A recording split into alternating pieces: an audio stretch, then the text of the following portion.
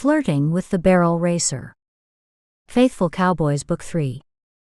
By Danae, Little Publishing. 2021 by Little Publishing. All rights reserved. 1. Courtney leaned over Flash and stroked her long, sleek neck. "We got this," she whispered to her horse. Flash pranced, full of pent-up energy and ready to leap into the runway. Courtney sat in second place for the circuit title. Her pulse pounded in her ears as she drew in slow breaths to calm herself. So close to her goal, a goal that she told herself could mark a new path. She would never fully give up rodeoing. It was in her blood, wherever that came from. A wry grin pulled at her lips with the inside joke her family had. Being adopted had its advantages. She could believe her ancestors to be anyone she wanted. Right now, they were rodeoers.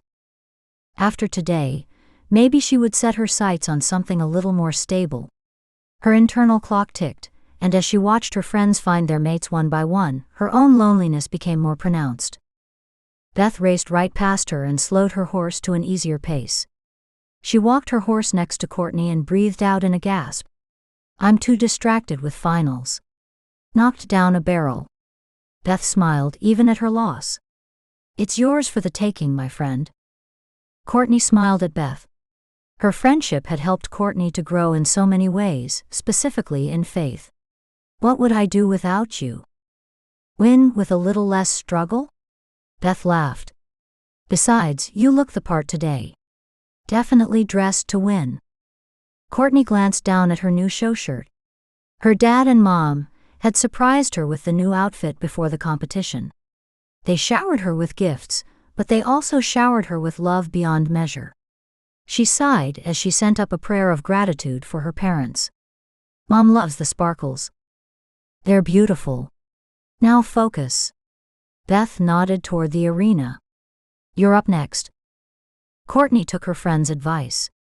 She sat still, one hand on Flash's neck and one on her heart. She raced through the barrels in her mind, perfecting timing and leaning and posture. "If it's your will, God."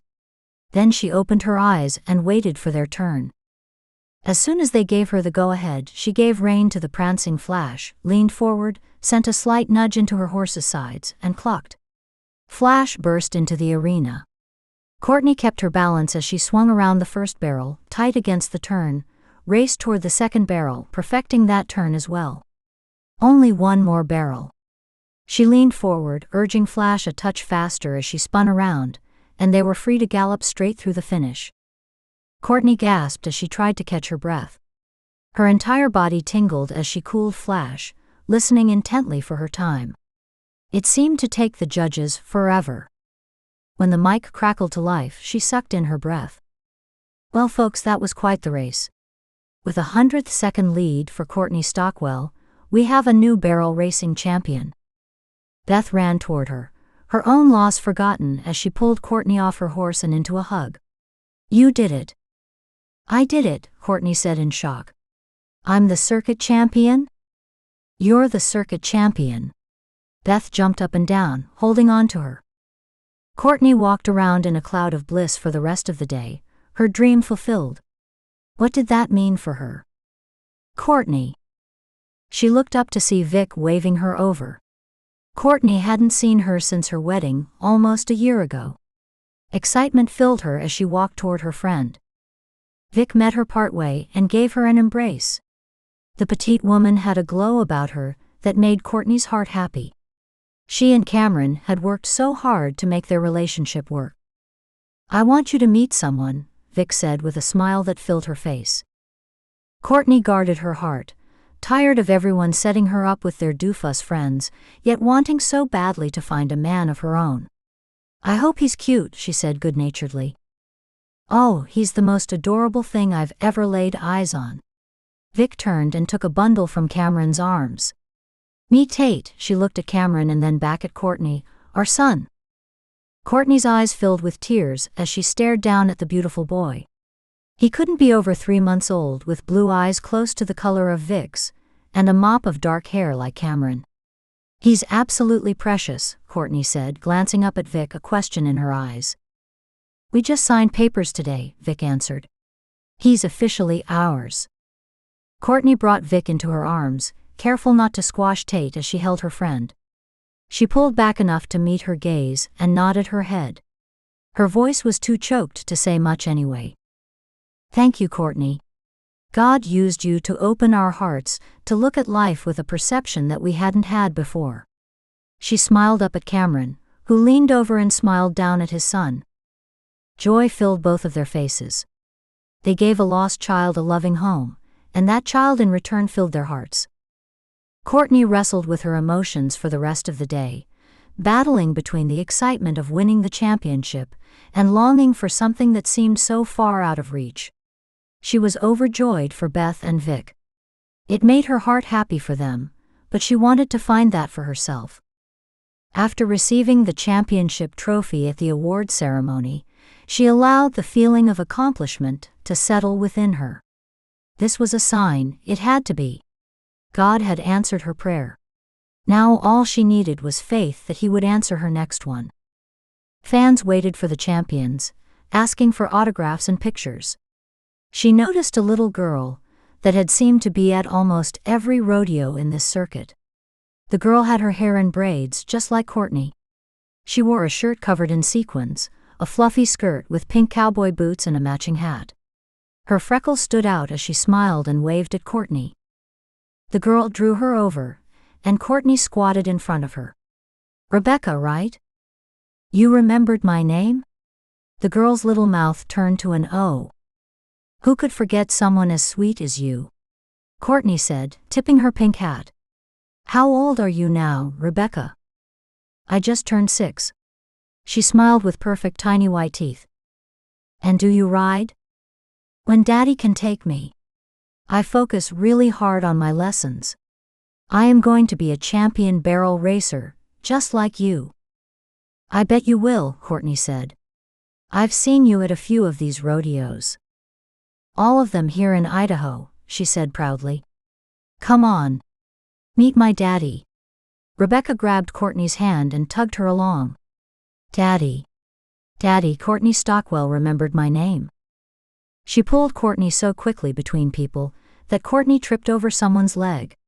The ground came careening toward her, as she did her best not to pull the girl down with her. Strong hands caught her, preventing her from slamming into the gravel and lifting her back to her feet. You all right? A deep voice asked. Courtney straightened herself, heat filling her cheeks. Yes, I apologize. Guess my feet haven't gotten used to walking yet. She forced a little laugh, as she looked up into the most amazing blue eyes she had ever seen. She froze, suddenly feeling like she would topple again. You sure you're okay? His brilliant smile only made her even woozier. Something about him tugged on her, something familiar, but she couldn't place it. All she could do was stare up at his handsome face and wide shoulders. Aha, she said. She frantically searched around her, before finding Rebekah hiding behind the man's legs. Courtney squatted. Are you okay, Rebekah? She nodded, her eyes wide. I am so sorry, Courtney Stockwell. The handsome man squatted down as well, his spicy aroma coming with him, leaving Courtney heady once again. He pulled Rebekah onto his knee. You saw what your actions did and you apologized. That was considerate. What did you learn? Not to pull someone through a crowded area. Rebekah ducked her head. I really am sorry. Hey, no trouble, Courtney told the girl. Besides, a strong set of hands caught me before I fell. She smiled at the man, happy her voice finally cooperated. Courtney Stockwell, this is my daddy. Rebekah stood between them. Daddy, this is Courtney Stockwell. Just Courtney is fine. She held out a hand. The man stood, took her hand and helped her up, not releasing it even once she was standing. I'm Dallas. I'm sorry my daughter almost took you out. She can be a bit headstrong sometimes. He let his other hand slide down his daughter's hat to her back. She's adorable. Courtney smiled down at the beaming girl. Excuse me, an older girl touched her sleeve. May I please have your autograph? Courtney excused herself and turned toward the older girl. Of course, what's your name? Hannah. Could you write it in my book? Surely. Courtney took the book and pen, and wrote out a brief note to Hannah, then handed it back to her. Here you go. Thank you, Hannah said before turning back toward her parents with a grin. Courtney saw Dallas and Rebekah talking. Rebekah had her hands on her hips, looking like she was scolding her father. Courtney hid her smile by turning to sign a few more autographs. When the crowd faded, Rebekah pulled her dad back toward her. Hi again. Daddy has something he wants to ask you. Rebekah narrowed her eyes as she looked up at her dad. Go on, Daddy. Dallas's face turned red as he pulled at his collar. Rebekah would, Rebekah pulled hard on his sleeve. Sorry, Rebekah and I were wondering if you would like to get a burger and fries with us. It's a short walk. It's our tradition, after rodeos. Courtney couldn't stop the smile from spreading across her face. The girl had made this happen. She was sure of it. She looked from the dad to Rebekah, who bit her lip and had her legs and fingers crossed. Sure. Why not? Just give me a minute to change. She's going to come. She's going to come. Rebekah jumped up and down, tugging on her daddy's arm. Meet us at the entrance? Dallas asked, seeming a little flustered. Sounds good. Give me 15? Of course. Whatever you need. He looked down at his daughter and back at her. Thank you. You have made one happy girl. See you too soon, Courtney said, turning away, unsure if she was making the right choice. It was sweet the girl wanted to spend that time with her, but how would the girl's mom feel about this? Was there a mom involved? See, Daddy, she heard Rebekah whisper as she walked away. That wasn't so hard, was it? You're not as out of practice as you thought. Courtney covered her giggle as she walked away. She hadn't made it to her trailer before Beth, who held baby Tate, and Vic waved her over. Hey Courtney, have you met sweet little Tate yet? Beth asked, cooing down at the baby. You are the sweetest little thing. Oh yes, you are. I have. He melts my heart. I am so happy for you and Cameron. She met Vic's eyes. Thank you again. We are the happiest parents in the world. Vic smiled lovingly down at the boy. Hey, we're all going out for dinner. Want to join us?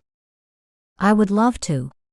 Maybe I can stop by after if you guys stay late, but I have a date.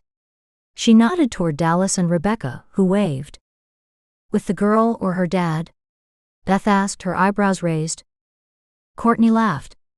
I'm not quite sure yet. I can't believe I forgot to look for a wedding ring, but I'll be happy just looking at him while I spend time with his daughter. Beth laughed. I'm hopeful for you.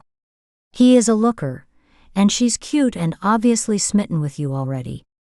Courtney gave Beth a gentle squeeze and smiled down into Tate's adorable face, her heart longing for one of her own. Oh, Vic. You enjoy your time with little Tate. I hope to catch up with you all later. Courtney waved. Maybe life was settling in place. Maybe tonight would be the beginning of another answered prayer. Dallas's hands normally didn't sweat. He rubbed his damp palms against his Wranglers for the third time since he led his daughter and Courtney Stockwell to a table at the local burger joint. Rebekah squirmed beside him in the plastic booth while Courtney smiled at her across from them. That smile had him wanting to squirm as well. What's your favorite thing to order, Rebekah? Courtney asked, her attention fully trained on his daughter. Strawberry milkshake, but Dad makes me get food too. She tapped the menu with her small finger. Well, you need food so your body can grow healthy and strong. You can't be a barrel racer without feeding your body. Courtney tapped his daughter's hat and snuck a glance his way as she leaned back in her seat. What do you suggest I order? I like the cheeseburger with extra pickles, but Daddy likes the Western with extra onion rings. Rebekah smiled up at him with a wide grin. He felt the heat travel up his neck. Extra onion rings didn't sound like the right thing to order when Courtney sat across from him.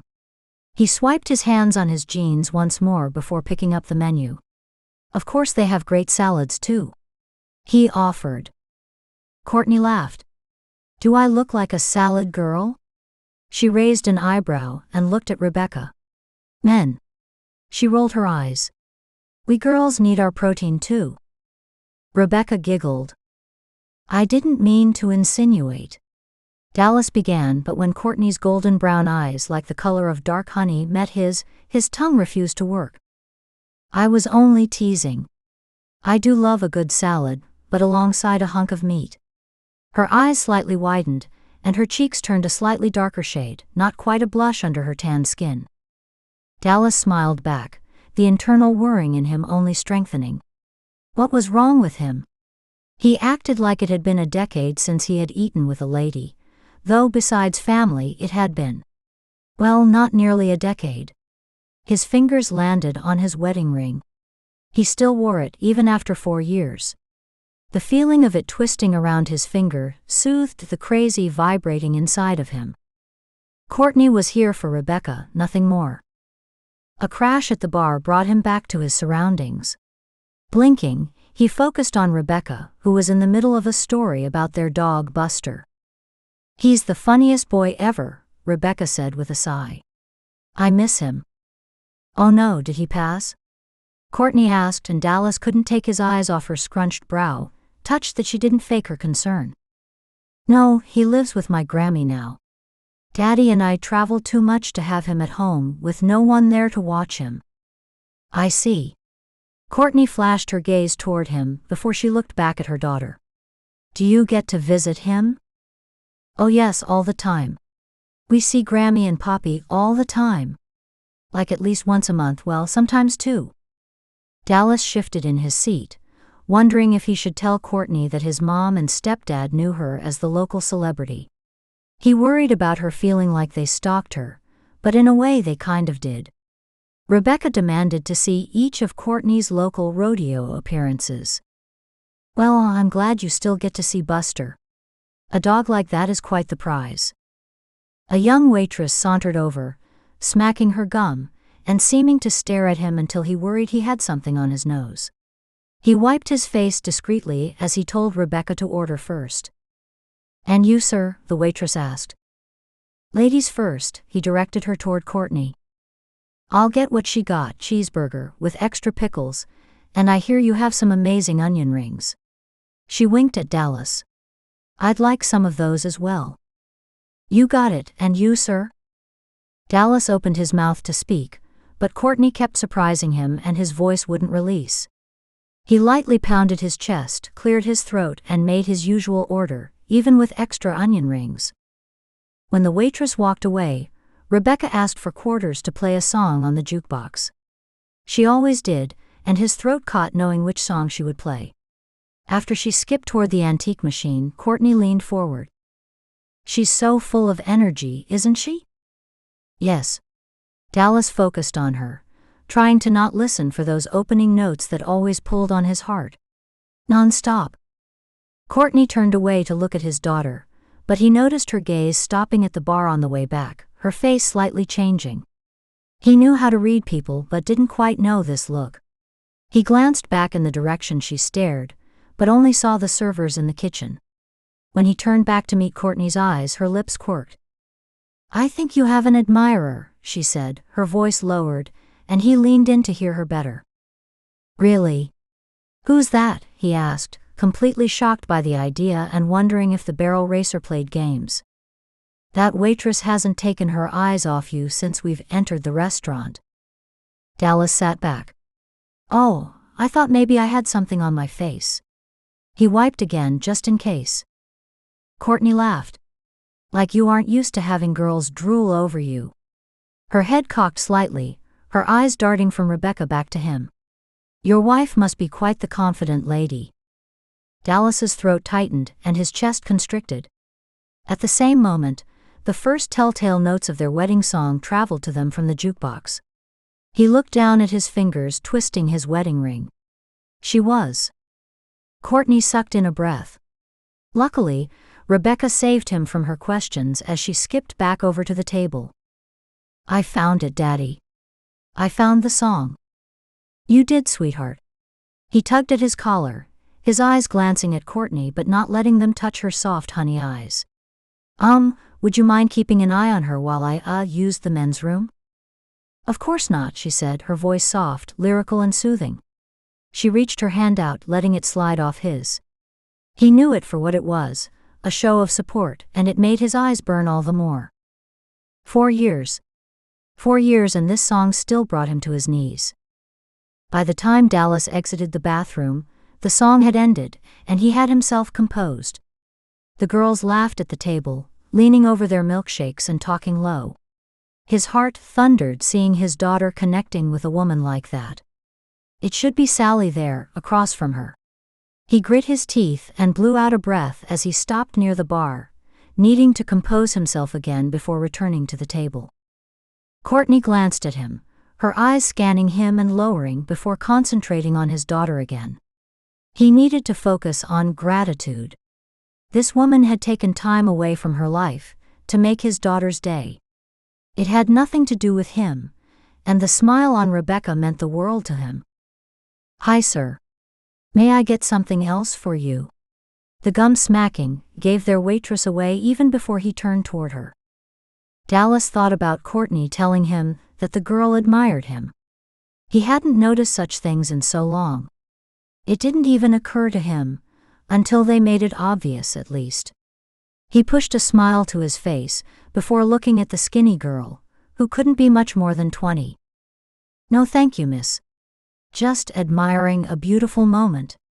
He turned to gaze back at his daughter, who waved him over. His heart swelled under her attention. He would do anything for her. You do have a great family, sir, the girl said before her smacking faded as she disappeared into the kitchen area where she sighed loud enough for him to hear. The good ones are always taken. He was taken. His heart belonged to his daughter, and it didn't long for more, not unless he could steal from the past. He flicked his gaze toward Courtney, feeling a new appreciation for the woman who made his girl feel so special. She hadn't known he wasn't married. She came for his daughter and his daughter alone. That fact made his heart soften, at least slightly. Daddy. Did you know that Courtney's horse Flash is a quarter horse just like Peach's? I did, in fact. He scooted next to her. Your daddy may be a businessman now, but I used to spend a lot of time with horses. Oh, right. At the Horse Creek Ranch. Rebekah turned toward Courtney, looking way too mature for a 6-year-old. Daddy worked at the Horse Creek Ranch when he was a teenager, before Grammy married Poppy. Courtney's face quirked, showing her trying to fit the pieces together as he had seen so many others do. My mom remarried when I was a senior in high school, Dallas offered. Yeah, and he got a brother that same day and then they all moved away. Rebekah finished as the waitress brought their food. That must have been rough during your senior year, Courtney said as she sat back, looking at her burger after the waitress walked away. Dallas shrugged. I didn't move. I stayed at the ranch to finish out my senior year. Daddy said it made him happy because he didn't have to worry about his mommy anymore. She had a husband to take care of her. Look at that cheese squishing out and all those pickles. It does look yummy, Courtney said, but she turned her attention back to him, her eyes filling with a depth that he hadn't seen in a person for quite a while. She said nothing, just held his gaze in a way that made his heart flutter and his body relax at the same time. Aren't you going to take a bite? Rebekah said with her mouth full. Rebekah, it's not polite to talk with a full mouth, he reprimanded gently. She chewed and swallowed the huge bite. Sorry. I just got all excited. Courtney ordered what we both love, extra pickles and extra onion rings. I just want to know if they are a good combo. Courtney giggled. Well, let's see. She took a bite, and not a dainty one, though she covered her mouth with her hand as she chewed. He noted that though her hands were roughened, even without her nails painted bright pink, the long fingers were definitely feminine. Is it good? Rebekah bounced in her seat. Courtney nodded as she swallowed. The best combo ever. Woohoo! Rebekah cheered. After they finished eating, they walked back to the fairgrounds. The sun lowered in the west, casting long shadows and filling the sky with brilliant orange. Next to him, Courtney paused in her step and squatted next to Rebekah. Look at that sunset, Rebekah. Wow. The girl's eyes widened, and an endearing smile brightened her face. Didn't God paint the sky beautifully tonight? Courtney asked. God painted the sky. Rebekah glanced up at Dallas, and his chest constricted. Sure, Courtney said as she stood. Who else has wonderful power like that?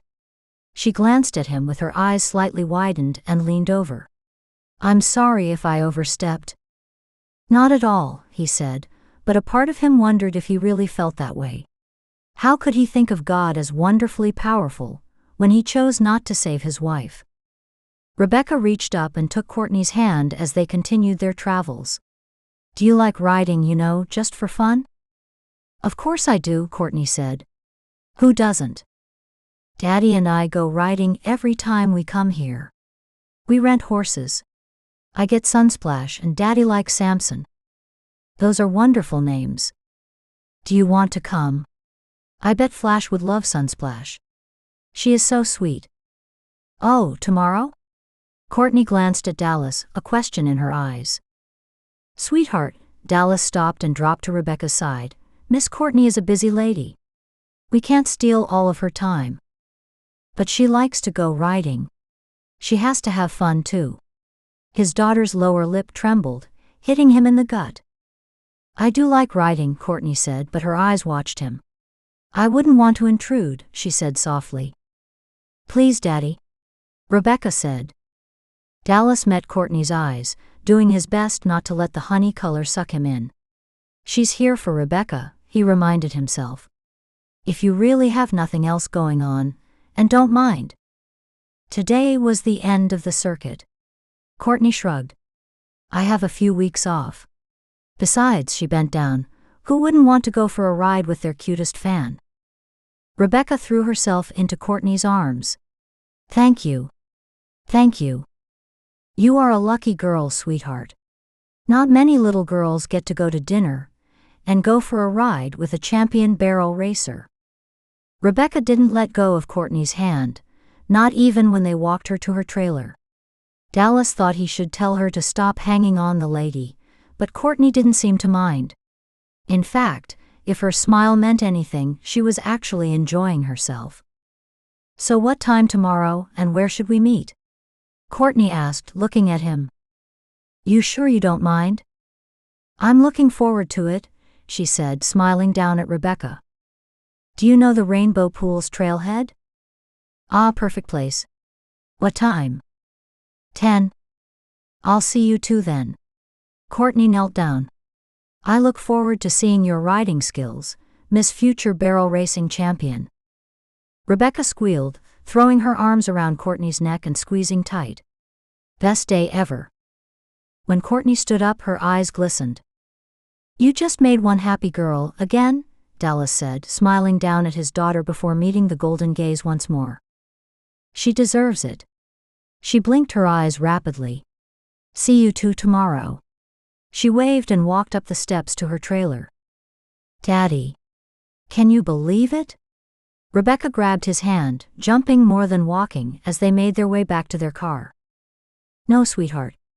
He glanced back at the trailer, where the woman who had already done so much for his daughter disappeared. No, I can't believe it. 2. Courtney couldn't stop her hands from shaking. Her nerves fired quicker than they did, sitting in the loading chute ready to run a race. She kept telling herself that today was about the little girl who had lost her mother, but she knew that was only half the truth. What had happened to Rebekah's mother? From Dallas's statement she understood that she no longer lived, but when, how? Her curiosity added fuel to the fire of anxiety racing through her. Flash whinnied, rolling her eyes toward her. You're right, girl. I need to calm down. Courtney focused on her horse, brushing her sleek coat, nuzzling her neck, and checking her hooves. She sighed. There was no better cure than a horse for whatever ailed her, especially her horse. By the time a truck and trailer with a car following behind it parked in the unloading dock at the trailhead, her breathing had slowed, her hands had calmed, and she felt filled with purpose. God had put this little girl in her path for a reason, and she would listen to him for further instruction. "Miss Courtney. You're here." Rebekah escaped from the car the moment its wheels stopped rolling, but the girl slowed as she approached, her eyes focused on Flash. "She's a lot bigger up close. Come meet her." Courtney took the girl's hand and pulled it up to pet Flash's neck. "Flash, this special girl is Rebekah. Just rub her neck like this." Courtney took the girl's hand and stroked Flash's neck as high as she could reach. Flash tucked her head back to sniff Rebekah before going back to the tuft of grass she had found. "Ah, she sniffed me." Rebekah smiled up at Courtney. "Come meet Sunsplash. She is the sweetest." She took Courtney's hand and pulled her that way. "1 second, sweetie. I need to tie Flash so she doesn't sneak away to all the fresh grass near the road." "Oh, good idea. It's not safe to play near a road." "How did you get to be so smart?" Courtney asked, tapping her freckled nose before tying Flash's lead rope to the hitching post. "Daddy taught me, of course." She took her hand as they walked to where Dallas helped get the horses out of the trailer. "He's the best. He's so smart and works really hard to make sure I have the best life possible." Courtney squeezed her lips tight so she didn't laugh. The girl's words sounded as if she mimicked her father word for word, including his inflection. "I'm sure he does." Dallas walked out from behind the horse trailer, looking every bit cowboy, boots, jeans, t-shirt, hat. It made her breath catch as his intense blue eyes met hers beneath the brim of his hat. Yesterday she had seen him as handsome, but today, she licked her lips and drew in a deep breath to calm her heart. What was the difference? Daddy dresses down on horse riding days. Rebekah tugged her down to tell her. "I like it when he wears normal shirts. It means it's going to be a fun day." Courtney nodded, agreeing with the girl. That was the difference. He looked more relaxed, more at home and fun. "You girls ready?" He smiled at Courtney before scooping Rebekah up. "Sunsplash is waiting for you." "Yay. I think she remembers me." "How could she forget a girl like you?" Dallas kissed the tip of his daughter's nose before hoisting her on top of the dun mare. Courtney lost herself while watching Dallas instruct Rebekah on keeping her heels down, holding the reins like ice cream cones, and sitting back in her seat. A deep longing pulled within her, almost making her choke on the emotions that wanted to spill forth. "You all right?" Dallas turned back toward her, his blue eyes darkening slightly as she felt his gaze read her face. "Yeah," she said, clearing her throat. "Yes. I'll grab Flash and be right back." She felt his eyes still burning into her as she walked away. Resisting the urge to tense under the scrutiny or amp up her sashaying, she focused on Flash, who turned to watch her approach. She was here for the girl, she repeated to herself as she did her best to push back the feelings those deep blue eyes stirred in her, the desire of belonging to something as beautiful as what he and his daughter had. Guilt tore through her with the thought. She shouldn't be wishing that she could barge her way into their lives with her own desires. They had been through a lot. She swung herself onto Flash's back, settling in the one place she always felt right. A sigh escaped her, and she sent up a small prayer to focus on others and not herself today. "Wow. Can you teach me how to get on a horse like that?" Rebekah asked, sitting astride the small dun and watching her. "Of course, but one thing that's needed is slightly longer legs." She winked at the girl, then glanced at Dallas. "We taking the lower loop?" He nodded. "My little gal isn't quite ready for the upper loop yet." "I am too. I can do it." She stuck her lip out. "I like the lower loop. This time of year, there are beautiful wildflowers that are just starting to bloom." Courtney steered Flash through the gate. "See you in 2 hours, Dallas." The gal driving the truck stood back after unhitching the trailer to wave at them. Dallas turned in his saddle to look at the woman with wild blonde hair. "Thank you, Charlene." "My pleasure." She flashed him a come-and-get-me grin that sent prickles of jealousy sparking in Courtney. Courtney turned away, focused on Rebekah, and pushed the feelings down. They were wrong. It wasn't her place to be jealous over a man she had just met, and who obviously still mourned his wife. It was wrong. They rode the horses at an easy pace, plodding along the dirt trail. Usually by this late in summer, the dust was terrible, but because of a brief burst of rain overnight, the ride was pleasant. After a few moments, Courtney settled into a place of peace, as she always did on horseback. "It feels like forever since Flash and I have had a trail ride." Courtney hadn't meant to say it out loud, but didn't mind breaking the silence either. "You have to make time for fun, Miss Courtney." "It's essential," the girl stumbled over the word. "That's quite the word for a 6-year-old. Daddy says it all the time." Courtney turned in the saddle to look at Dallas, who shrugged. "Lots of essential things in life."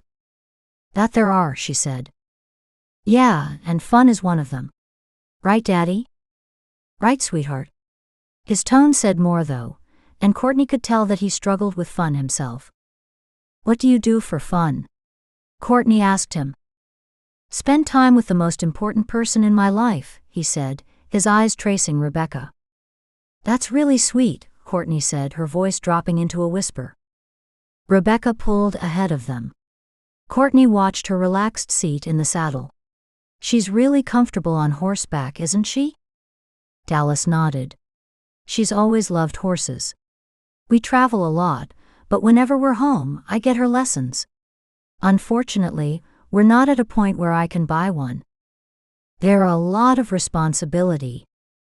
I'm leaning toward a new deal, in business that is, that might help me not have to travel as much." To get there, though, he shook his head. "It's been busy, huh?"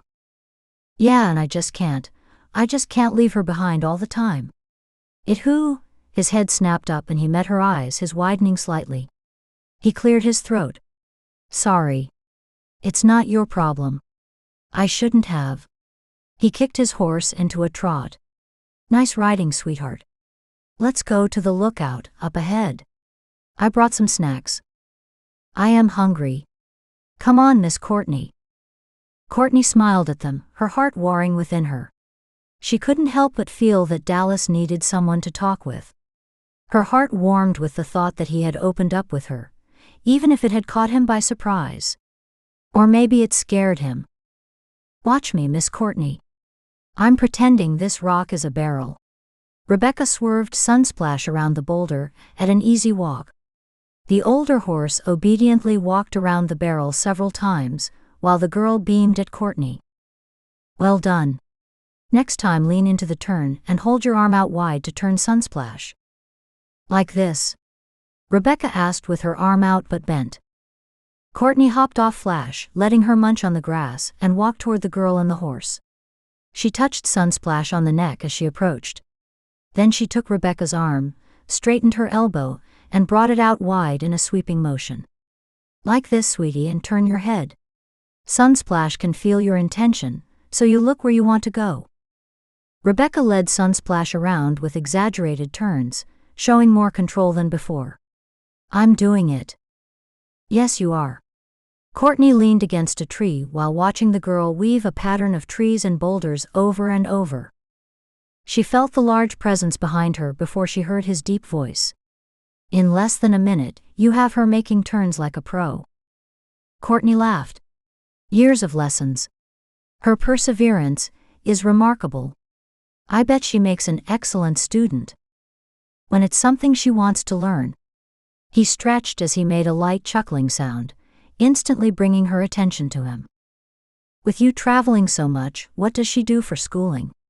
Courtney bit her lip. "I'm sorry. I tend to be nosy. It's none of my business."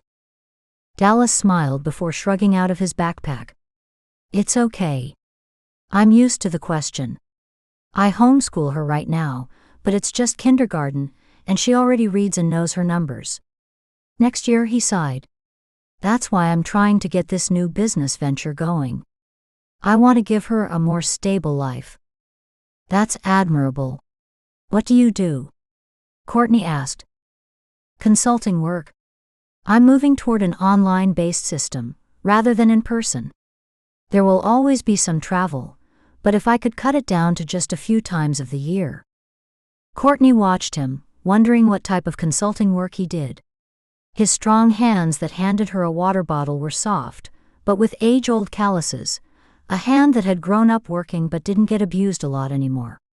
He had the stance of a cowboy, through and through, but a charming persona, one that could sell whatever he wanted, she had a feeling. I think it's wonderful that you are putting Rebekah first.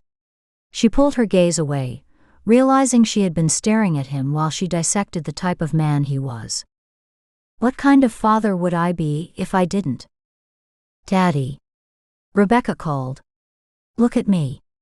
She made a few more turns before smiling at her dad. Snacks. I'm ready to get down now. Okay, let me put this down and I'll get you off. She doesn't know how to dismount herself? Courtney asked. Dallas shook his head. She's only 6. A flash of memory shot through her, leaving her breathless. She needs to learn. What type of lessons did she get, where she didn't know how to dismount? It's unsafe if she doesn't know how. I almost died at her age because. Courtney shook her head. May I teach her? Of course, Dallas said, following her to Rebekah's side. Miss Courtney is going to show you how to dismount, sweetheart. Dismounting is important for safety. If something should happen, you need to know how to get off your horse without falling underneath it. Courtney stood next to her. Stand up in your stirrups. Good. Now lean on the pommel, and throw your leg around to this side. Yes. Rebekah started to lower herself down, but the foot in the stirrup caught. This is the important part. Courtney pushed her back up. Staying standing in this stirrup, lean over the saddle, kick your foot out, and then you push off away from the horse to land on your feet. She helped Rebekah follow the instructions. Very good, Rebekah. Just remember that last foot. If you forget to kick it out of the stirrup, it could trip you and get stuck. You can imagine what that would do, I bet. Rebekah's eyes went wide. That wouldn't be good at all. No, it wouldn't. Courtney squeezed her shoulder. We can practice again back in the parking lot. Rebekah nodded. I want to be safe.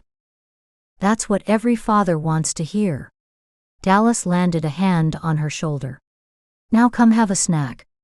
I brought your favorite crackers. Rebekah cheered while running over to the bag. After a few minutes of silently munching, she cocked her head and looked at her dad. Daddy, Courtney is a better teacher than Michelle. Michelle never taught me how to get off peaches. Courtney choked on the cracker she had just put in her mouth, pounding on her chest. I'm sure Michelle is a wonderful teacher. Well, I want you to teach me. If I'm going to barrel race, I should have a barrel racing teacher. Rebekah slammed her fists into her hips and eyed them both, before stomping away to Sunsplash. She definitely knows what she wants, Courtney said, not even trying to hold back her laugh. That she does. I have the next few weeks off. She left the words hanging, watching Dallas, and hoping he would take the bait. Even if Dallas hadn't been such eye candy and pleasant to be around, she would want to do it for the girl. Her freckled face and striking blue eyes pulled at Courtney, speaking to something deep inside of her. A deep thrumming, like a still and quiet voice, spoke to the rightness of her decision. She was being led. Where it would lead her, she didn't know, but she knew enough she had to follow the call. Dallas couldn't stop thinking about Courtney's offer to help Rebekah. He kept glancing at her, wondering what drove the gal to these decisions. Over the last few years, he had his fair share of women making their attentions known. He wasn't stupid or unobservant, he was just uninterested. Rebekah was his focus now, all he had left. He didn't need a distraction, or a money-hungry woman to invade his protected life. Courtney, she didn't seem like most women. She didn't fawn over him. She didn't seem to need the money or be interested in it, and she acted like she genuinely cared for his daughter. Not in that sickly sweet way women do before batting their eyes at him, but purely genuine. Right now, she and his daughter were giggling and talking like they had known each other forever. Of course, Rebekah had been following Courtney's career for the past 2 years. His daughter couldn't get enough of the small-town celebrity from his mother's new town. "Daddy, how do we get home from here?" Dallas squeezed his mount to catch up with the girls. "Home? Why do you need to know?" "I want Miss Courtney to get there without getting lost." "Oh," Dallas said, not sure how to respond to that. "Well, she needs to know where we live so she can give me lessons. I told you that's what I want." "Now, Rebekah, we've talked about this. We don't always get what we want, sweetheart." Rebekah turned in her saddle to look at him with a serious expression. "Now, Daddy, maybe you just don't pray for what you want hard enough. I've been praying for this for an entire year, and look." She smiled at Courtney, sitting back in her saddle, doing her best to mimic her idol's every nuance. Dallas pulled his lips tight. If only she knew how hard he had prayed, and God didn't answer his prayers. God hadn't listened to him at all. He let his horse ease back. His mood didn't need to sour his daughter's dream. Back at the parking lot, Charlene waited with the trailer, ready to go. "Have a good ride?" she asked. "It was wonderful. Miss Courtney taught me how to turn and how to dismount, and we saw wildflowers and watch." Rebekah stood up, leaned over the pommel, swung her leg around, leaned over the saddle and kicked her boot loose, and then slid down Sunsplash, pushing off hard enough to land on her tush. Courtney hopped off her horse, and was at Rebekah's side before his boots even touched the ground. "Nice dismount, just a little too much of a push." Courtney offered her a hand. Rebekah popped up. "I'm okay. I meant to do that." After ensuring that Rebekah wasn't hurt, Dallas led Samson to Charlene. "Thanks again for letting us borrow the horses." "No problem. Anything for you, Mr. Donovan. My dad is very fond of what you're doing for his company. In fact," she smiled at him from under long mascaraed eyelashes, "he invited you to dinner with us tonight." The offer caught him by surprise, but he hid it with a smile. He glanced back toward Rebekah and Courtney, her amber gaze pulling his attention before she turned away to show Rebekah how to check Sunsplash's hooves. "That's mighty kind of him, but I already have plans this evening." Dallas tipped his hat and turned away from the pouty face of Charlene and back toward Rebekah. He had no desire to fight off his client's intentions to marry him off to his daughter. It wasn't the first time it had happened. His palms sweated as he closed in on Courtney, watching Rebekah attempt to lift the big mare's hoof. Leaning in close enough he could smell her fresh spring scent, he cleared his throat and whispered, "Don't feel obligated to follow through, but could you pretend we have dinner plans again?" Courtney turned toward him, arching her eyebrow, then glanced at Charlene and back toward him. "I see. How do you deal with so much unwanted attention?" He shrugged. "I have good friends." The words slipped from his mouth, but he knew that wasn't the truth. What friends he had left only made him think of what he had lost. The realization caused his stomach to feel empty. He rolled his shoulders back and walked toward Rebekah. "Time to say thank you and goodbye to Sunsplash, sweetheart." "I'll miss you, Sunsplash. See you next time." She turned to Courtney. "When's your next rodeo here, Miss Courtney?" "Not for a while, but you don't live too far away, do you?" "Not too far. You can just follow us. We even have a barn and a pen for Flash. She will be happy at our house." Charlene walked over then, glaring at Courtney. "I didn't know you had pasture at your place, Mr. Donovan." She looked over at him, then at Courtney. "Daddy didn't say you were getting remarried." Dallas had been taking a drink of water, and ended up spewing it out all over Courtney. She wiped it off, watching him with a curious gaze and waiting for him to respond. A small quirk of her lips made him smile.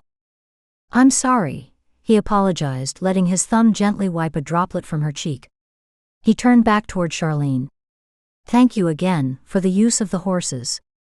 Please tell your dad I'll have to take a rain check on his offer. He held out his hand to Rebekah, and without thought offered his other to Courtney. Shall we? He led them to where Flash patiently waited around the end of Courtney's trailer. Daddy, what does remarried mean? Courtney watched him, her face a mask. You didn't correct her? I'm sorry.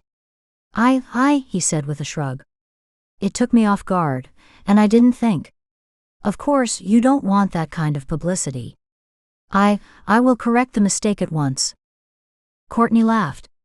I doubt there will be publicity about it, but it would be the strangest proposal I have ever received. Dallas's throat went dry, and it felt like the breath got knocked out of him. Courtney laughed harder. Relax, cowboy. I'm only joking. She bumped into him playfully. Come on, Rebekah, let's check Flash's hooves too. It felt like it took forever for his heart to get back to its normal rhythm, as he watched Courtney and Rebekah get Flash ready for travel.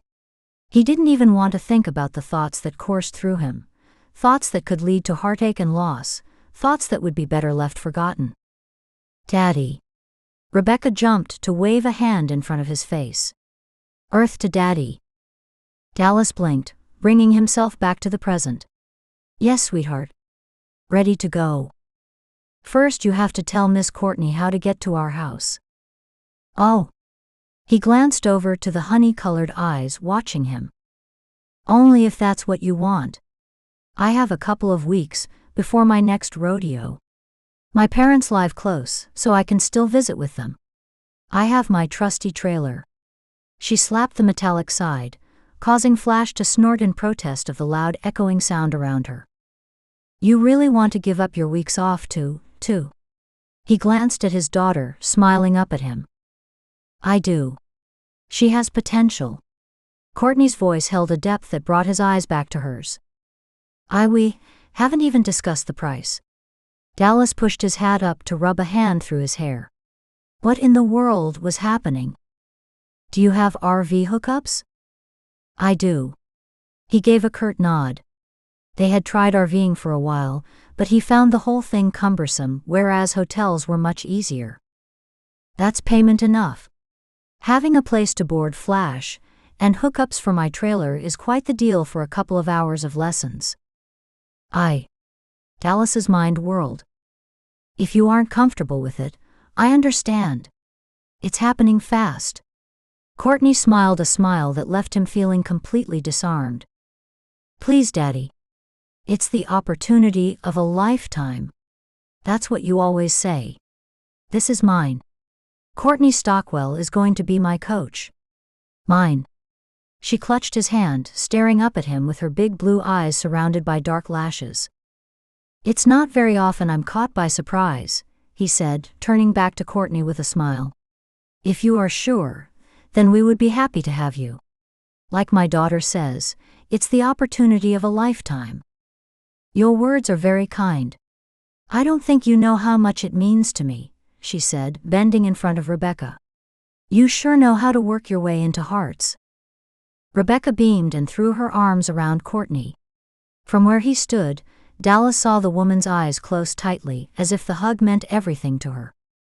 They drove back to his place rather than staying another night in town. They could make it there by dinner, anyway. On the drive, his stomach churned with what he was doing. He didn't even know this lady, and he was bringing her back to his place to let her teach his child how to race. He shook his head, wondering if he should call the whole thing off. It's okay, Daddy. Rebekah yawned. She's a good one. You'll see. She closed her eyes, and soon her head lolled to one side. She's a good one.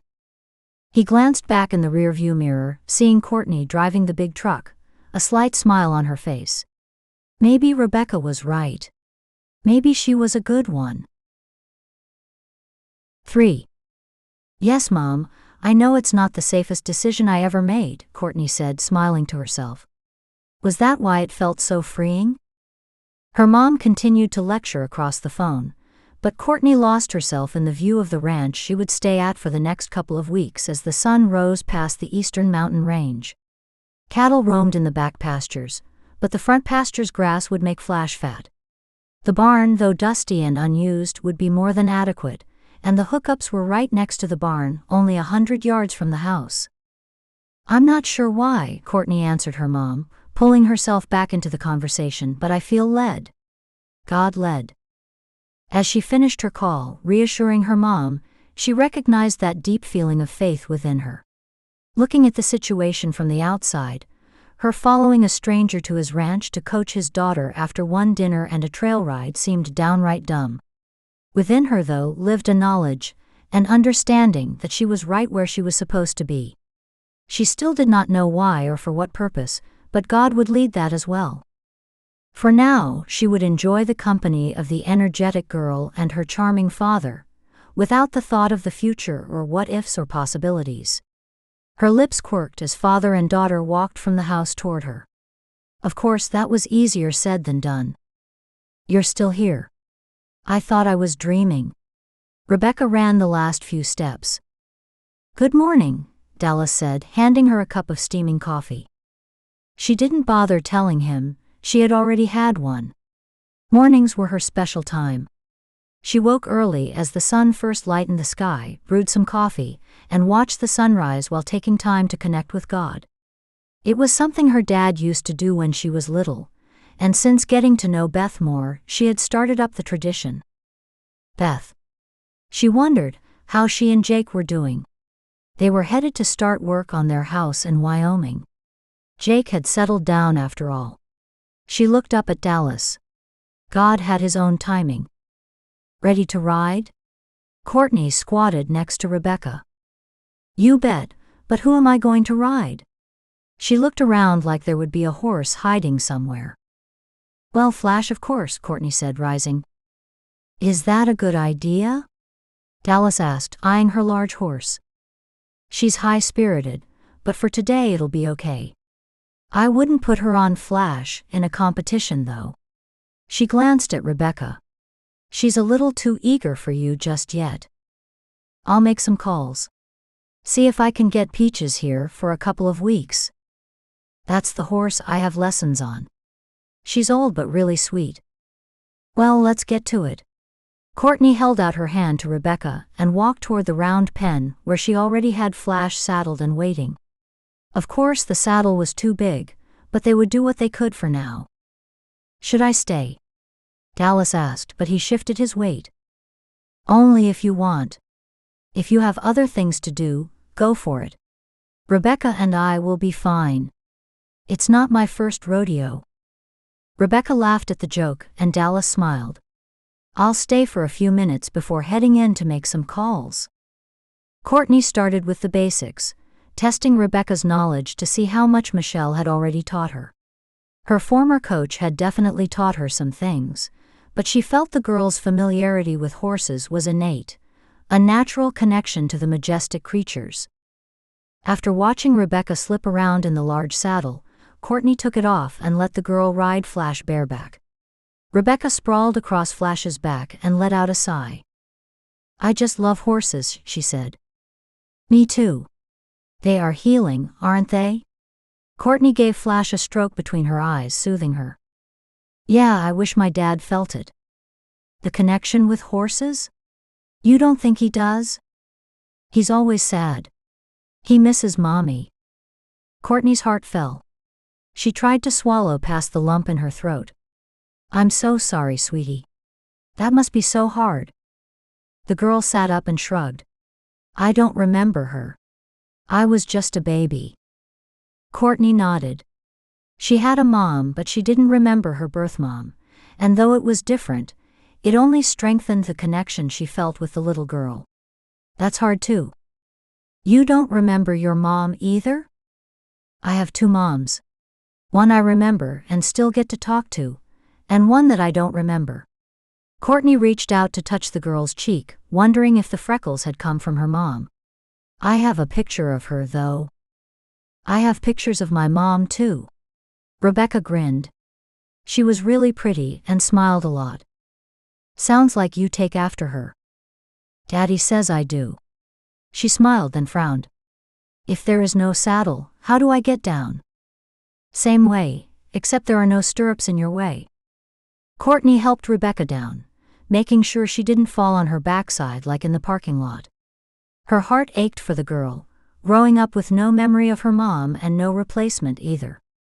She would call her mom again tonight, tell her thank you for giving her the life she did. All done? Dallas said, interrupting Courtney's thoughts. She walked over to the side of the round pen where Dallas leaned against the rails. She seems to be. She has a natural connection with horses. It's in her blood. Dallas's eyes unfocused for a moment, then sharpened, looking at her. Peaches will be here tomorrow morning, but I would love your opinion.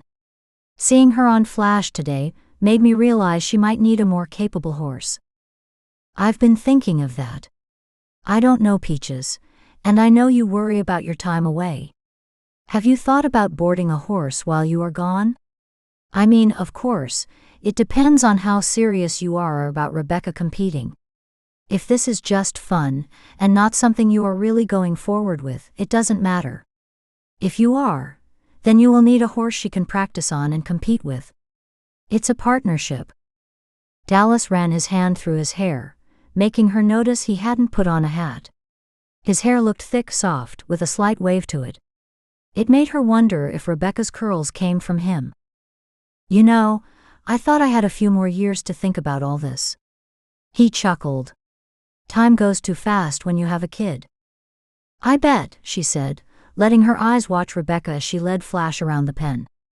You like children, don't you? He asked. The change of subject snapped her head up to watch him, but when she saw the innocence in his eyes, she smiled. Yeah. I love kids. I don't have siblings, but at church gatherings or whatever, you could always find me with the younger kids. She shrugged. There's just something about them. His eyes moved back and forth slightly as if he read her own eyes. Something passed across his face so quickly that in the end, she didn't know if she actually saw it or not. I'll look into boarding stables and find her a good beginning barrel racing horse. He stepped back, cocking his head. Thank you for doing this for her. She saw the smile fight to cross his lips. I do not know how it all happened, but I know it means the world to her. My pleasure, Courtney said. She's quite the girl. She is, but now, he raised his voice as Rebekah came closer, it's time for my little barrel racer to come do her schoolwork. Ah, Daddy. Do I have to? Barrel racers don't need to know numbers. Sure we do, Courtney said, taking Flash's lead rope. Math is an important part of everything in this world. Go do your schoolwork. We can have another lesson when you're all finished.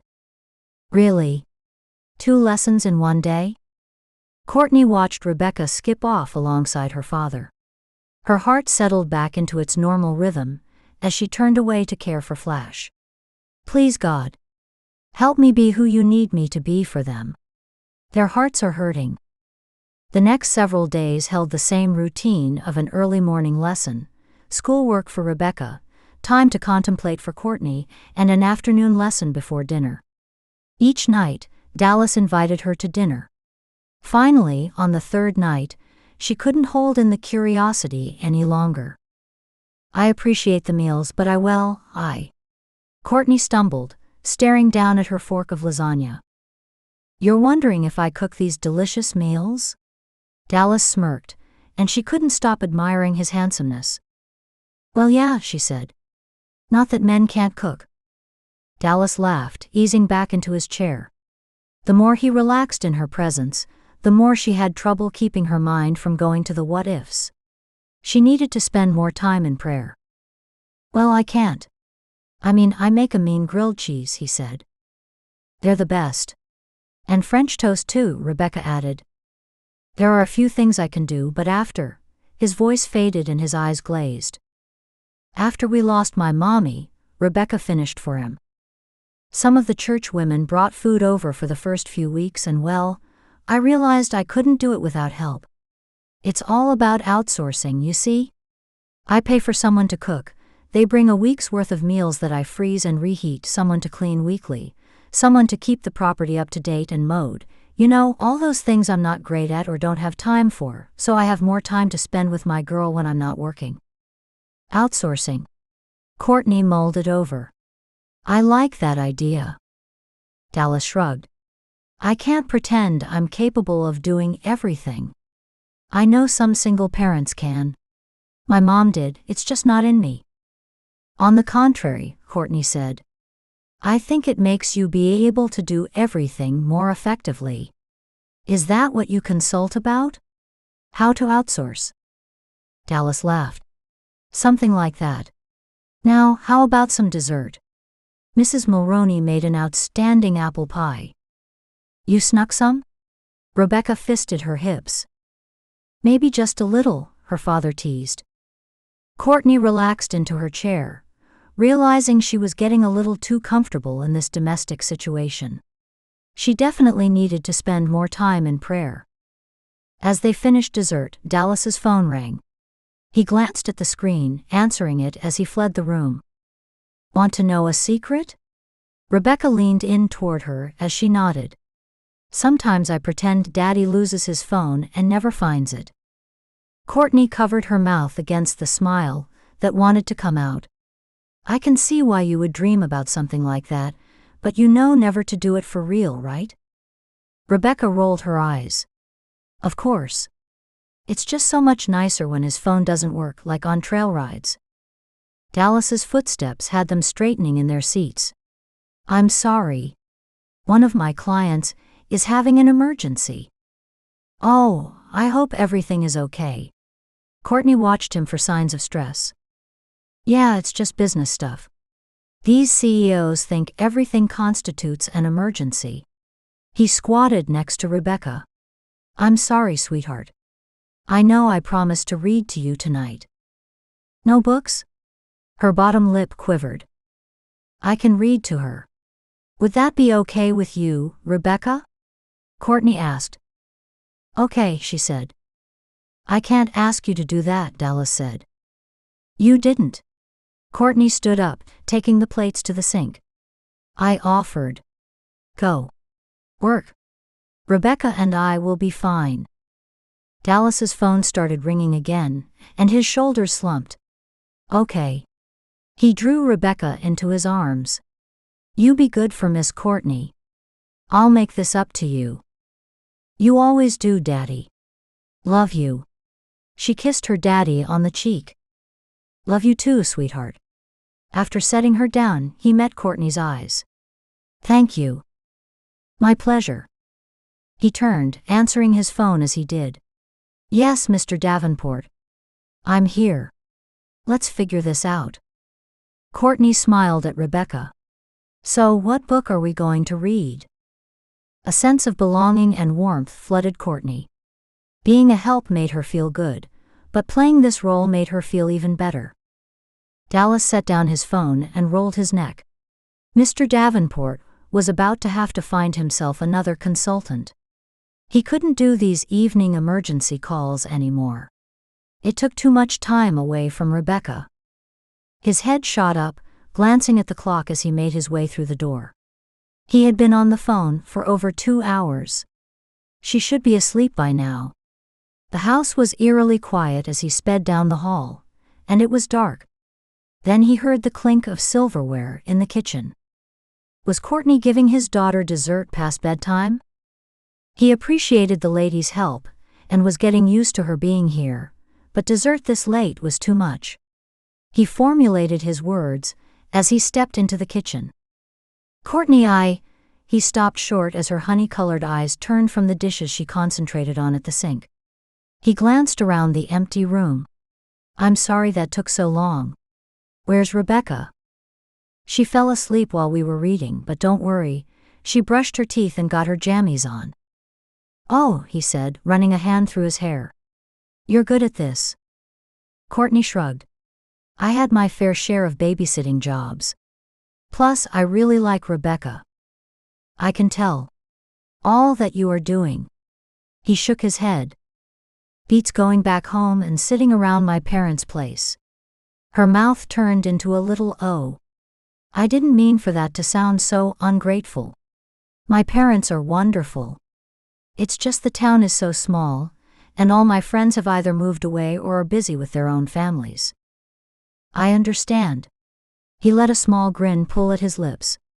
I don't visit my mom as much as I should either. The town she moved to is nice, quaint, but for me, it's not home. My home for the last several years goes wherever I do. Dallas cocked his head. Yeah, ours too. Though I'm hoping to remedy that. You look exhausted. Courtney pulled out a chair for him. Can I get you something? I'm just going to finish up these dishes. You don't need to do my dishes, he said, trying to block a yawn from spilling out. It's the least I can do. You feed me after all. He arched a brow. Have you forgotten that you are giving my daughter free lessons, not once but twice or more a day, and covering for me when I have emergency calls too?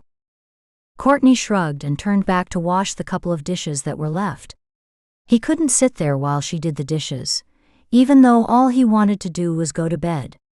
Pushing up to a stand, he took the dish from her hand and rinsed it, adding it to the drying rack. They continued in this fashion silently, but on the last dish, when his hand touched her sudsy one, a shot of electricity passed through their fingers, coiling in his stomach. His eyes shot to hers, and the little half-smile on her lips about did him in. The shock of the sensation had him rinsing the dish quickly and stepping away while she drained the water in the sink. It wasn't right. He shouldn't be feeling this way. Sally was the only woman for him. A man couldn't love twice in his life, could he? You all right? Courtney asked, drying her hands on his hand towel, the same way that Sally used to. Yeah, he ran a hand down his face. That call really took it out of me. I've got to get prepped for tomorrow's plan. Of course, she said, her tone sweet even if her eyes dropped in disappointment. I'll see you in the morning. I think I might bring the barrels into the pen tomorrow. Thanks for getting them, by the way. I'll do just about anything to see my girl smile. He backed out the door. Thank you again. You go above and beyond. Good night. Night, she said, giving him a slight wave before slipping out the kitchen door. He watched her athletic form walk across his property to her trailer. The outside lights didn't reach all the way to her destination. He would have to do something about that. Grizzlies and mountain lions didn't get down here often, but it wasn't an impossibility. He waited until he saw the lights on her trailer turn on, his gut twisting with a mixture of excitement, guilt, and trepidation. Whatever had just happened, he needed to make sure it didn't again. There was too much at stake right now, and he had finally gotten used to not having a woman around. No need opening up old wounds. The next morning, the sun's rays streaming through his window woke him. He had gone to bed early last night, and the extra sleep felt good. As he stretched, his arm hit something warm and soft. A smile stretched his lips, and he drew the covers over his daughter, kissing her forehead. It wasn't too uncommon to find her in his bed in the mornings. Secretly, he liked it. Morning, Daddy, Rebekah said with a yawn as she curled up under the covers. Morning, sweetheart. He rose from the bed, grabbing his jeans and shirt, taking them into the bathroom to change. When he came out from the bathroom, Rebekah had her face pressed against the window, making a circle of fog that she kept wiping away. She turned toward him with a wide grin. Miss Courtney is putting out the barrels. She jumped up and down. I gotta go get dressed. Breakfast before riding, my girl. He laughed as she skipped down the hall to her own room. Turning back to grab his watch, his eyes landed on the picture of his late wife smiling at him from horseback. She's a lot like you know, he whispered, his heart aching. No one ever tells you of the physical pain your heart goes through when losing someone you love so deeply. The ache was more than emotional. It was physical, a deep burning hole that never filled. A flash of the spark he felt from Courtney last night shot through his memory. He shook his head. It's only normal for a part of him to be lonely, to still have other thoughts, other needs. That didn't mean she had reached him the way Sally had. He squeezed his lips together, not liking that his body responded with a smile when thinking of Courtney. It betrayed him, betrayed his heart which couldn't deal with any more pain, any more loss. He would have to keep his distance. After breakfast, he sent Rebekah out on her own. The thought of seeing Courtney made his blood and his stomach churn. No way could he actually be next to her just yet. Besides, this was his time to work without distraction, a time that he really needed to ensure this deal went through. If he could work more remotely, only traveling twice a year, he could enroll Rebekah in school. She needed that social interaction, she needed friends. It would also give him time to conduct online meetings without worrying that Rebekah would get into trouble or interrupt him. The rest of the work he could do after she slept. He needed to do this for her and for him. As it had many times over the last 4 years, his heart reached out to his mom. How had she raised him so well, all on her own? Compared to her, he felt vastly lacking. Over the next week, he threw himself into work, relying on Courtney to fill in when he needed to be on calls or online meetings. Ignoring the guilt at using her in this way, promising he would make it up to his daughter and to Courtney. He settled it in his mind. When Courtney left, he would give her a check to compensate her for everything she had done while she was here. Well, Courtney cleared her throat as they finished the casserole dinner. These last couple of weeks have been wonderful. The best ever, Rebekah said. I agree. Courtney smiled down at his daughter. I can't believe all that I've accomplished. I am weeks ahead of schedule because of your help. Dallas watched her smile soften as her eyes met his. I'm glad to hear it. Hopefully, it will help enough to keep you going for a while. What do you mean? Rebekah asked. Remember, sweetie, I have to leave the day after tomorrow. My next rodeo circuit will be starting. The sadness in Courtney's voice touched something deep within him. But what about my lessons, and who is going to read to me and do my schoolwork with me and? Rebekah dropped her head into her hands and sobbed. Oh no, Courtney choked out, her brows scrunching together as she pulled the girl into her arms. I'm sorry, sweetie. We knew this wasn't forever, but we have wonderful memories to hold us through. Rebekah continued to sob, breaking his heart. When he looked at the tortured expression on Courtney's face, he realized that his daughter's high emotions affected more than just him. Now, sweetheart, you know that Miss Courtney has a career to attend to. She was generous with her time. We need to be grateful for the time we had, and not make Miss Courtney feel bad about returning to her responsibilities. Though he mourned the transition as well. Courtney bit her lip but kept holding the sobbing girl. I think I got it. Rebekah choked back her sobs, looking up at her with red, wet eyes. What? We can continue our lessons with video calls. Rebekah's eyes lit up. That's not as good as you being here, but at least I will still get to talk to you. Maybe you could read me stories like that too. Now, Rebekah. I know. Be grateful for what you are given. She wiped her eyes. Thank you, Miss Courtney. I would love to have video lessons with you. That night, Rebekah asked for them both to stay for story time. It made him realize the softness, the feminine gentleness that Rebekah missed without having a mom. Courtney's empathetic ways and soft nurturing reminded him of his own mom. That wasn't something he could give his daughter. He did his best, but there was no replacing a mom. As he watched Courtney make it safely to her trailer, he realized that these last 2 weeks had opened his eyes to so much. Some things he didn't want to acknowledge, but the others, he knew needed to be addressed. Rebekah needed daily contact with a woman. What about him? His stomach roiled as his heart twanged. Rebekah wouldn't be the only one to miss Courtney. 4. Courtney tried not to think about this being her last full day with Rebekah, with Dallas. She had settled into the domestic routine easily, looking forward to each morning. It was too easy to imagine herself in this life, permanently. She still did not know why God had led her here. Nothing profound had happened, except a tease of the way of life that she desired more than even her rodeo career. Now that it was time to leave, sadness tugged her down and guilt. She watched Rebekah slowly ride Peaches around the barrels.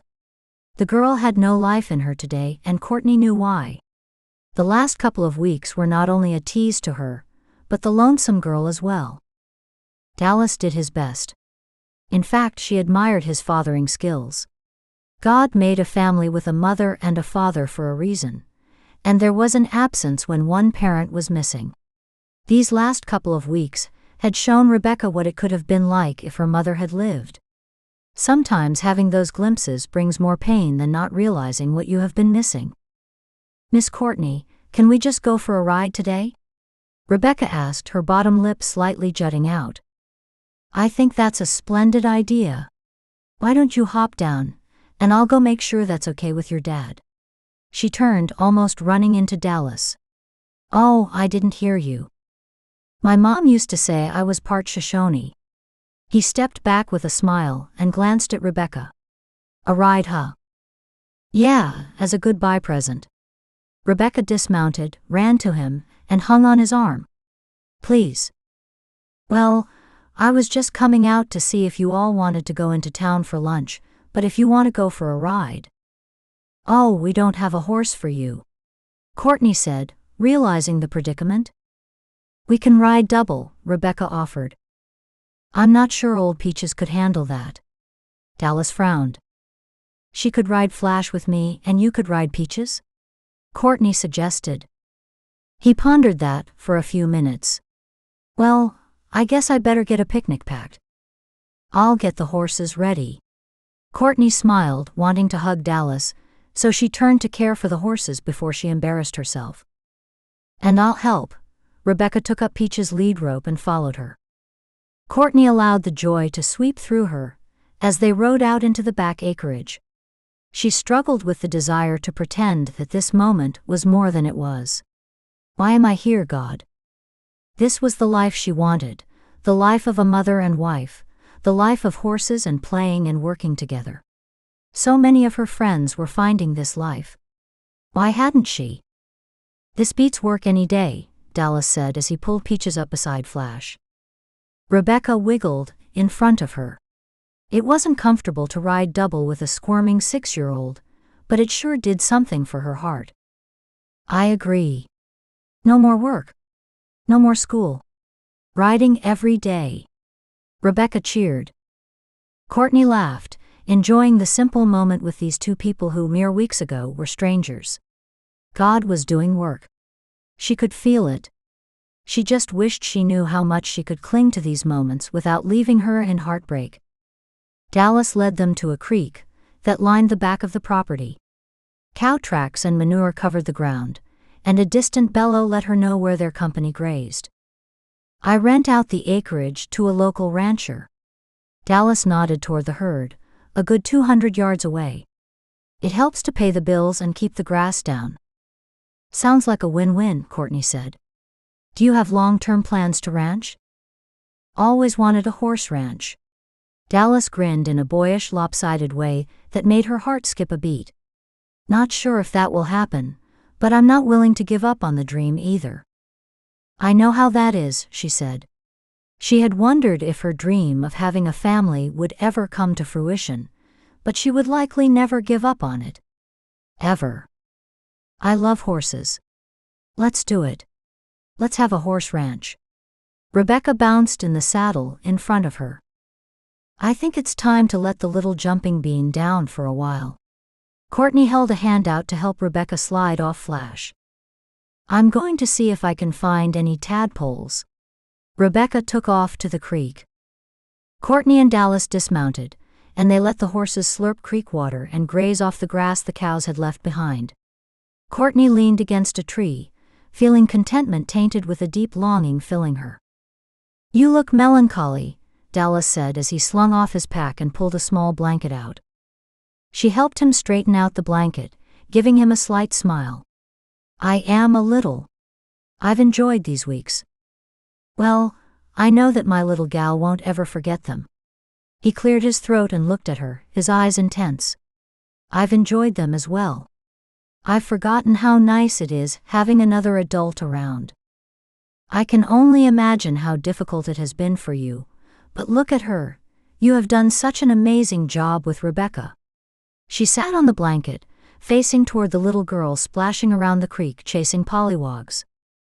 He sat next to her, his eyes following his daughter's antics. "I don't know where I would be without her. She's the only reason I wanted to keep on living." His lips thinned as she turned toward him. She reached out and placed her hand on his. "Losing your partner in life must be excruciating. I'm sure your wife is smiling down on you from heaven, proud of the father you are." Dallas turned toward her, a thin layer of wetness making the blue of his eyes even brighter. His expression held a mixture of alarm and gratitude as they read her. "You really mean that?" "Of course I do," she said. "You believe in the afterlife, in God. Don't you?" She read his eyes before she pulled away, realization hitting her in the gut. "You find it difficult to trust a God that takes away your wife, the mother of your child." She nodded. Dallas kept still, his body stiff, his eyes staring straight ahead. "There was a time when I was mad at God too. I didn't understand how God could give me to a woman who could give up her baby." Dallas slowly shifted, glancing at her briefly. "I finally realized that He used that circumstance to give me an even better life. He found me the most amazing parents who love me more than life itself, who have given me a solid foundation in life, and opened the doors of opportunity that I wouldn't have had otherwise." She watched him, wringing her hands, hoping she didn't push too far. "God guide my words. God doesn't cause our pain, but He uses these experiences to pull us closer to Him, and when we are in alignment with Him, all things are possible." Dallas snapped his head toward her, studying her. His face was a wide-open sheet of grief and pain. His mouth opened as if he would say something. "I caught one," Rebekah cried out, running over to them, her hands tightly clasped together. Instantly, Dallas's expression transformed. Courtney marveled at his ability to be fully present with his daughter, to shield his grief, and to show excitement, though his eyes still held the sadness tucked away in their depths. Even as delightful as having a picnic with their horses grazing nearby and wildlife all around them was, Courtney was distracted. Her thoughts kept pulling away from the conversation at hand, thinking about how she desired to heal the grieving man beside her, nurture his daughter, and fulfill an empty place in her life, her heart and her soul. She thought about the words that had come from her mouth. "When we are in alignment with Him, all things are possible." What is His purpose in bringing her here? It couldn't just be the pain of leaving, could it? "This was a great idea, Rebekah," she told the girl on the ride back to the house. Even as distracted as she was, this was the perfect way to end the wonderful weeks they had spent together. "I agree," Dallas said, glancing at them both. "How about we continue the celebration by going out to eat?" "Pizza," Rebekah cheered. "Let's think about others, sweetheart. Miss Courtney should decide where we go." "I agree with Rebekah. Pizza sounds perfect." "Yay." Rebekah cheered again. Her heart thrummed as she cleaned up and dressed for dinner. Something had shifted at the picnic, and she couldn't put her finger on what, but the thrumming within her hadn't stopped since she shared her story with Dallas. The knock on her trailer door surprised her. She gave herself one more once-over in the mirror, making sure her makeup was perfect, then opened the door. Dallas stood there with a small bouquet of wildflowers that grew around the house. "Oh, Rebekah picked this for you," he said, his hand slightly shaking as he handed her the flowers. "Dad." Rebekah stepped out of the shadows. "They were supposed to be from you." Courtney laughed. "Thank you for the beautiful flowers, Dallas." His lips crooked into a half-smile. "I'll put these in water and be right out." Courtney turned back into the trailer, leaving the door open behind her. "Dad, you've got to get better at this," Rebekah chided her father. "Sweetheart, I don't think you understand." Courtney wanted to know what he thought his daughter didn't understand. She knew what the girl was doing, and she couldn't blame her. Rebekah wanted a complete family. She wanted a mother. What Courtney assumed the girl didn't understand was her father's heart still belonged to his wife, and that depth of love was endearing. Her own heart fell with the realization, her little fantasy blowing away with the breeze that had picked up as she stepped back out of the trailer. "Ready," she said, her smile not stretching as far as her eyes. She should have known, shouldn't have expected more. It spoke of his character, that he still clung to the memory of his wife. He was faithful. They stayed late at the pizza house, letting Rebekah play arcade games until her yawns took over. On the way back to the ranch, she fell asleep in the back seat. As Dallas picked her up, her hat fell off and the prize stuffy she had won slipped out of her pudgy hands. Courtney picked them up and followed them inside. She felt like an intruder, watching Dallas kiss her goodnight and stare longingly at his sleeping daughter. She set down the items on the dresser and walked away, her heart filled with a longing she didn't feel she had the right to have. "Courtney." Dallas's whispered voice stopped her as she reached the door. "Would you like some hot chocolate or tea or something?" She shouldn't.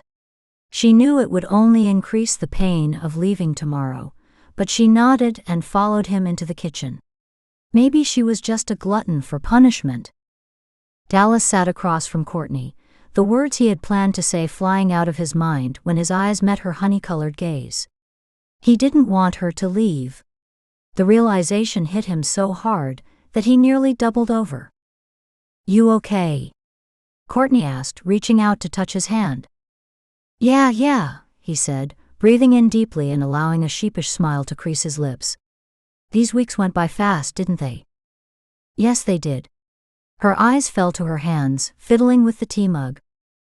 "I'm sorry you spent your whole break coaching and doing so much for me." She looked up at him, a soft smile brightening her features. "I am not exaggerating when I say it was my pleasure." Dallas gulped his hot chocolate, his throat feeling as dry as a desert. He didn't clam up like this when he was in a room full of powerful CEOs, but this gal made him feel like a silly schoolboy. "I've got some prospects for a barrel racing horse for Rebekah." "That's wonderful. If she keeps practicing, I'll bet she'll be ready next summer." "Isn't there a junior rodeo in Snake River then?" "Is there?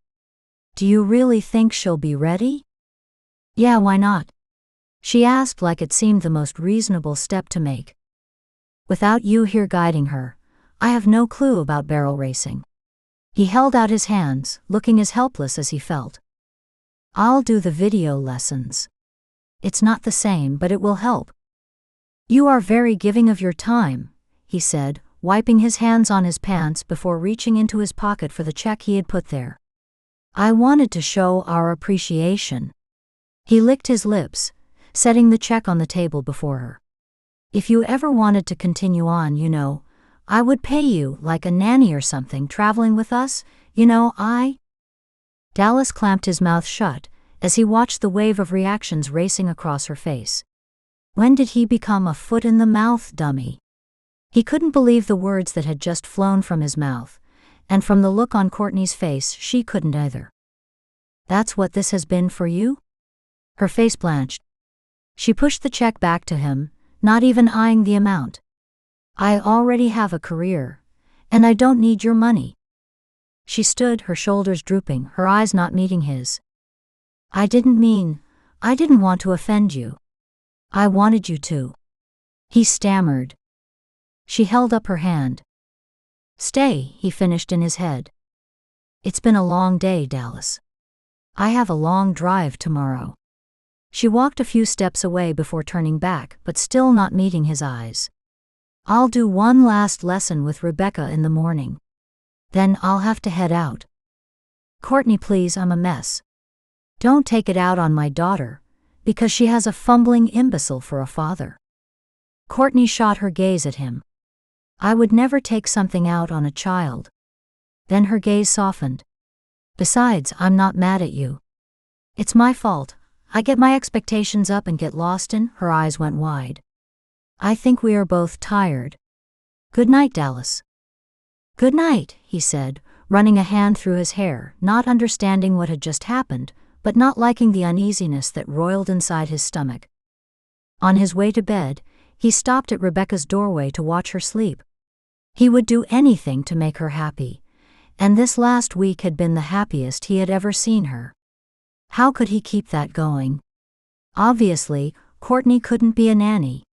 She had a career, and a lucrative one if her trailer and truck came from her earnings.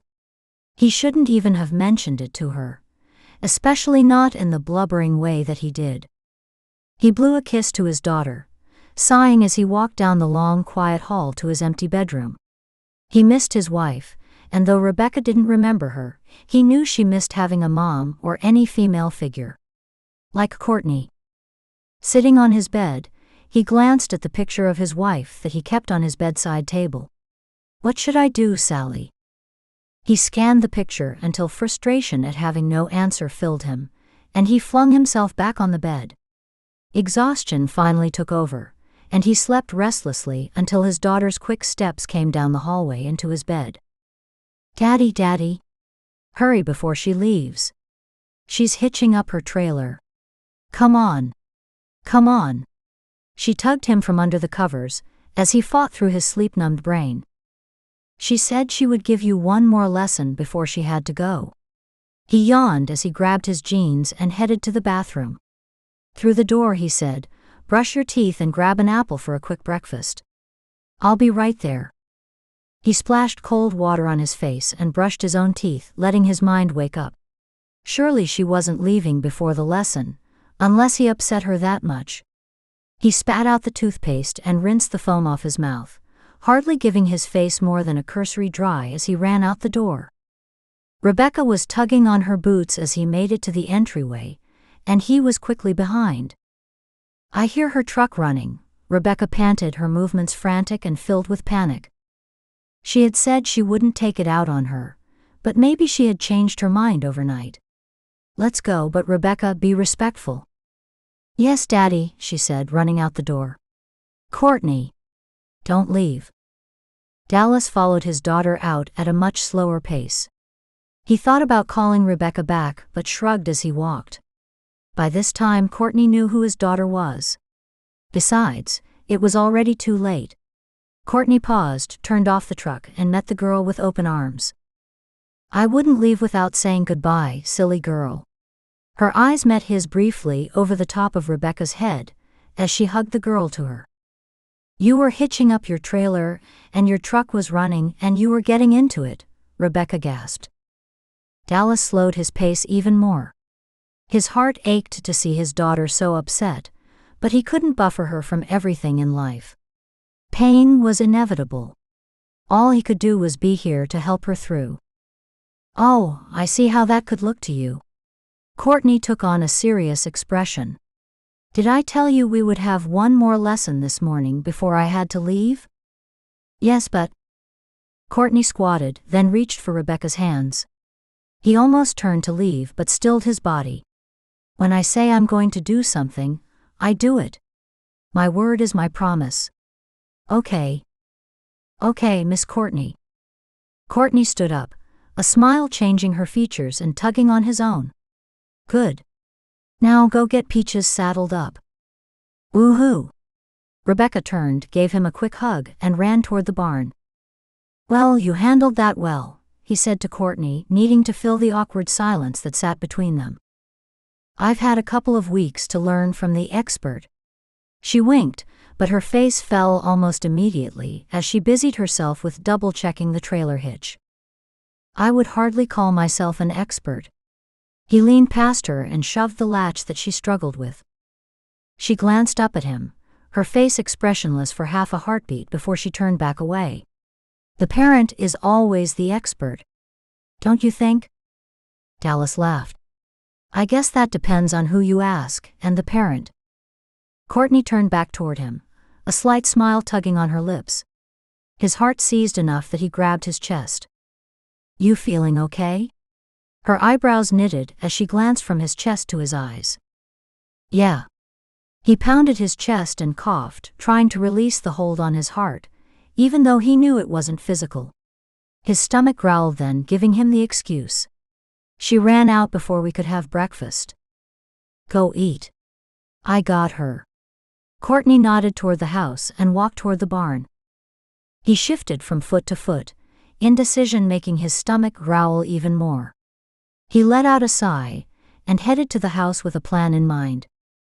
When all became quiet in the round pen, Dallas knew the lesson was over. He double-checked that everything was ready before he quickened his pace to the barn. Rebekah was rubbing Peaches down while Courtney gave her a few pointers. "How'd the lesson go?" he asked once there was a pause in their conversation. "I did the fastest time yet with the barrels, Daddy." She threw the brush down and leapt into his arms. "That's incredible, sweetheart. All of your hard work has paid off." He set her down, glanced at the brush and back at her. "I know. That wasn't very responsible. I was just so excited." Rebekah skipped off to retrieve the brush. Then she looked back at him. "Why do you smell like French toast?" Dallas couldn't stop the smile that spread across his lips. "Let's just say I was busy while you had your lesson." He turned toward Courtney and lifted a brow. "Do you have time for one more meal before you go?" Courtney bit her lip. She glanced outside, through the window and back toward him, her mouth opening in what he knew would be a disappointment. "You have to eat Daddy's French toast. It's the best." Rebekah grabbed her hand and pulled her out of the barn. Dallas hid his grin under the rim of his hat as he latched the gate behind Peaches. This was one time he wouldn't get on Rebekah's case about pushing someone into doing something they didn't want to do. For moments at a time during breakfast, he almost forgot she was leaving. His mind and heart warred, but he found himself making small flirtatious compliments. They seemed to catch Courtney by surprise as much as they did himself. At least that's what he thought her widening then narrowing eyes said, as if she tried to read the intention behind his actions. Hopefully she didn't ask because, in all honesty, he didn't know. "You all done, sweetheart?" Rebekah's cheeks blew out. Then she looked at Courtney, down to her empty plate and to his empty plate, and shook her head. "One more," she said. Dallas dropped his head to look his daughter in the eyes. "You've eaten twice what you normally do. Are you trying to delay Miss Courtney's departure?" Rebekah's mouth dropped open. Then a rumbling burp rolled out, and she shot her hands over her mouth. "Excuse me." "Sweetheart, she has to leave. She has a rodeo to compete in." He let his eyes briefly meet the honey-colored ones. "We will miss her, and she might even miss us, but the rodeos are her job." "I know," Rebekah said, hanging her head. "How about this?" Courtney said, turning in her seat to look at Rebekah closely. "When I arrive." She looked at the clock on the wall, then back at Rebekah. "Okay, let's say tomorrow morning because I'll be arriving after your bedtime. I will take you on a video tour of the Central Wyoming Fairgrounds. We already have everything set up on your tablet. All you have to do is answer my call. Deal?" "Deal, but I still don't want you to go." Rebekah's bottom lip quivered. "I'll tell you a secret." Courtney glanced at Dallas, then leaned in close to his daughter, but her whispered words still reached him. "I don't want to leave either." Dallas had never been good at goodbyes. When he said his last goodbye to his wife, he clung to her body until his stepfather pulled him away. He knew he had to do goodbyes quick, or he couldn't let go at all. Like with his mom, he had to kiss her cheek and walk away without looking back. "I'm going to check your oil and the air in your tires," he said, clearing his throat, not liking how strained his words were. "Oh, I can do all." "Just let me do it," he said. He heard her gulp, and wondered how hard it was for her to allow someone to do something for her, but he wasn't sticking around in the house to find out. Staying busy was his best bet. Rebekah was like him, and he ended up having to pull her off Courtney. Their selfless barrel racer blinked rapidly, and her lips tightened as she shut the door, rolling down the window. She kept her eyes averted as she started the truck, and fiddled with a few things inside the cab, her shoulders moving as if she sucked in deep breaths.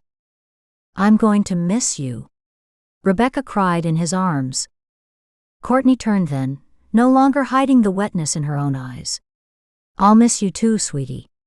She shifted the truck into gear, the entire rig giving a little lurch and Flash stamping her hooves in response. Tomorrow morning.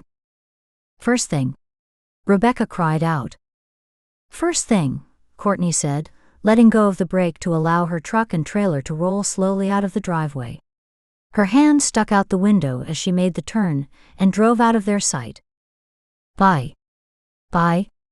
Rebekah wiggled out of his arms and ran after the truck, waving frantically. Dallas blew out a breath, cleared his throat and stomped his boot. Well, if that moment hadn't sucked. 5. The autumn breeze blew Courtney's hair in her face, as she sat in the shade of the large fir. Colorado still held tight to the summer's heat, leaving Courtney searching for the shade while she waited for the right time to call Rebekah. 4 weeks had passed since she waved out the window while she watched the spirited girl chase after her truck and trailer.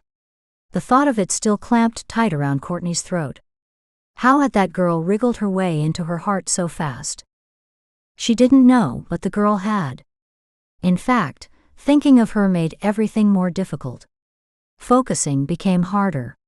The only time that her heart didn't ache, or her stomach didn't roil with guilt was in the arena. Barrel racing was her escape. It always had been, at least since she started racing. Most of the time, she didn't even think about being adopted, but she still remembered the day her teacher assigned the genealogy assignment. She had been excited at first, but on her way home, she realized that tracing her parents' genealogy wouldn't tell her anything about herself. It bothered her for the entire week she was supposed to be working on it, and every day, the only thing that saved her from hiding in the dark of her room had been Flash and racing the barrels. That month she had her fastest time, winning her the first gold medal. Would Rebekah have a similarly hard time when she faced a project like that? She hadn't asked, but hopefully she still sees her mother's parents, so she has a connection to that side of her.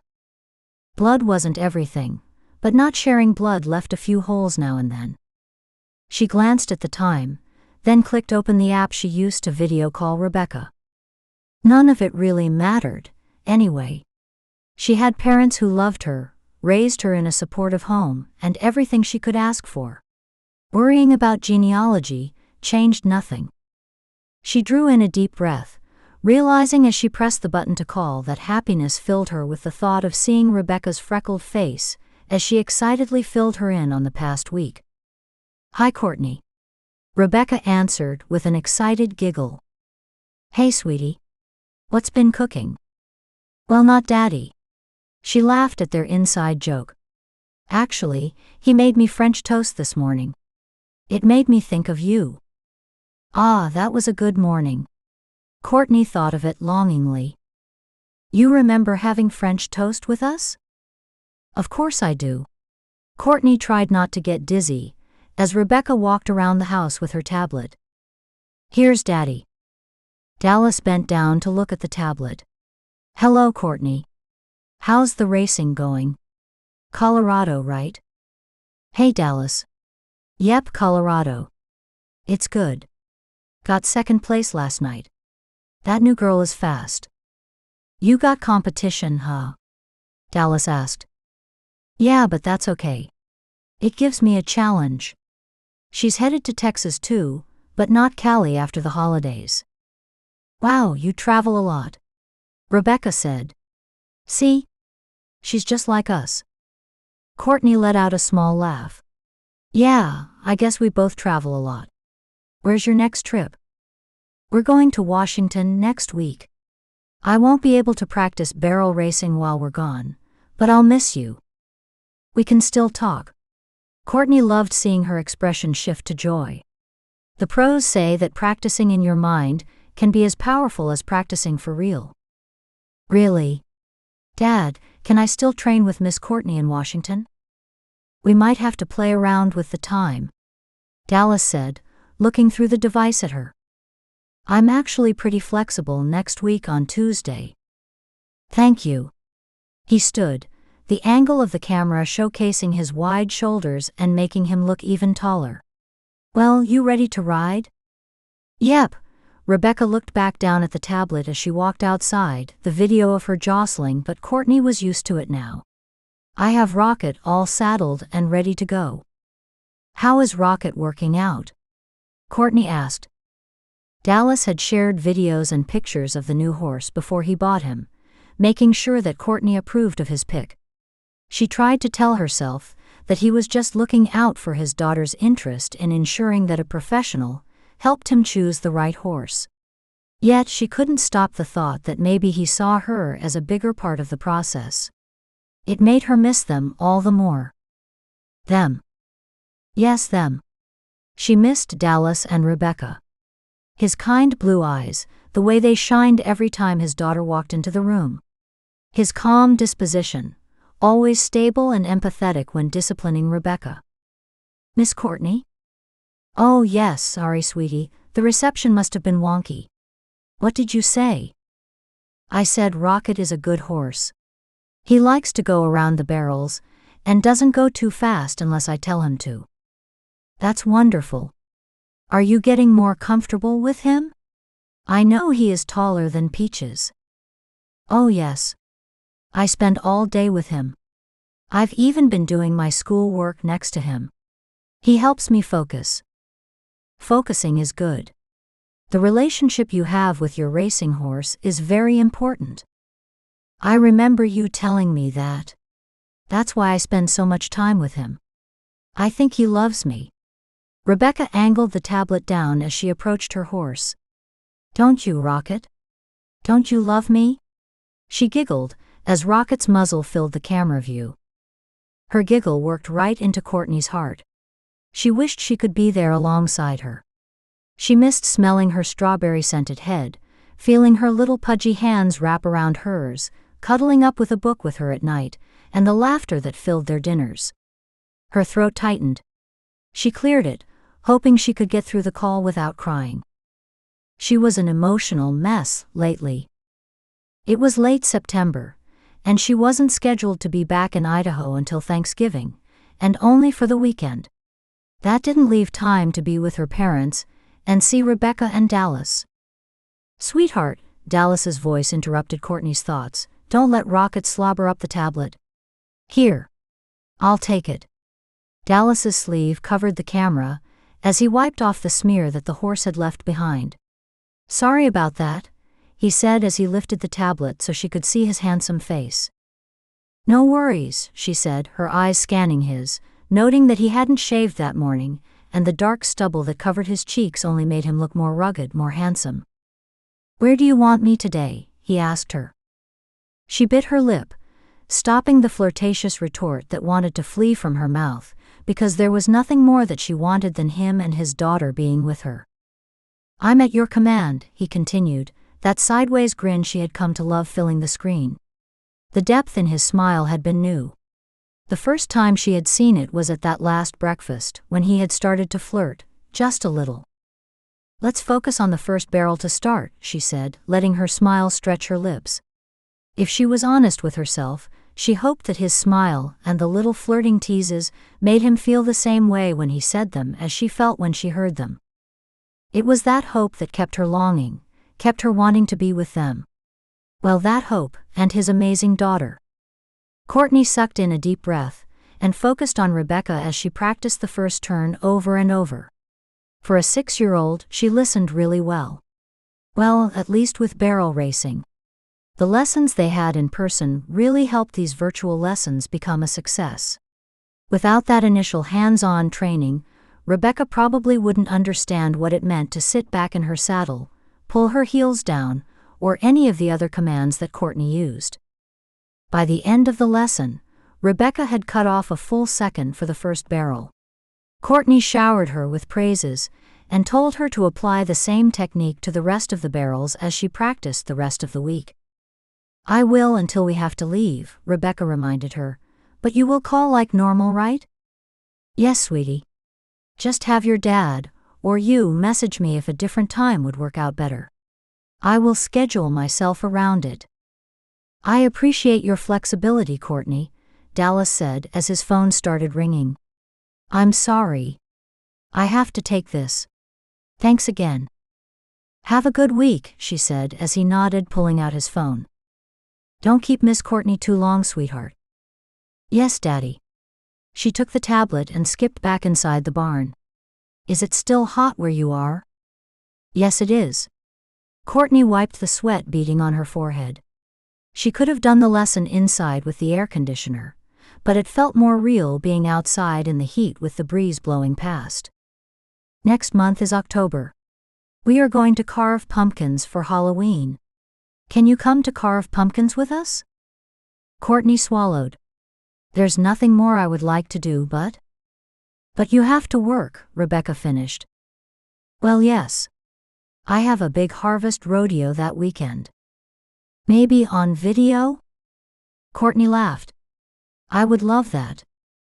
Saying goodbye was always hard. She was horrible at it, and Rebekah never wanted to say goodbye, unless her daddy was taking her to get ice cream, which he did often after their calls. She was pretty sure that he scheduled it that way. When they finally said goodbye, Courtney set down her phone and leaned back against the tree, letting the tears fall down her cheek. Hey, stranger. You okay? Beth's voice floated to her as her friend strode over. I've been looking for you. Oh, hey, Courtney said, wiping her face and pushing to a stand. I thought you guys had left. Not yet. Jake wanted to have an easy day. We were going to get some ice cream. Thought you might like to join us? Sure, Courtney said, though her throat clenched. The thought of ice cream made her think of Rebekah. What's going on? Beth squeezed her arm. You upset about getting second? You shouldn't be. That girl is unreal. Courtney forced out a laugh. Nah. My ego is just fine. The little girl, then? Rebekah, right? Courtney shrugged. I know it's silly, but I miss her. Beth wrapped her in a hug, loosening Courtney's tears once more. Her throat swelled, and she sniffed as she backed away.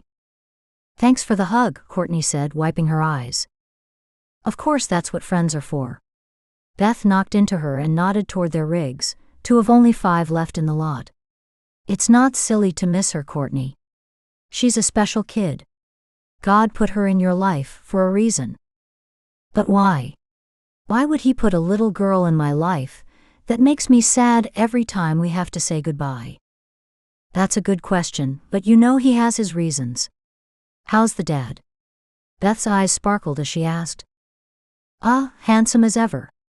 He hadn't shaved today. That rugged look did it with me and Jake too. She giggled, looking down at her ring like she still couldn't believe it was there. I'm so happy for you and Jake. Courtney gave her friend a sideways hug. Thanks. You called it, didn't you? Courtney shrugged. Sometimes it takes an outside perspective. Beth raised her brow. So, should I be telling you you're acting like you're in love? Courtney rolled her eyes. I have spent 2 weeks with the guy and an hour video lesson once a week since. It can't be love. If you say so. Besides, he's hurting too much from losing his wife. Letting myself think like that will only lead to a broken heart. As she said the words, she realized the truth of them.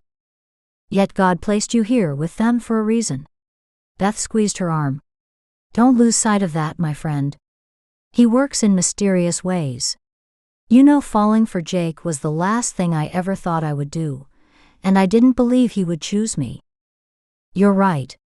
God works in mysterious ways. I'll keep my eyes open for them. And guard my heart as I do. Dallas rubbed his head, letting it rest in his hands while leaning on the desk. He shut his eyes, trying to concentrate on the presentation he had to give tomorrow. His daughter's excited voice filtered through the doorway, drawing his attention where it didn't need to be. Yes. So tomorrow, right? We're going to start carving at 3 o'clock. Do you already have your pumpkin? Rebekah asked, and he wished he hadn't asked her to wear her headphones. He pushed off the desk, striding out of the room and to where his daughter was video calling Courtney. Once he stood there, though, he realized he had no reason to be there. Oh, hi, Daddy. You want to talk with Miss Courtney? I'll unplug. Rebekah unplugged the earphones and Courtney's voice flowed out. Good afternoon, Dallas. I was just showing Rebekah my pumpkin. She held up a basketball-sized pumpkin. I haven't carved one in years. She laughed.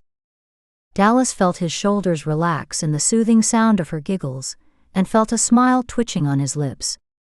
That's the great thing about having a kid. They keep you young.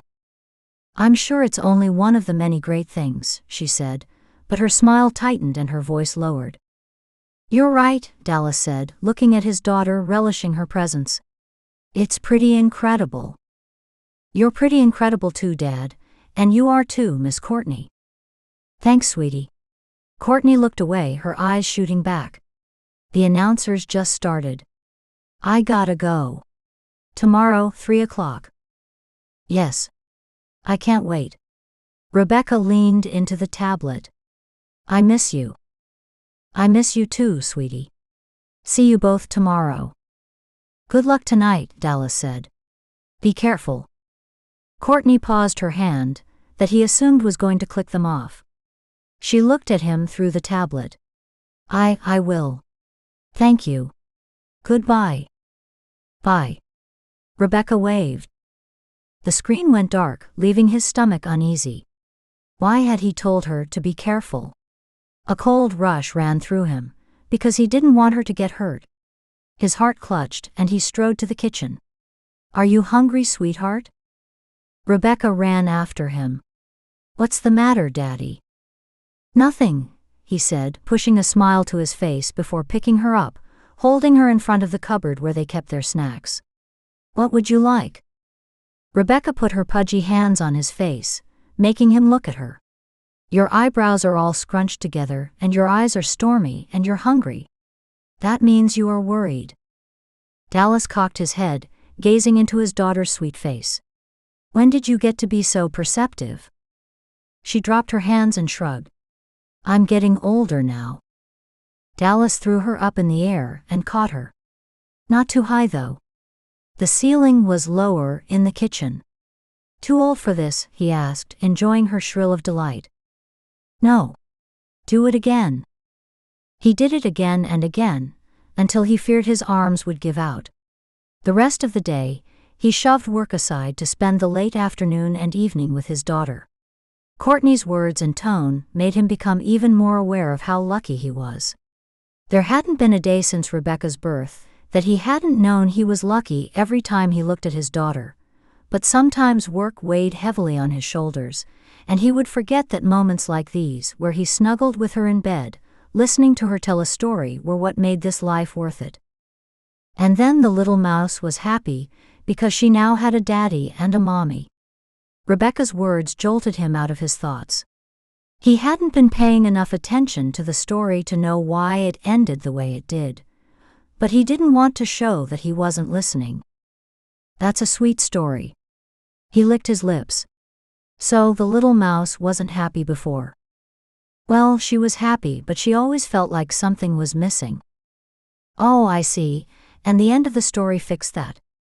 Of course it did. Stories always have happy endings. She yawned and snuggled up against him. Do you think I will have a happy ending? Dallas's throat constricted.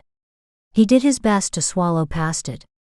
I think sometimes we have to make our own happy endings, even if they don't look like we once thought they should. Rebekah murmured her assent, her eyes closed and her little head laid on his chest.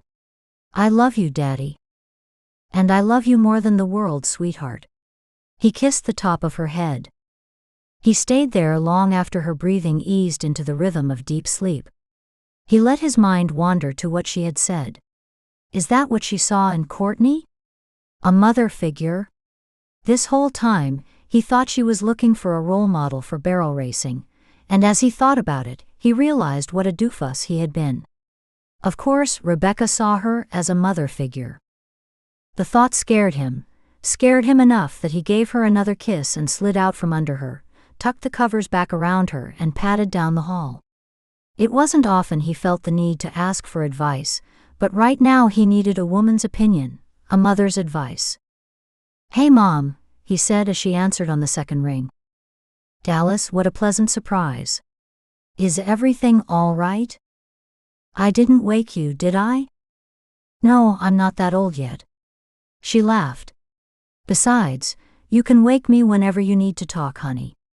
I'm always here. Now tell me what's on your mind.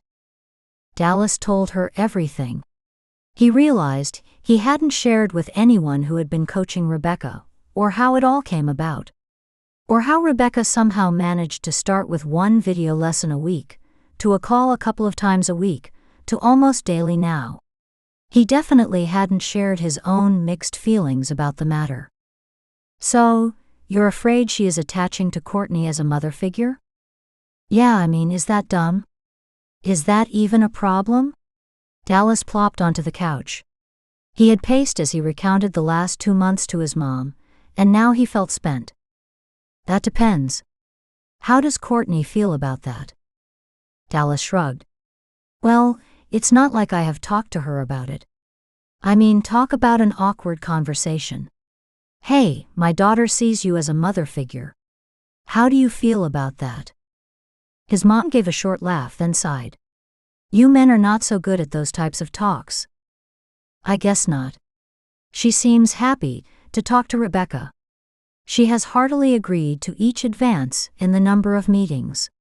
She's even going to carve pumpkins virtually with us tomorrow. Oh, honey, maybe it's time for you to look at where you stand. What do you mean? This has nothing to do with me. I mean, I think she's a great lady, a wonderful role model for Rebekah. She has high morals, is very kind to Rebekah but holds her to boundaries. She's sweet and funny. Makes us both laugh. You would like her. She talks about God all the time and is filling that spiritual gap with Rebekah that you've been talking about. She sounds wonderful, his mom said almost hesitantly. She is. Then what's your problem? Dallas sat up, feeling chills start and goosebumps rising on his arms.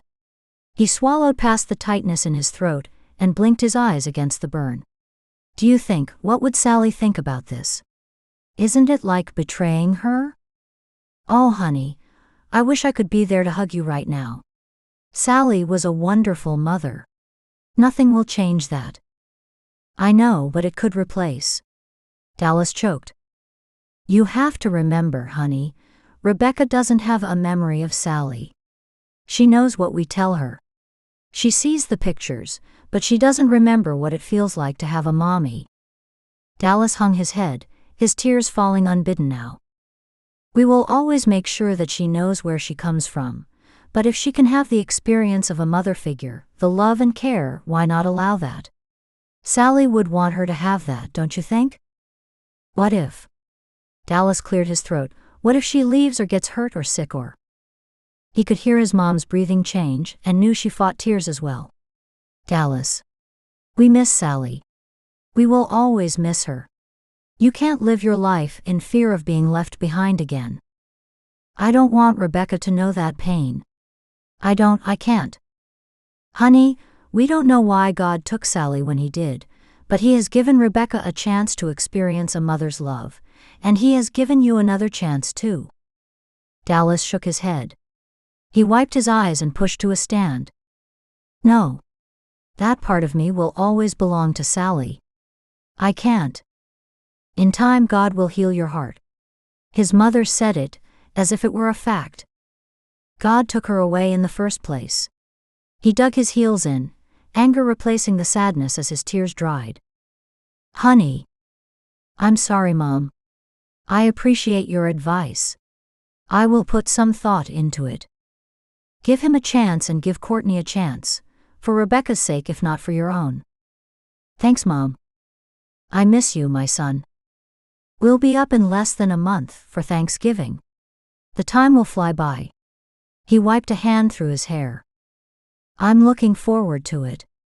You take good care of that granddaughter of mine like I know you do. I will. Love you, Mom. I love you, honey, and Dallas? Be kind to yourself. Bye, Mom. Dallas ended the call and sank back into the couch. His heart ached and guilt tore through him. His mom was right. It did feel like yesterday. It felt like just yesterday that Sally rocked Rebekah in her arms, singing a sweet song to help her fall asleep. She would then hand their daughter back to him, because her cancer treatments left her too weak to carry Rebekah to bed herself anymore. Dallas let out a sigh, laid his head back and closed his eyes.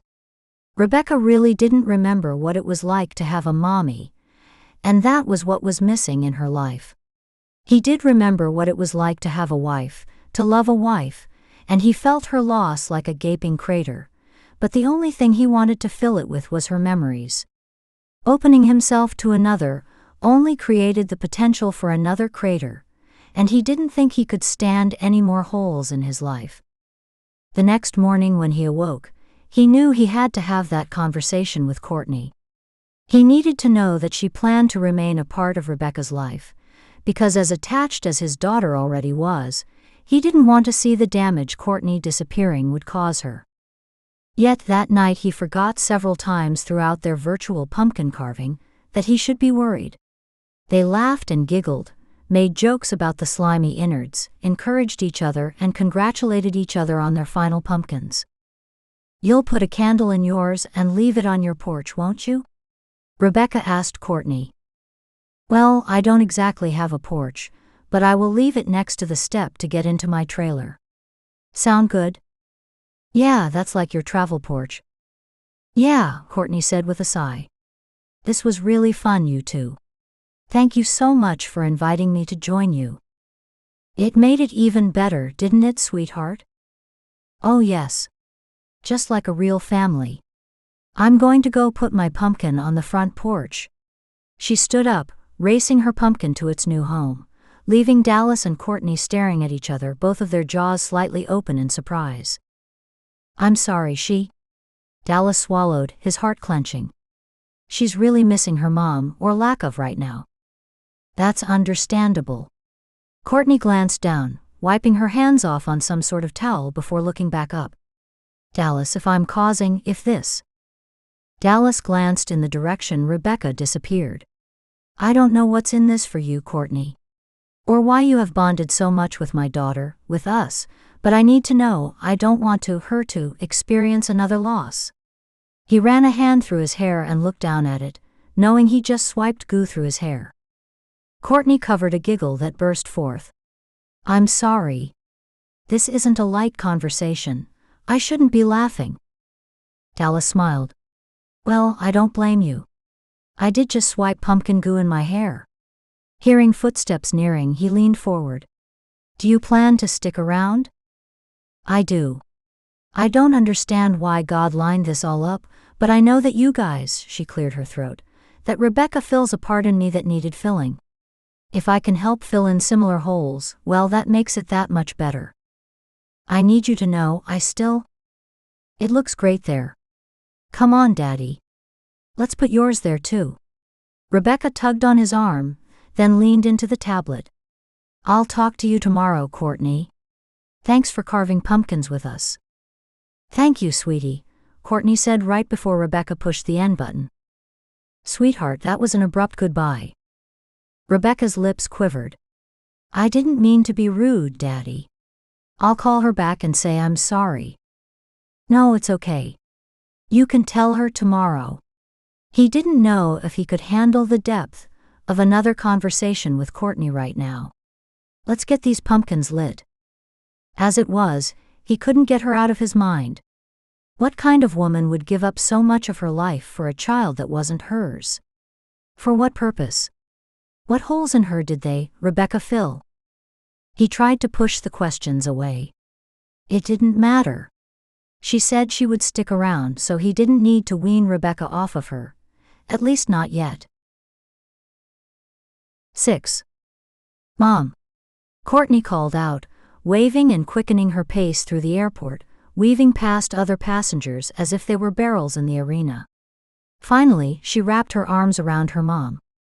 "Hi, honey. It feels like it's been forever."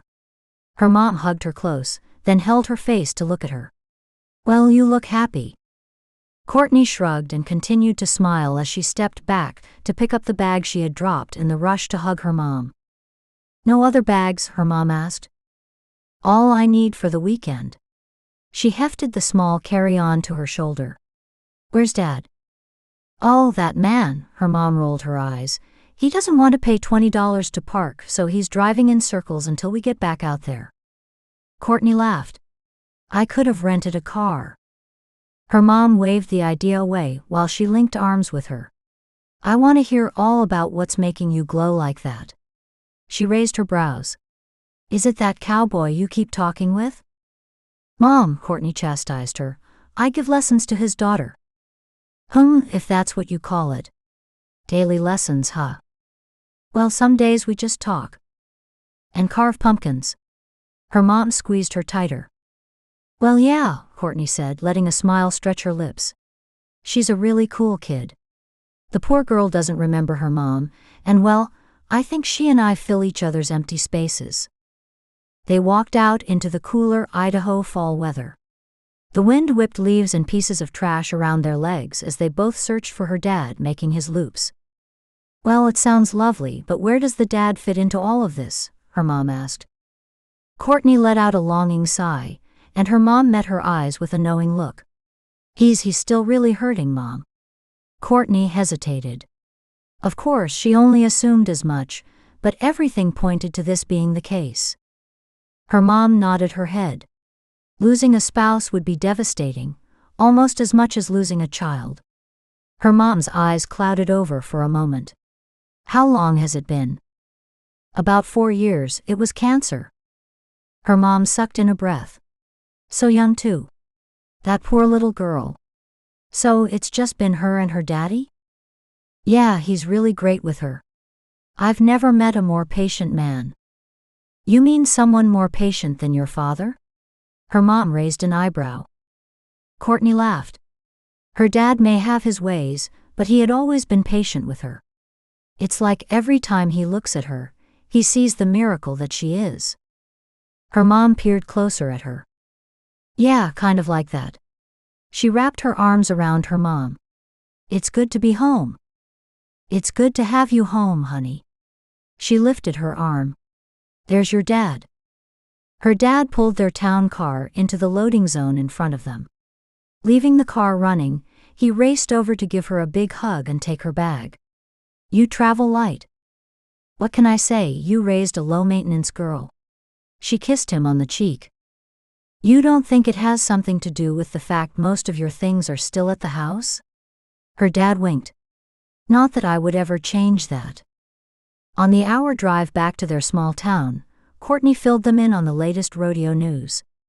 It wasn't like she didn't call them after every event, so there wasn't too much to share that they didn't already know. So how's home, she asked. Well, Henry got in another fight with the rooster. Her mom's exasperated tone made Courtney smile. It was good to have normalcy. That cat can't leave him alone, can he? Courtney asked. I'm thinking about getting rid of the ornery noisemaker, but I really like the fresh eggs. Her mom said, as she turned in her seat to smile at Courtney. And roosters make the hens lay more often. Well, maybe Dad can engineer a way to keep Henry and the rooster separated. Her dad glanced at her through the rear-view mirror. Haven't you heard? I'm retired. Well, retirement doesn't mean stagnant. You have to keep your mind and body moving, Dad. He grunted, but his eyes twinkled in the mirror. Don't let him fool you. You should see the projects he's been working on. The water catchment system is genius. Now I don't even have to water the garden by hand. You're still always in it. Her dad teased. Well, I get a lot more weeding and pruning done than I did when I had to water. Besides, it's my therapy. You girls and your therapy. That's why our daughter is off gallivanting the country. It all started with getting that horse for therapy. Oh, stop griping. You know you love boasting about our barrel racing champion every time we go to town, or you have your poker night with the guys. Her mom playfully smacked his arm. Yeah. He met Courtney's eyes through the mirror again. I can't stop talking about my girl. I'm pretty lucky that you guys picked me, Courtney said, sitting back in the seat and watching her old town speed by. Oh, stop in town, won't you? I need a little more celery for the stuffing. Her mom waved her dad to pull down Main Street. That nostalgic pull of her hometown filled Courtney's heart as she looked for familiar faces. It wasn't like a one-horse town where everyone knew everyone, but you couldn't go to town without running into one, or more like 5 people you knew, and the store clerks and owners everyone knew. Oh, isn't that Sarah from school? Her mom said. Do you want to stop and talk with her? No thanks. Courtney didn't really miss most of her friends from town. They had all married, and now their families came first. As it should be, but it was just another reminder that she hadn't yet found the one meant for her, and her supposed friends were quick to remind her of that. I'll come into the store with you, though. Her dad pulled into the parking lot. Good. That means I can stretch my legs out here. Do we need a cart? Courtney asked her mom. No, just some celery and maybe another potato or two. I have everything else. They walked into the store, and her mom nudged her with an elbow. You know, I won't stop until you tell me more about this cowboy. Courtney, an overly excited and familiar child's voice called her as she heard the slapping of little cowboy boots on the floor of the store. Courtney sucked in a breath of surprise, just as Rebekah flung herself into her arms. Oh my goodness! She clung to the girl almost as much as she did to her. What in the world are you doing here? Courtney tried to pull her back to see her face, but the girl wouldn't let go of her. So Courtney readjusted her hold on the girl, and looked up to find the cowboy she belonged to. Dallas's eyes had widened, but they softened as he met her gaze. I wondered if we might run into you. Hi Dallas, Courtney choked out. Her mom cleared her throat. Oh Dallas, this is my mom, and Mom, this little monkey is Rebekah, Courtney said as she rubbed the girl's back, her arms still clinging tightly. It's very nice to finally meet you, Dallas. I've heard so much about you and your amazing daughter. Her mom extended a hand to shake his. Rebekah poked her head up. You tell your mom about me? Of course I do, silly. Courtney set her down, squatting to look at her face to face. This is such a wonderful surprise, but, she looked up at Dallas, what are you two doing here? This is where Grammy lives. Rebekah grasped her hand. How did I not know that? Courtney asked, eyeing Dallas. Dallas shifted his weight, his hands clenching that cart he held onto as if his life depended on it. I guess it just never came up. We hardly ever come into town. But Grammy didn't have any marshmallows for our hot chocolate. Rebekah lamented. Well, that won't do at all, Courtney's mom said, smiling down at the girl. See, she understands. Rebekah smiled wide. You lost a tooth. Courtney pulled down her lip to look closer at the gap on the bottom of her jaw. I did. I was going to tell you about it tonight, when you called. Rebekah jumped up and down. The tooth fairy came and gave me $5. $5. Courtney's mom eyed Dallas. Prices have sure gone up over the last 20 years. You know inflation, Dallas said, shrugging and letting out a small chuckle. I still don't understand how I never knew your mom lived here, Courtney said, peering closer at Dallas again. He pulled on his shirt collar, his grin turning sideways. My mom says I'm too much of a closed book. Courtney opened her mouth to respond, but a couple of ladies started turning into the aisle, their whispers pulling her out of focus. Is that Courtney Stockwell? Oh my goodness, it is. And look, does she actually have a family now? No, that girl is way too old to be hers. I just saw her 3 years ago, still with no cowboy. Courtney's mom stopped their chatter by clearing her throat and markedly staring at them. Good afternoon, Betsy May. Nice to see you both. Oh, Sue. Your daughter is in town. Isn't that lovely? We saw her on television just last week, Betsy said, glancing over at Courtney and raising her voice. Congratulations on another win, dear. Thank you, Mrs. Price.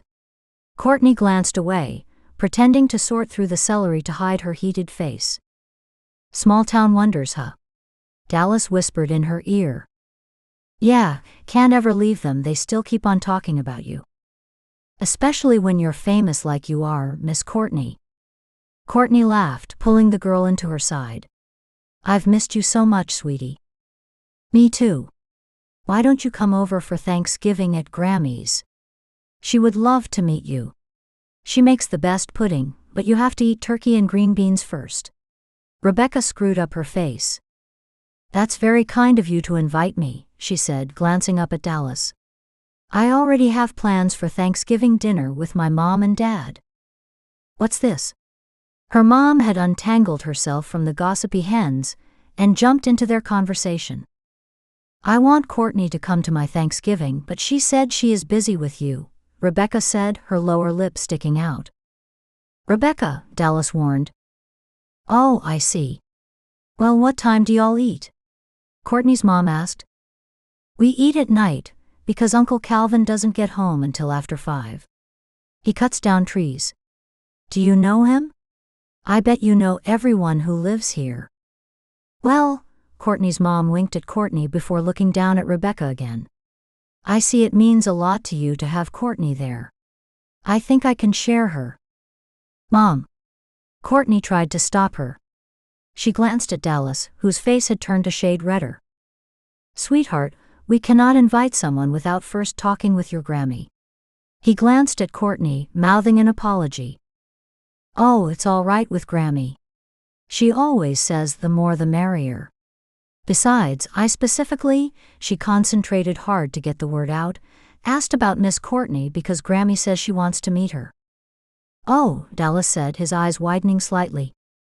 It's okay, it's time for family and I. Courtney stammered, warring with indecision. You are my family, Rebekah said, grabbing onto her arm again. Please? You can't deny that face, Courtney, now can you? Her mom looked adoringly down at Rebekah. It's settled. We'll have an early dinner, so you can visit with this sweet little girl. On one condition, her mom said, staring hard at Rebekah. Everything came with conditions. Courtney rolled her eyes. A condition? Rebekah asked, trying out the word. Yes. Courtney's mom glanced at Dallas. That your daddy brings you over the day after, so you can meet our cat Henry and our chickens. Mom. Courtney's heart leapt from her chest. You can't. It's fine. Dallas cleared his throat, his shocked expression wearing off to one of amusement. I can bring her over on our way out of town Friday. Courtney's mom nodded like everything was set. I can see where you get your persuasiveness from now. Dallas leaned over to Courtney and winked. His spicy cologne mingled around her, leaving her feeling heady and lost. I'm persuasive? Dallas laughed. Don't act like that's a shock to you. He shouldered into her slightly. Come on, sweetheart. Let's let Miss Courtney and her mom finish their shopping and get home to Grammy. I can't wait to tell her she gets to meet you. Rebekah hugged Courtney close. Promise me you'll be there. I know you keep your promises. I do, and I will. She let the girl go and met Dallas's eyes as her heart galloped. I guess I can get directions on our call tonight? Of course, if you are sure you want to. It's a lot to ask. Daddy, she already gave her word, and Courtney keeps her promises. Looks like I'm all in, she said, biting her lip. Can't outwit a 6-year-old. He shrugged. Not this one, at least. Courtney pinched the girl's cheek. I'll talk to you tonight. I'm glad we saw you. Rebekah grabbed her daddy's hand and pulled him away. I just knew we would see her. See what happens when you pray, Daddy? Oh dear. Courtney's mom came up next to her as they watched Dallas and Rebekah turn toward the cashier. That girl is a heartbreaker. Yes, Courtney said. Yes, she is. And so is her daddy, her mom said, turning to grab a bunch of celery. Yes, he is too. Courtney pulled her eyes off from where the two had disappeared. Her heart ached with them leaving already, even knowing she would see them again tomorrow. Dallas paced in his mom's kitchen, glancing every few seconds out the window. Son, just relax. You act like you're scared we're going to embarrass you. His mom placed the last dish on the table. There we go. Dinner is ready. Dallas, his stepfather said. If this girl means this much to you, why don't you just say something to her? Dallas snapped his head toward his stepfather. They weren't best friends, but he liked the guy. He was good to his mom, and that's all that mattered to him. Rebekah's giggles came from the other room while she played a board game with his stepbrother, Calvin. She didn't need any further ideas in her head. It's not that, Gary. Gary raised his brows, as did his mother. I don't plan to replace my wife. His words bit, and he saw his mom flinch. I'm sorry. I know, he ran a hand through his hair. I know that wasn't what you did with Dad, or what you did with your wife, Gary. I should just keep my mouth shut. He glanced at his stepfather, and walked away to stare out a different window. He heard his mom moving about in the kitchen. His stomach churned in guilt. His stepfather's heavy steps came up behind him, and the older man sighed as he sat at the bench next to the window. You know, both your mom and I understand, Gary started slowly. Losing a spouse is like losing your right hand. Dallas glanced back at Gary, before looking back out the window. It's not that your mother and I don't still miss our first spouses. We do, and we talk about them. Our hearts ache, but now we have each other to share the load, you know. It's okay to have someone share the load. The love may be different, but it's just as strong. Gary pushed back up to a stand, and rested his calloused hand on Dallas's shoulder. Give yourself a chance, son. Life's too short. Headlights bobbed along the drive, giving Dallas the excuse he needed. Thanks for the pep talk, Gary. I've got to greet our guest. He came into the living room, as the sound of gravel popping made it inside. She's here. She's here. Rebekah jumped up and down, then ran to the front door, squealing in excitement, with the dog close on her heels. Dallas pushed out his breath as he watched Courtney walk toward them in the porch light. Poor lady did not know what she was in for. He tried to ignore his stepfather's words, but his heart hammered as she came into the light. Her hair, normally wild and covered in a hat, was up in a neat French twist, just like Sally used to wear hers for special occasions. Yet, it was the dress and cowboy boot combo that had him having a hard time swallowing. Happy Thanksgiving, Courtney said cheerily as she scooped up Rebekah. Happy Thanksgiving, Courtney, his daughter squealed as she wrapped her arms around the gal's neck. Courtney squatted with Rebekah still in her arms. This must be Buster. Hi, boy. Courtney set Rebekah down to give Buster pets. As she rose, she glanced at him through her eyelashes. Happy Thanksgiving, Dallas. He attempted to clear his dry throat, but before he could get his voice working, his mom pushed past him. This must be Courtney. His mom wrapped their guest in her arms like they had known each other their entire lives. Come on in. Don't be shy. She pulled Courtney, who took it in good spirits, into the house and straight toward the kitchen. This is my husband, Gary. And Calvin. Come meet our guest. Come. Have a seat. Dinner is ready. It smells delicious, Mrs. Donovan. Oh, it's Mrs. Ridley now, but you can just call me Dora. Dallas's mom patted her hand as she continued on to the kitchen. Dallas squeezed Courtney's shoulder, seeing the red build up in her face. I knew, but I forgot, she stammered quietly as his mom went into the kitchen fiddling with something. Don't worry about it, Dallas said, pulling her chair out. You can sit next to me, Miss Courtney. Rebekah bounced in her seat. Once Courtney was seated, Dallas sat across from her, giving her a reassuring smile. For one of the first times he could remember, Courtney didn't seem so self-assured. Well, now and when those old biddies were talking about her. He loved his mom, and he was used to her over-the-top behavior when she was nervous. It could be a lot to handle when unprepared for it. A flash of memory swept across him, taking him from the moment and into the past. Sally had been scared to death the first time she had met his mom. Calvin. His mom calling his constantly late stepbrother pulled him back to the table. He met eyes with Courtney, but rather than fear, her lips pulled sideways in a humor-filled grin. His own mouth answered in return. He doubted anyone could not smile when Courtney smiled at them that way. "I'm coming." I had to put away the checkers.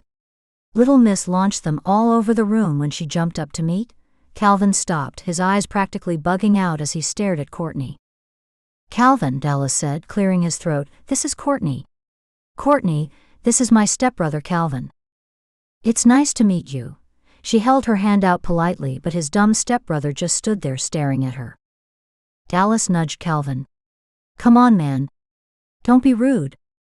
"It's Courtney Stockwell," he stuttered, taking her hand and not letting it go. "I told you you were famous," Rebekah said, smiling at Courtney. Courtney smiled at Calvin while she slipped her hand out of his. "Why, Dallas, why didn't you tell us you were bringing that Courtney?" "I would have dressed a little nicer," Calvin whined. "Please, Calvin. It's really no big deal. I'm just a local, just like all of you," Courtney said. "Well, not us," Dallas said, watching her in awe. She stayed so poised and in good humor, but he guessed she was used to people drooling over her. "I know your father," Gary said. "We worked on the bridge project before he retired. Good man." "Thank you, I think he is as well." "Calvin here went to school with you," his mom said. Dallas swung his head toward Calvin. "I didn't know that." He glanced at Courtney, but her brows furrowed as well. "Did we have any classes together?" Courtney asked. Calvin shook his head, still speechless. Dallas wanted to smack the kid, but he didn't quite know why. "You must be a grade or two younger than me then," Courtney offered. Calvin nodded. "We moved here the year that you won state," Dallas's mom said. "Oh, so that was my sophomore year." Courtney peered closer at Calvin. "I think I do remember you. Your hair was longer back then, right?" Dallas rubbed his hand on Calvin's close-cropped head. "Yeah, he was a long-haired hippie back then."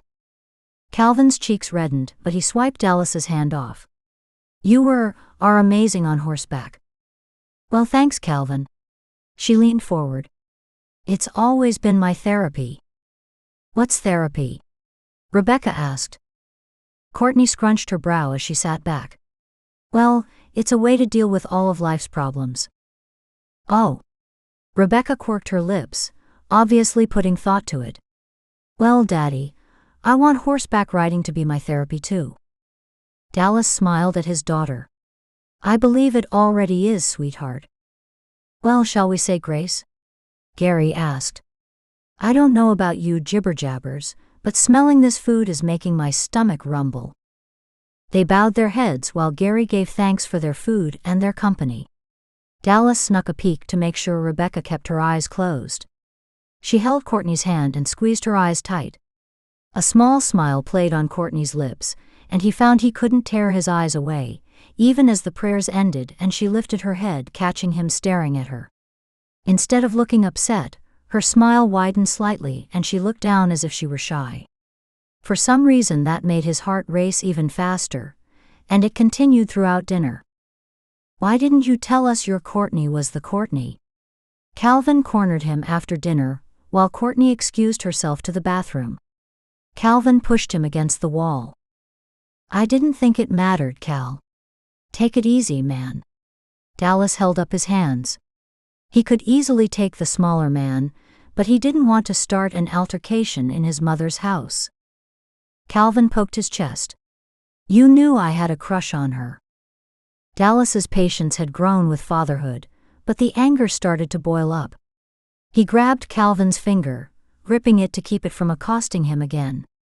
"Listen, brother, I did not know you went to school with her, much less crushed on her, and even if I did, it's been 10 years. Let it go." "Why should I let it go? She's here now." Calvin sneered. Dallas held Calvin's hand out as he walked past, then dropped it. "What was that about?" his mom asked as he passed her at the entrance to the kitchen, wringing the towel she had been drying her hands on. "Nothing to worry about, Mom. Calvin just hasn't outgrown puppy love." He kissed her cheek as he walked past to find his daughter helping Gary count out the dessert plates. "Let's take dessert into the living room, shall we?" his mom asked as she piled the plates with apple and pumpkin pie. They carried the plates out as Courtney came from the bathroom and down the hallway, still looking at the pictures lining the walls. Dallas took a plate of pie to her. "Find anything embarrassing?" "Not embarrassing, but quite adorable." She pointed to a picture of a little boy in rubber boots and a diaper, head thrown back in a rainstorm. "I'm guessing this one's you, being dark-haired and all." "Yep, never was a towhead like Calvin." "Do you still love the rain?" Courtney asked, her eyes reading his. "You know, I haven't thought about that. I'm not sure." "Maybe you should find out," she said. She smelled of spring, even though it was fall, and it made him wish to take her out in a rainstorm to see if that would heighten the scent. "So Courtney," Calvin called from the other room. Courtney ducked her head, looking at Dallas from under her lashes as she squeezed past him. "Excuse me." He could have moved back, but he didn't. He let her brush past him, trying not to overthink the tendrils of fire that erupted within him. He followed her into the other room, where Rebekah scooted over to make room for them to sit on the couch next to her. It wasn't much room, and feeling Courtney's leg resting against his had his entire being roasting. "How long are you in town?" Calvin asked, finally over being tongue-tied. "Not long, I'm afraid. I've got to get back in time for the next round in New Mexico before Texas." "That's where the Nationals are, right?" Rebekah asked. "That's right, sweetie." "Where do you go after that?" Rebekah asked. Dallas heard the conversation through a fog of upheaval inside of him. His leg not touching her bounced constantly. His free hand rubbed against his jeans in between bites of pie. His throat closed up around each piece he tried to swallow after chewing without tasting it. "Well, it's Christmas. I'll come home for a while before heading out to Utah in January." "All the way to Utah, huh?" Calvin asked. "You sure travel a lot." "Yeah," Courtney said, and the slight wistfulness in her voice pulled Dallas back to the conversation. "Seems like I'm not the only one tired of traveling." Dallas took her empty plate and stood. "Anyone want a refill while I'm up?" No one took him up on the offer, so he took their empty plates. As he walked into the kitchen, he heard his mom ask, "What will you do when it's time to give up the rodeoing?" "Oh well, I'm not so sure yet." There was that melancholy tone again. The one that stirred him into wanting to take her in his arms and give her the world.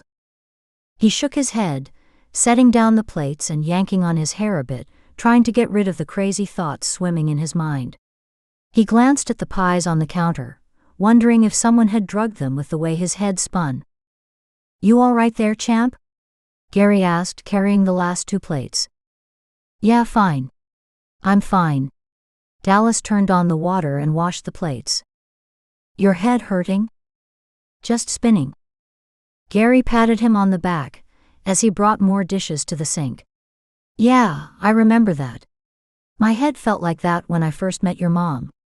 It blindsided me, you know? I never thought I would fall in love again." "I'm not in love," Dallas said, slamming the plate a little too hard into the dish rack. "You'll keep telling yourself that for a while, but eventually you won't be able to deny it." Dallas froze, the hot water running over his hands. He turned sharply. "You know," he stopped, seeing Gary disappear back into the living room. He still stared at the doorway as Courtney walked in. "Hey," she said in her normal, confident way. "Hi." Dallas drew himself back together. "You doing okay in there? I didn't mean to leave you with the wolves." She laughed. "Your family is great." She covered a yawn. "I don't want to eat and run, but I have to get back to my parents." "Of course, thank you. I know Rebekah sprung it on you." "She's good at that." Courtney giggled in a way that made her seem even more feminine. "Yes, she is. You are good to her. It means the world to her and to me." "I'm glad," she said, her voice softening. "See you tomorrow?" Wouldn't think of breaking that date. He swallowed. 10 sound good? Perfect. I'll walk you out. He dried his hands on the towel and followed her into the living room. The entire family had to walk her to the door. She gave each one of them a hug, even Calvin. When she turned to Dallas, she smiled in that soft way of hers before giving him a hug as well. He didn't know what to expect, but the sudden rush of emotion wasn't it. In fact, his arms tightened around her of their own accord, and he found he didn't want to let her go. Calvin, clearing his throat, finally forced his arms apart. He found Courtney watching him, curiosity filling her eyes, but her cheeks were that slight rose color he loved to see as she pulled away. Thank you all for such a wonderful night. She waved as she walked onto the porch. We'll see you Christmas, his mom said, and for once he didn't reprimand her forwardness. It only seemed natural that Courtney would be there. Hey, maybe when you get back. Calvin started following her out the door, but Dallas's hand tightened in his shirt, stopping his steps. Good night, Courtney. Dallas shoved his stepbrother back behind the door. See you tomorrow. He may not know what was going on with him, but what he did know is that he didn't want his bratty younger stepbrother messing with his girl. 7. Courtney stretched out in her childhood bed. The sun's first rays sparkled off the medals and trophies lining her walls. She lay back in bed, watching the reflections dance and letting herself wake up. Her flight didn't leave until late afternoon, but the brief trip seemed to fly by too fast. She wanted to spend more time with her parents. As wonderful and entertaining as it was to meet Dallas's family, she missed that extra time with hers. Thinking about Thanksgiving dinner with Dallas had her warming with the memory of his arms around her during their brief hug. It had felt perfect in his muscular arms, like she could stay there forever and be perfectly content. Dallas's arms had tightened around her, and she wondered if he felt the same way. She threw the covers back over her head and nestled underneath them. More than likely, she read into the situation, like normal. She had been the one hanging on, and he didn't want to be rude. A groan escaped her lips as she threw the covers back, sat up, and quickly slipped her feet into her slippers. She opened her closet, sifting through all her clothes that she hardly ever wore since they were still here at home. A soft pink sweater called her name. It looked so comfy and warm. She shivered as she drew it out and found some jeans to tug on. A pot banged from the kitchen, and as she opened her bedroom door, the delightful smell of French toast filtered to her. She grinned as she padded along the wood floor to help her mom. The last time she had French toast was with Dallas and Rebekah. Morning, honey. Did you sleep well? Her mom asked. Yeah, Courtney got out while she yawned. I can't believe I already have to go back. I know. Time sure flies.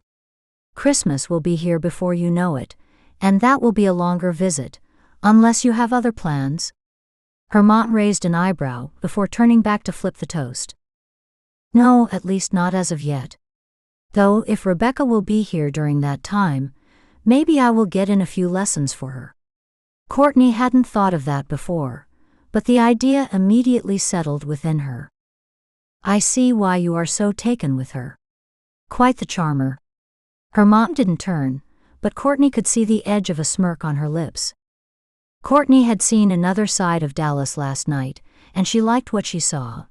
A dutiful son, a respectful stepson, a teasing but patient older brother, and he had included Courtney in everything. She had been to family gatherings at friends' parents before, and felt like an outcast or intruder. Dallas's family wasn't as inclusive as Cameron's, but still very welcoming. She mixed the eggs while she thought about Cameron's family, wondering how Vic was settling into married life and being a mom. Courtney's heart clutched. Seeing Vic holding little Tate had about brought her to tears. Courtney would never forget their conversation when she picked Vic up from the station. Her friend had all but given up on being with Cameron because of her inability to have children. God sure put them together at the right time.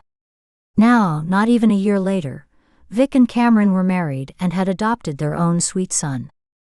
Cameron's family was probably the most welcoming family she had ever met, and she knew Vic needed that healing atmosphere. She understood why she thought of Cameron's family, with how welcome she had felt last night, even if a bit of the local celebrity attention came with it. You have a lot to ponder, don't you? Her mom pulled her out of her thoughts. I was thinking of Cameron and Vic. Remember them? I introduced you to them at one of the events. Oh yes. Didn't you spend Thanksgiving with Cameron one year? Yeah, me and a bunch of the crew. Did I tell you they adopted a little boy? Well, they sure didn't wait long while trying. Vic was injured in duty, remember? She can't have her own children. Oh, that's right. Well, I am so glad they found their little one. Her mom smiled, understanding in her eyes. Me too, but something tells me it won't be long until they have more. Cameron's a big family man. And what of Dallas? Courtney asked. What do you mean? Is Dallas a big family guy? Well, he seems close with his mom, and fond of his stepfather and stepbrother. I mean, do you think he wants more children? Her mom plopped the pile of French toast in the middle of the table, and took the eggs that Courtney had whisked to cook them. Oh well, I don't know.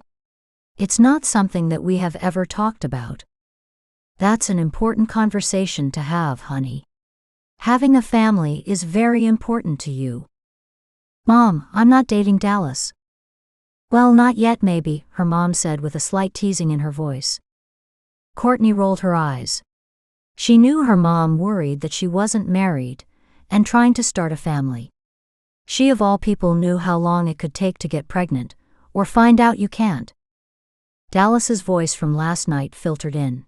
He had called today a date, but surely that was just a term used casually, not meaning anything more. She shook her head. She couldn't allow herself to go down that road. It would only end in heartache for her. God had brought them together for Rebekah, and she would be grateful for that. Mom? Courtney waited until her mom turned toward her. Why did you invite Rebekah over? Is it just your fanciful wish that something will happen between Dallas and I? You know, it just came out. This girl means so much to you. I feel like I already know her, and I want to get to know her more. My surrogate grandchild for now. Courtney smiled. I guess she might fill a couple of holes. While they ate, Courtney did her best to focus on her parents, soaking in this moment with them. They had lost track of time while in conversation, and the knock on the door surprised all of them. Is it already 10? Courtney glanced at her phone, seeing the digits turn to 10 as she watched. I should have packed. Well, we'll have to wait now. Our guests are here. Her mom touched her hair and dabbed her mouth with her napkin. Dishes can wait as well. Her dad had already started for the door, leaving Courtney feeling a little shell-shocked. She hadn't been this nervous about having company since Billy Turkman had picked her up for prom. She admonished herself as she pushed to catch up with her dad. This wasn't a date, just everyone spending time with her Rebekah. When her dad opened the door, Rebekah flew into Courtney's arms. Hi, Miss Courtney. Morning, sweetie. I'd like you to meet my dad, Courtney said. Her dad bent down and held out his hand. I've heard nothing except Rebekah this, and Rebekah that for going on 6 months now. I'm happy to finally put a face to the name. Rebekah threw her arms around him. I've heard about you too. You're a great dad like my dad, but you have hair on your face. My dad shaves his off every morning. It takes forever. Courtney's dad laughed. You sure are a firecracker. There she is. Courtney's mom came up with open arms. How's my girl? You ready to meet Henry? He's out stalking that rooster again. Oh no. Is he going to eat him? That rooster won't give him the chance. Come on, I'll show you. Courtney's mom took up the girl's hand before leaning back. Welcome, Dallas. Make yourself comfortable. Courtney looked at Dallas and threw up her hands. Sorry, you get my mom around kids. And she just takes off with them, Courtney's dad finished. Roger, he introduced himself. It's nice to meet you, Dallas. You have a wonderful daughter. Thank you, sir. Dallas shook her dad's hand. Well, let's go on out and watch the fun. Do you have chickens, Dallas? Courtney watched her dad take over the conversation with Dallas as she followed them out. Dallas seemed at ease. Knowing his mom now, she knew he was used to pushy parents. Her eyes landed on her mom, who knelt in the dirt, showing Rebekah how to throw seed out for the chickens. Maybe pushy wasn't the right word. Maybe it was more like, so full of love they had to share it. She nodded, satisfied with that. You agree, Courtney? Her dad asked, leaving Courtney stumped since she had tuned out their conversation. Ah, she said, looking from Dallas to her dad. Dallas looked a little pale as his eyes met hers. Look, Courtney. Rebekah jumped up and grabbed her hand, saving her from the awkward situation. The chickens came right up to me. They're pretty friendly, aren't they? Courtney squatted next to the clucking birds, reaching out to pet one. I had a pet chicken that I used to take everywhere with me when I was a kid. You did? Rebekah asked. She did, her mom responded. Mrs. Clucks a lot. She laughed, and Rebekah giggled. She even stuffed her in a purse and took her to the store one day. Rebekah fell over laughing, and Courtney sat back on her heels, pure joy overflowing within her. They spent the rest of the morning and through lunch, laughing and telling stories.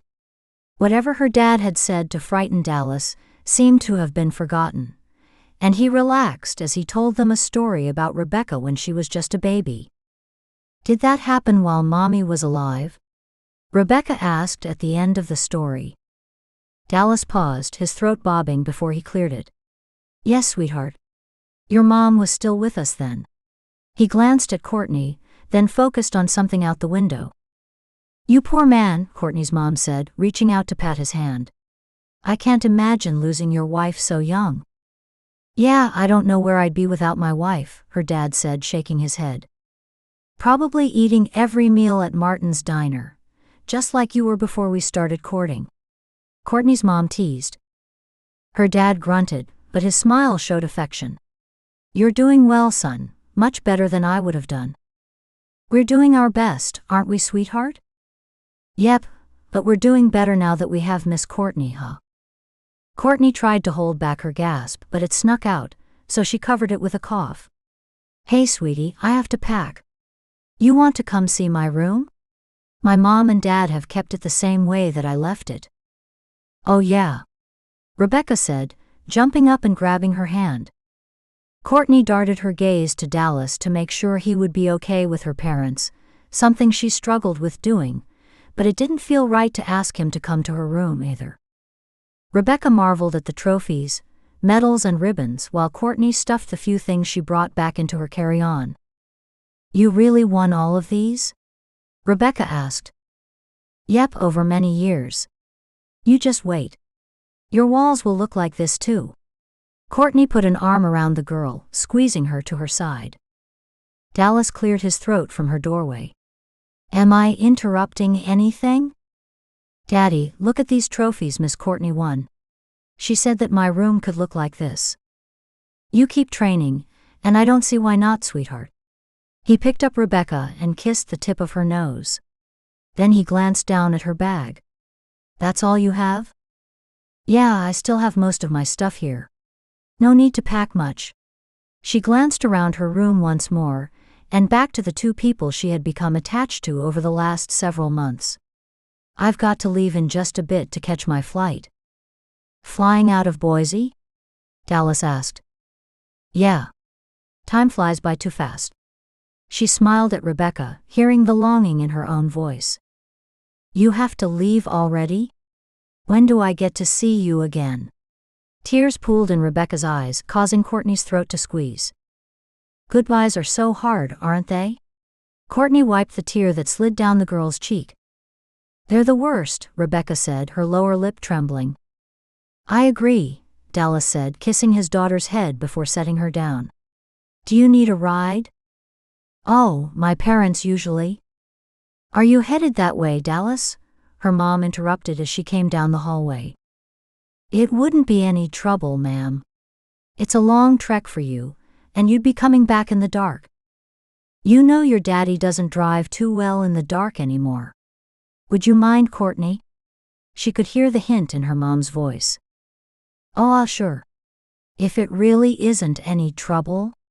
Courtney did her best to keep the disappointment from her voice. That was even less time with her parents, and another hard goodbye coming sooner. Are you kidding? You are more than generous with your time for Rebekah. The least I can do is drive you to the airport. Dallas set his hand on Rebekah's shoulder. And that way you can talk more on the drive. Courtney's mom elbowed her as they all walked down the hall. Yay! We get to have Miss Courtney longer. Rebekah cheered as they came to the living room. What's this? You skipped over your old man for the younger, huh? Her dad teased and drew her into a hug. You take care of yourself in the arena now. Always do, Dad. You take it easy. No more getting on the roof.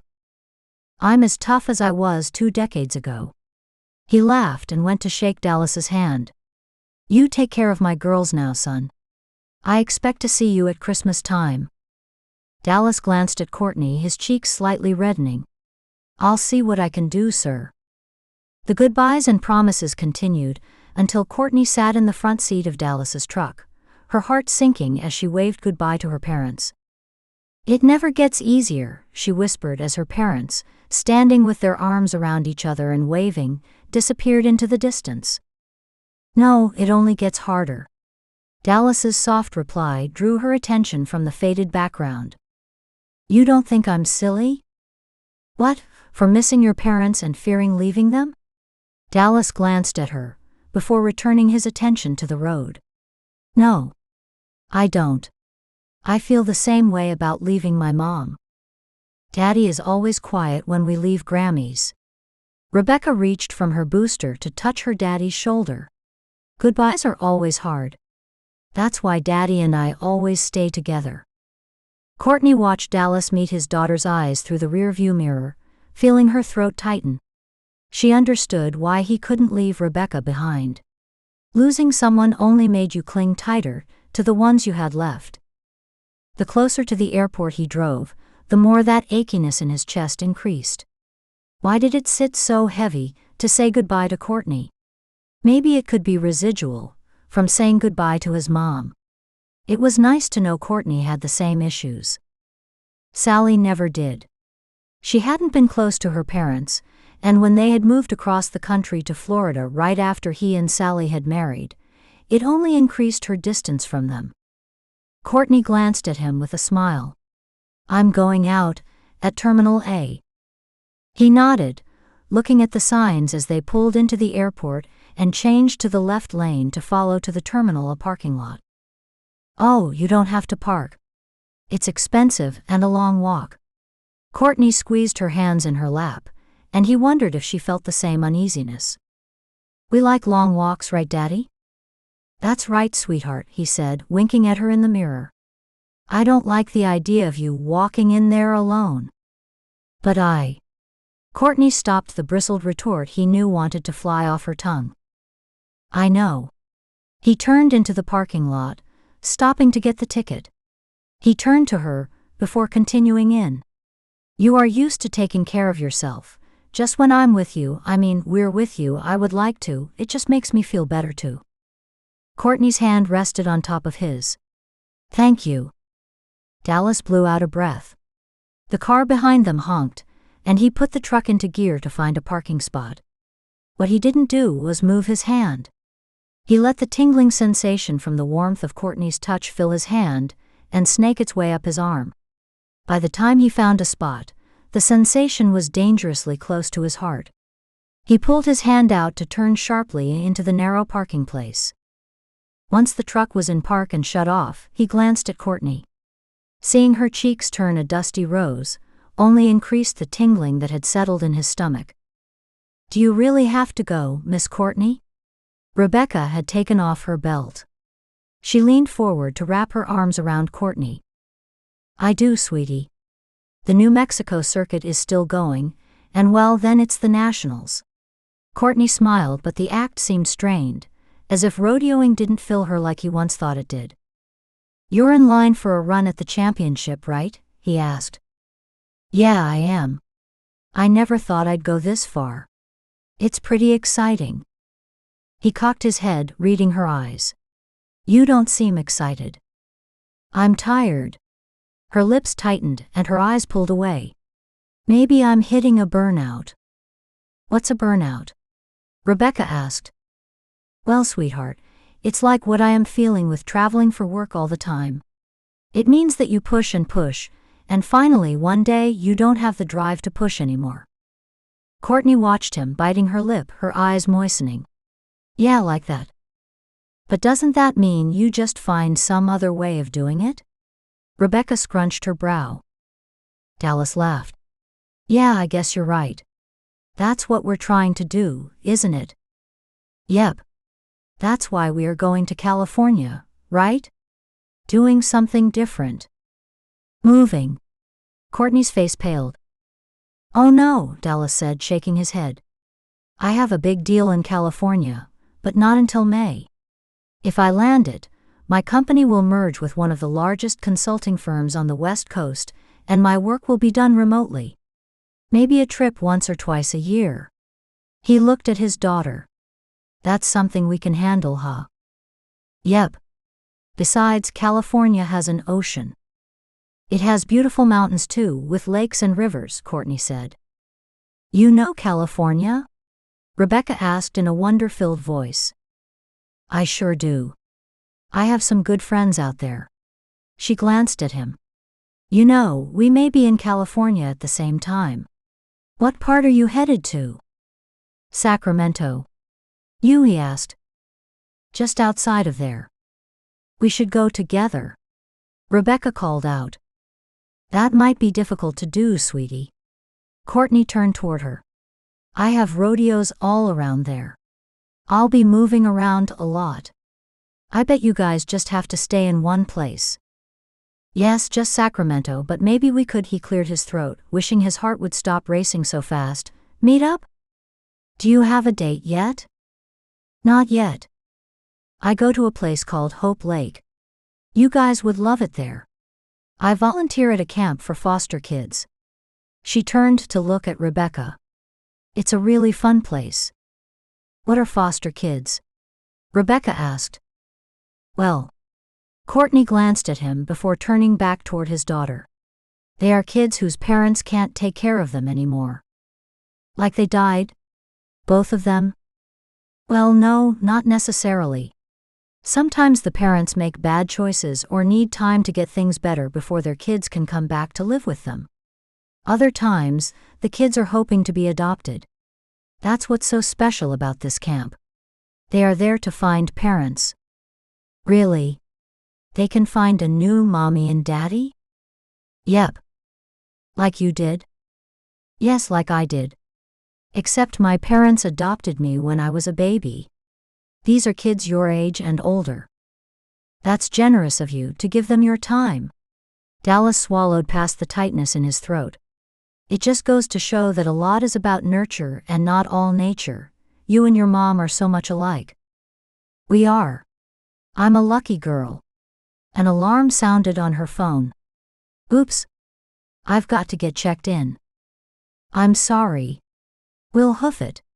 Dallas opened the door, grabbed his daughter and Courtney's bag, and waited for her. They walked toward the airport, each lost in their own thoughts. Well, most of them. Rebekah oohed and awed at every plane that took off or landed. They waited with Courtney in line, then walked with her to the security line. You get to go through the metal detector. Rebekah said. I think it's fun going through it. I've never thought of it that way. Thanks, sweetie. I don't want you to go. Rebekah's lip trembled. Sweetheart, he said, squatting next to her. We talked about this.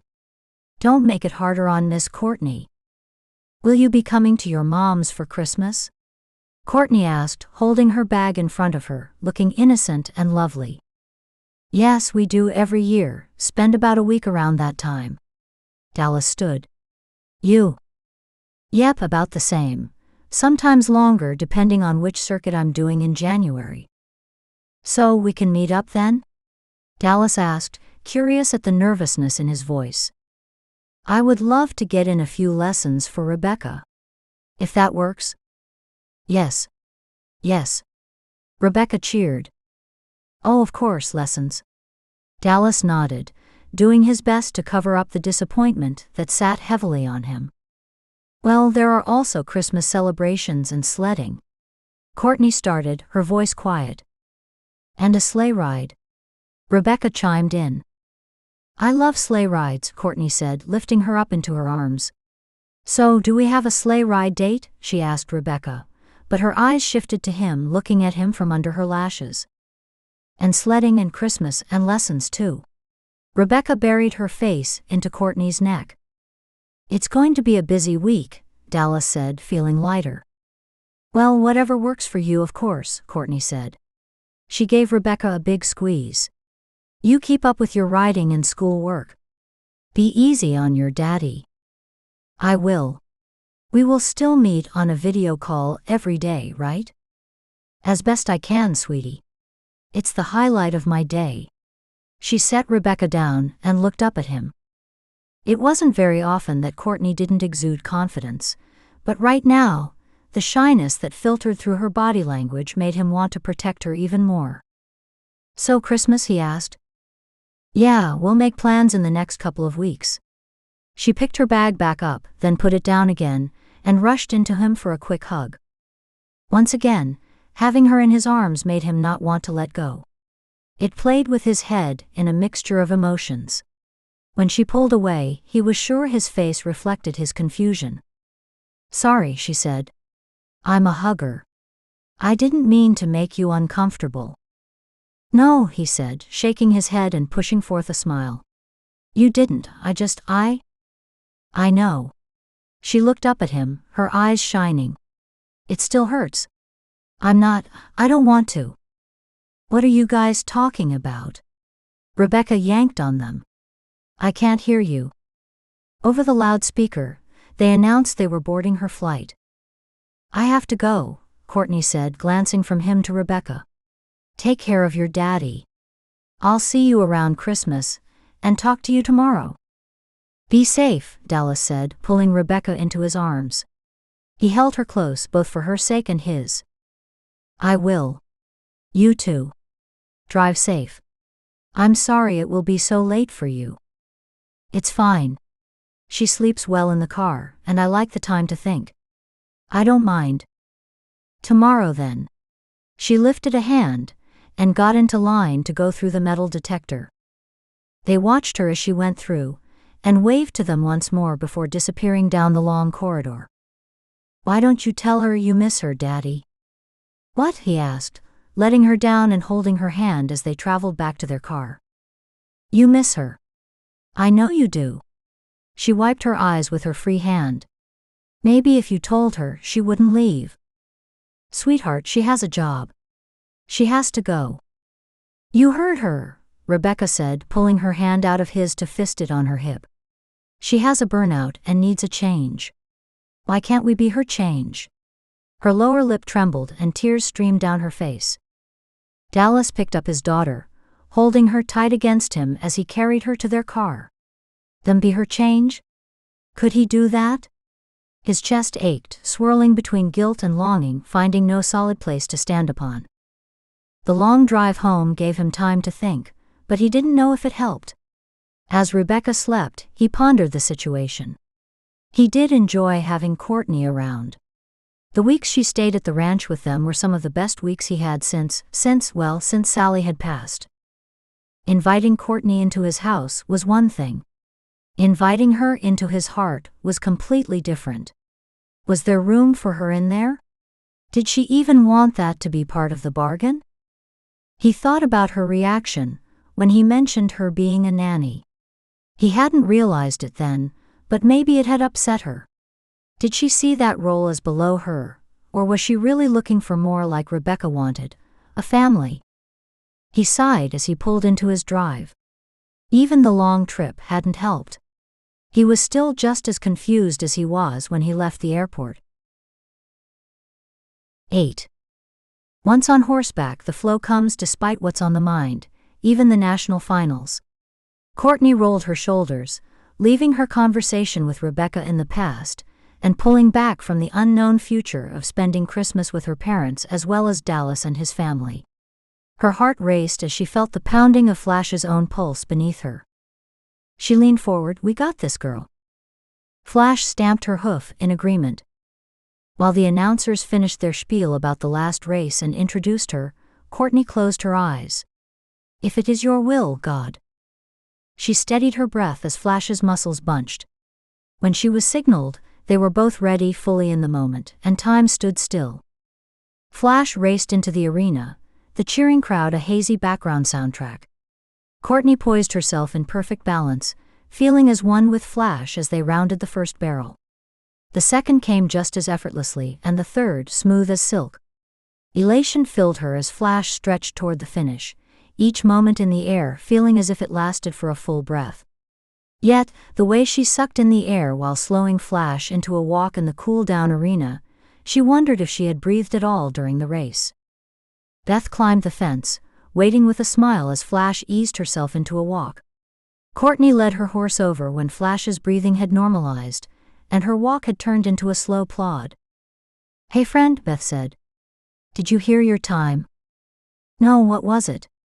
Courtney asked. Now that the race had passed, her nervousness flooded back in. She wanted to win, and yet if she didn't, would it be a sign she should move her life in a different direction? "Let's just say you only have one real competitor to contend with." "That new girl," Courtney said. "Yep, her." Beth hopped down. "Come on. Let's get Flash taken care of and go back out there to watch. 3 more competitors until our girl goes on." Courtney's legs wobbled when they reached the ground. Beth took her elbow. "Nervous?" "Yeah, I guess I am. It's pretty amazing, going for the chance at the national title. It's not me but God's will." Beth wrapped her arm around her. "Well, God works in mysterious ways, so whatever happens, it will be okay." "Oh, I know," she said as she led Flash into a stable and unbuckled her cinch. "I guess, maybe it could be a sign." "A sign?" "Yeah, like if I should go on with rodeo or not," she said, glancing around to see if anyone else heard them. "Ah," Beth said, a smile tweaking her lips. "You mean to move forward with Rebekah's dad or not?" Courtney shrugged. "I don't even know if that's what he wants, but how can we find out if I'm gone so much?" "You don't think you could do both?" Beth asked. "I don't know if I want to, even if I could." Courtney set Flash's gear to the side and scooped up some grain for her. "I'm burned out, Beth," she said as she leaned against the fence next to her friend. "I understand." Beth squeezed her arm. "Keep praying. God will guide you, and hey, no one says it's full-time or nothing, right? It might mean losing a chance at the Nationals title again, but you're right. I could find more balance." She stroked Flash's nose, whispering to her, "Good job," before securing the gate behind her. Then she linked arms with Beth. "Thanks, my friend. You always know the right things to say." "That's just God speaking through me. I don't have any answers. I have enough of my own unsolvable dilemmas." Courtney looked closer at her friend. "Jake still procrastinating on starting a family?" Beth shrugged. "He's scared. I get it. All in God's time." She squeezed her slightly. "I start my internship with Savannah next month." "Already?" Beth had been working on getting her physical therapy assistant degree, and this last internship was the final one before taking the licensing test. "Went by quick, huh?" "Jake is going crazy. We haven't been apart more than a long weekend since the wedding." "That would be hard. He can't take a few months off?" Courtney asked quietly as they made it back to the arena.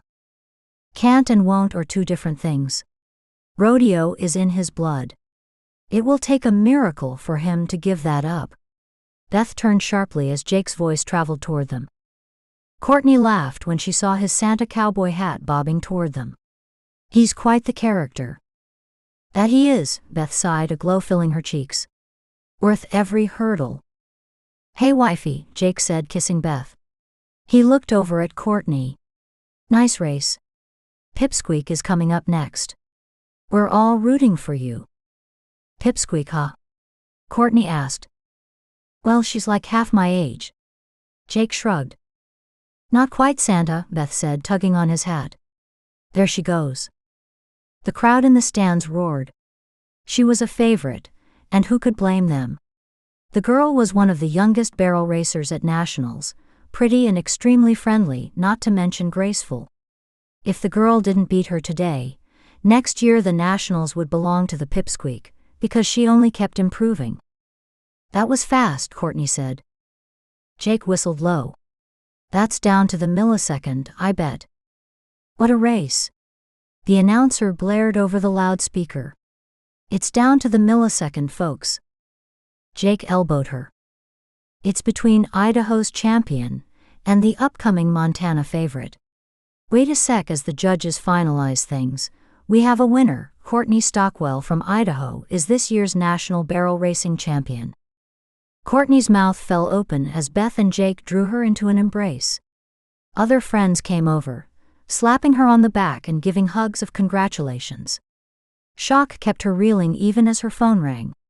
She didn't even look at the caller ID, but brought it to her ear, plugging her other one so she could hear in the midst of the crowd of well-wishers. Hello, she said, her voice drowning out. Congratulations. Both Rebekah's and Dallas's voices came over the phone. You did it, Miss Courtney. I'm so proud of you. Rebekah continued. We're both proud of you, Dallas added. Thanks, you too. I wish you were here, she said, her eyes misting. We do too, Dallas responded, leaving Courtney's heart hammering. Only one more week until we see you for real. Rebekah cheered. I hope it goes by fast, Courtney said. The crowd closed in on her, with cowboys and girls sending her congratulations and fans coming to talk with her. Can we have your autograph? A young teenage girl asked. We've got to let Miss Courtney get back to her fans, sweetheart. But I want to talk more. I'm her #1 fan. Rebekah complained.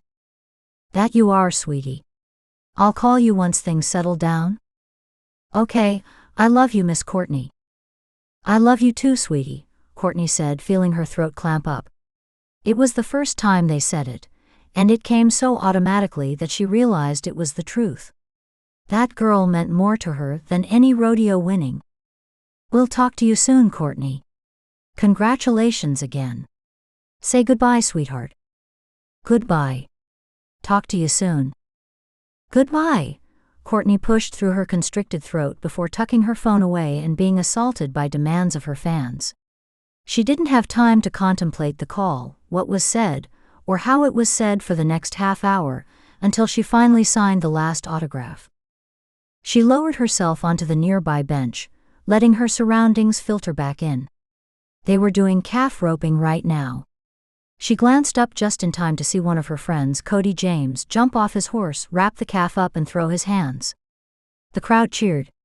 As he turned toward her, she didn't see his normally broad smile. The frown that had been there for almost a year remained. The divorce had hit him hard, as it would, of course. She pushed toward him, insistent on cheering him up, when a woman dressed sharply in a business suit approached her. Hi, Courtney. I'm Natalie Longmire from Rodeo Day magazine. Courtney shook her hand, her eyes on Cody being pulled away and placed on the woman in front of her. How may I help you? We are looking for a new cover model and spokesperson for our women's rodeo section, and we're hoping that you would be the woman for the job. Courtney chuckled and looked around. Did Jake put you up to this? Jake Callahan? No, ma'am. I assure you this is legit. Natalie pulled out a business card and handed it to her. This is celebration time, Courtney. When things settle down, call me and we'll set a date to go over details. Oh, okay, she said, looking down at the glossy card in her hand. Thank you. I look forward to working with you. Natalie squeezed her arm before walking away, her heels and suit sticking out as she wove through the throng of dusty cowboys and cowgirls. Courtney walked on autopilot, still staring at the card until she hit something solid. Oof. She looked up into Cody's face. Sorry, Cody. I was actually coming to talk with you. Congratulations, Courtney. He nodded, stepping back to give her space to stabilize. You too. That was fast. He shrugged and leaned against the rail behind him. So what's up? You headed to Cali this spring? She asked him. You know that's where I live, girl. If you're asking about Sherry, she's moved back to Montana. He bent closer, where she can find a real man. Ouch, Courtney said, grimacing. Yeah, he muttered. Guess she didn't take to the idea of adoption? No, and I'll spare you her thoughts on the subject. He pushed his hat up and ran his hand through his hair. Sorry. I'm not much company right now. I understand, Cody, just don't give up. God has a plan. Cody guffawed. I'm sure he does, it just doesn't concern me. I think you're wrong about that. Thanks for the pep talk, girlie. I better get some grain for my horse, he said and pushed off the rail. Hey, Cody. Think about coming out to Hope Lake this year. It'll be good for you, bring some light back into those eyes. Cody opened his mouth, and she knew the retort was coming.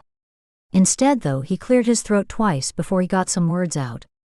I'll think about it, he said, his words seeming to surprise him as much as her. Hey, you still coaching that girl? Yep, she's amazing. Well, I hope her daddy opens his eyes and realizes what's standing in front of him before it's too late. He pivoted and walked away, leaving Courtney staring blankly after him. Did everyone know about Dallas? Dallas wiped his hands on his jeans as he stared out the window. A foot of snow covered the ground from last night's storm. He had cleared the driveway that morning, knowing that Courtney would be there this afternoon. She's a mountain girl, son. She'll be just fine. His stepdad patted his shoulder on his way into the kitchen. Is that what his problem was? Was he worried about her driving in the snow to get there? Her parents were only a few miles away, and she had grown up here. He shook his head. No, that wasn't his issue. Have you asked her out yet? Calvin asked. Dallas turned to glare at his stepbrother. They weren't super close, having not grown up together, and he liked the kid, but he didn't like people prying into his business. Then I'm going to. Calvin winked at him and walked away. A fire burned within him, making Dallas pound on his chest, wondering if the salami sandwich he had for lunch was giving him heartburn. He stared hard at his stepbrother's retreating back, his swagger only making him angrier. The kid was just pushing his buttons. Surely Calvin knew he didn't have a chance with Courtney. Tires crunching the frozen gravel pulled him back toward the driveway. He donned his coat and slipped outside before anyone could beat him to it. Rebekah was back in the kitchen cooking a special pie with his mom, where she wouldn't be able to hear Courtney's arrival so clearly. He wanted to greet Courtney himself, even if he couldn't explain why. You made it, he said dumbly as she jumped out of her truck and Buster ran to greet her. Of course. She gave the dog a pet, then looked back down the drive. You guys have already been out today. Nope, he said with a smile. That's a lot of shoveling. She patted her truck. I have four-wheel drive. She ducked her head as she came up to him and gave him a quick hug. Thank you. He didn't want to let her go, but Rebekah burst through the front door yipping and cheering. Pulling back, he looked down at Courtney, expecting that she would be fully focused on Rebekah as usual, but she was staring right back at him. It was a long month, she breathed. It did feel long, I agree. Courtney. Rebekah jumped into her arms. I've been waiting all day for you. We are going to decorate the Christmas tree. It's not already decorated? She glanced at him.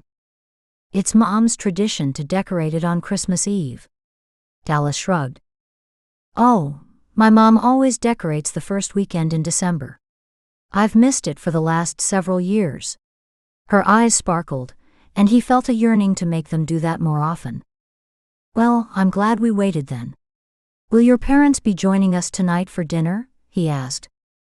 "You kidding? Mom is pulling out her fancy dress and giving Dad a haircut in preparation." Dallas chuckled as he landed a hand on the small of her back, leading her up the porch steps. The warmth of her escaping, even past her jacket and layers of clothes, felt like it heated him all the way to his stomach. "Well, my mom has been cleaning and driving my stepfather crazy for the last week about the visit, so I guess it goes both ways. We have Christmas music playing, and Grammy and I just made a pie, so it smells like Christmas too." Rebekah hugged Courtney's neck.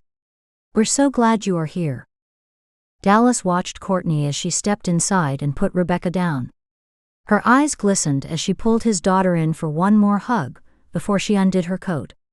Rebekah skipped off, announcing Courtney's arrival. "I love her," Courtney said, turning toward him as he took her jacket from her. "I really do.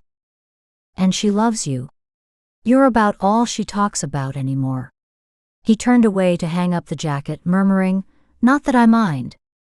"What?" she asked, her brow scrunched in that way that made him want to smooth it gently. There she is. His mom shuffled into the entry to give Courtney a hug and pull her into the living room. "We have everything ready to decorate, lights, popcorn, ornaments." She picked up a cutout of a small hand. "See this one? This was Dallas's when he was a wee little guy. Now look at him." Dallas saw the sheen in his mother's eyes. It was like this every year. It used to annoy him, but since having Rebekah, he understood. Time flew by too fast, and every milestone was another stage to be missed. Dishes clattered in the kitchen, drawing all of their eyes. "Oh, what is that man up to?" his mom said, pushing to a rise and pacing off to the kitchen. Dallas chuckled. "You women are so possessive over the kitchen." Courtney raised an eyebrow. "I'd be careful about generalizations. I'm not much of a cook," she said, looking off to the kitchen. "I could learn though." "Yep, everything is a skill that can be learned, right?" Rebekah asked as she held up a tangle of Christmas lights. "That's the truth," Courtney said, taking the bundle from her. "Here, let me take a hand at that. Maybe you could string some popcorn." "I always make a mess, but I'll try." Rebekah grabbed up the tin of popcorn, the little plastic needle and string. Sticking her tongue out, she focused on her task. "I love her perseverance," Courtney said as she kneeled next to the Christmas tree to attack the mess in her hands. "I've never been very good at entangling these." "Here, I'll help." Dallas reached for one end of the lights, their hands brushing. Her eyes snapped up to meet his as their hands touched. He smiled, hoping it looked calmer than the craziness of the vibration that felt like a nest of bees in his chest. Together they unraveled the mess and stood to wrap them around the tree. They met behind the tree to pass the string around, their faces so close he could feel her breath. She hesitated there, and he couldn't seem to move his body either. Their eyes met as they breathed each other's breath. Her lips parted, and his heart almost exploded with a desire that he could no longer write off as anything but what it was. "Hey, Courtney," Calvin said with smugness in his voice. Dallas squeezed his eyes shut against his annoyance, and when he opened them, Courtney was backing out from around the tree, leading the string of lights. "Hi, Calvin," she said, but he swore her voice held a trembling it normally didn't. Had their moment behind the tree caused her reaction, or was it his brother's presence? "Merry Christmas." "To you too. It's nice of you to help Mom decorate the tree." "It's fun," she said, meeting Dallas's eyes, a dusty rose filling her cheeks. "I haven't had the chance to do it for a while." "Oh, they don't celebrate Christmas at the rodeo?" "Oh, they do, and I always come home, but my mom does the decorating before I arrive." "Yeah, that's how we used to do it too, before my mom died, but whatever. This way is fine too. I cut that tree down from work, you know." "I didn't know that. Where do you work?" "For JR Logging, just until I finish my degree, of course. I'm going into architecture like Dad." "That's nice," she said as she brushed her hand against Dallas's as they exchanged the lights again.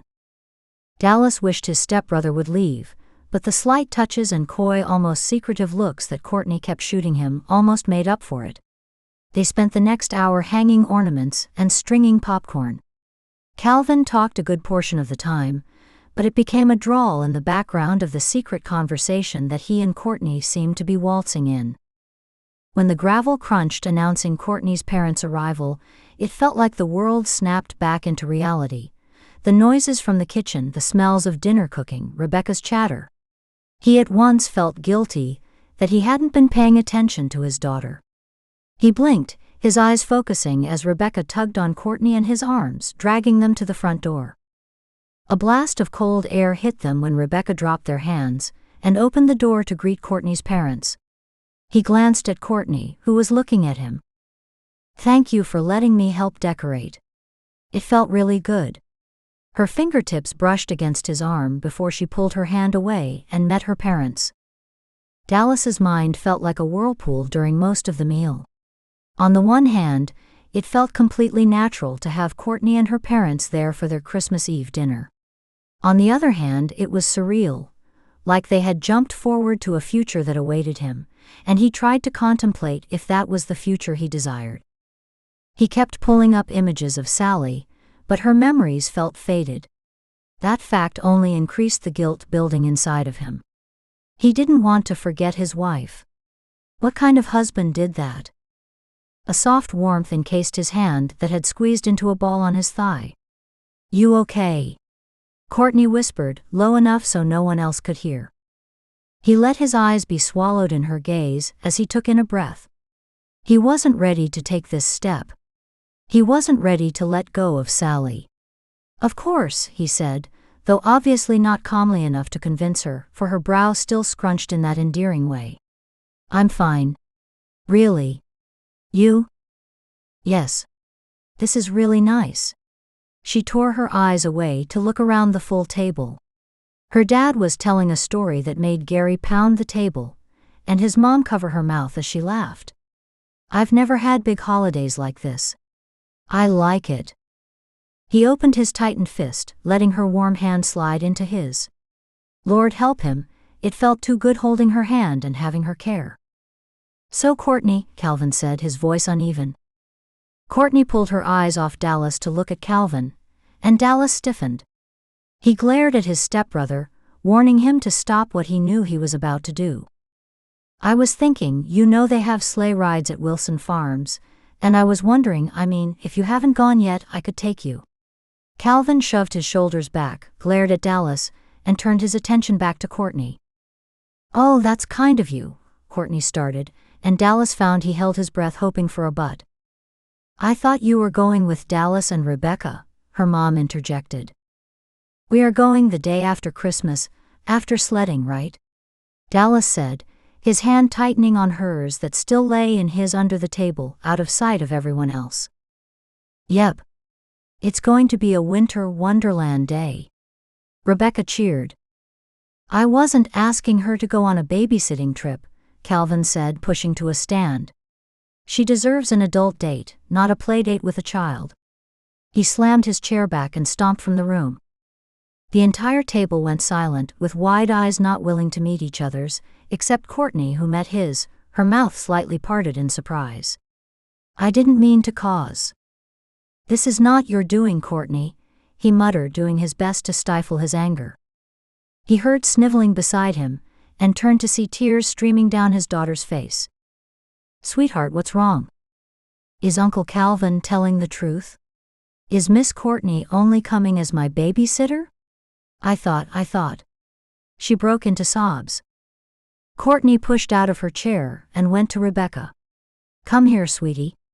She shushed her as she pulled her into her lap, right there on the dining room floor. "I'm sure your uncle didn't mean anything by what he said. I'm not your babysitter. I spend time with you because I want to. It makes my heart full of joy to be with you." She held Rebekah's face away from hers so she could peer into the girl's eyes and said, "You know I love you." "I love you too." Rebekah sniffled, wiping her eyes and nose with the sleeve of her Christmas sweater. I don't want you to be my babysitter. I want you to be my mom." Dallas heard the collective gasp from the table. Courtney met his eyes from over his daughter's head, her brow scrunched and eyes wet. She didn't respond but held the girl tighter to her. Dallas sat back in his chair, gripping the seat so he didn't flee from the room, as his entire body told him he needed to. A tornado opened inside of his chest, his mind joining the whirling chaos. This was a predicament he was not quite ready for. 9. Courtney had slept in on Christmas morning, staying in bed and trying to figure out what she should do about Rebekah. She continued to ponder it through the quiet day she spent with her parents, and it still weighed heavily on her while sipping hot chocolate with her mom after her dad had gone to bed. "What should I do, Mom?" She had spoken without a preamble of what occupied her thoughts, but her mom knew, just as she knew she would. "I think it's time to have a talk with Dallas, honey." She reached over and patted her hand before sitting back in the seat. "That girl needs a motherly figure in her life, but the confusion is clear. You three are spending time together like a family, so of course that is what she sees. Dallas isn't ready. I saw it for sure last night. He still battles losing his wife." Courtney had noticed the faraway look, and his fingers spinning the wedding ring he still wore. "It would be wrong of me to push him." "And that's what you want? You feel Dallas is the one God made for you?" Courtney blinked back the tears. "Is that wrong? He already had a wife. She had been the one." Her mom drew in a shaky breath. "I think that sometimes God makes more than one for some people. He had his first wife, who gave him the gift of Rebekah. Maybe God is giving you to him, to heal his heart." Courtney ducked her head, biting her lip to keep back the sobs that wanted to break forth. How could she have finally found the one, only to have his heart already taken by another, even if that other was no longer on earth? When Rebekah had said that she wanted Courtney to be her mom, the rush of emotion and love that swept through her in that moment almost carried her away. It took all of her strength not to tell the girl there was nothing more she wanted than to be her mother. The truth hit home, freeing the sobs she could no longer hold back. Her mother's arms circled around her as she let the feelings wash through her. She wanted to be Rebekah's mother. She wanted to be a family with her and her daddy. She wanted it more than anything. That night she tossed and turned, trying to figure out how to go about solving this heart-wrenching problem. Finally, exhausted and beaten down, she bowed her head and prayed. This wasn't a situation she could solve. She was only one part of it, and it needed all three. Only God could give them the answer, open their hearts and show them their path. Feeling a peace she hadn't felt for some time, she closed her eyes with faith that God would take care of them, and all would work out as it should. That peace still filled her as the sun broke through the clouds, brightening her bedroom in the morning's kaleidoscope. Today would be their winter wonderland day, as Rebekah called it. Excitement layered over her peace as she heard Dallas pull up into her parents' driveway. "I made sandwiches and added some apples," her mom said, handing her an insulated bag. "Here's a thermos of hot chocolate, and be sure to invite them over afterwards for some hot apple pie." "Mom, you didn't have to do this, but thank you." She leaned over and kissed her mom's cheek. "You sure you don't want to come?" "I'm sure. Our old joints can't handle the cold that long, and we don't want to stop the fun early." She opened the front door. "Come on. You don't want to keep that girl waiting." Dallas had hopped out of the truck and came around it in time to meet them. Rebekah rolled down her window from the back seat. "I need my Rebekah hug," her mom said as she opened the door and stood on her tiptoes to give the girl a hug. "You're not coming?" Rebekah asked. "No, dear girl. I'm past the age of sledding, but I would love for you to get some pictures and tell me all about it over some pie when you're done." She glanced back at Dallas. Dallas chuckled lightly. "Well, we can't pass up pie, can we, sweetheart?" "Nope. Not us." "Wait, what kind is it?" Rebekah asked. "Well, I have two. Apple and cherry. I love cherry pie." Daddy loves apple. And Courtney loves them mixed up together, her mom said with a wink. Really? Dallas asked her, his eyes slightly widening. Courtney shrugged. It's a good combination. Rebekah squealed. Miss Courtney always loves the combination of my favorite and Daddy's favorite. Just like pickles and onion rings. Courtney laughed, remembering their first meal together. Just like pickles and onion rings. Amazing, Dallas said, as he opened the door for her. Oh, where should I put this? Mom made us lunch and hot chocolate, she said, winking at Rebekah. Hot chocolate. Dallas laughed. We'll be feasting because my mom sent us with food as well. You'll need the energy for all the fun you'll have. Her mom gave them each kisses on the cheeks before waving as she went back inside the house. Shall we? Dallas asked, gesturing to the truck. Courtney hopped in, and he shut the door behind her before climbing in the other side. You know the area better. Do you have a sledding place in mind? I do, she said, directing him toward the slopes her parents would take her to when she was younger. On the drive, she told them stories from her childhood, sledding and wearing plastic bags on her feet because she didn't have waterproof boots. Once they arrived and Rebekah took off with a sled, she leaned over to Dallas. I guess Calvin didn't want to come. Dallas stiffened. I didn't know you wanted him to. I don't want to cause drama or upset in your family. Dallas waved the comment away. He still has a lot of growing up to do. His comments were directed at me, but he hurt my daughter. That's a hard thing to let go. I understand, she said, her voice low and contemplative. Seeing her cry is worse than crying myself. Dallas peered at her, as if reading her intention. It is. Way worse. Rebekah squealed with delight as she came swooping down the hill. Come on, guys. Well, Courtney knocked into him. Are we going to let her have all the fun? She grabbed the only sled left and sprinted up the hill. Race you to the top. Hey, you got a huge head start. She laughed, scooping the bundled Rebekah up on her way. They fell right as they made it to the top, snow poofing into the air. Dallas raced past them, stopping to look back at them.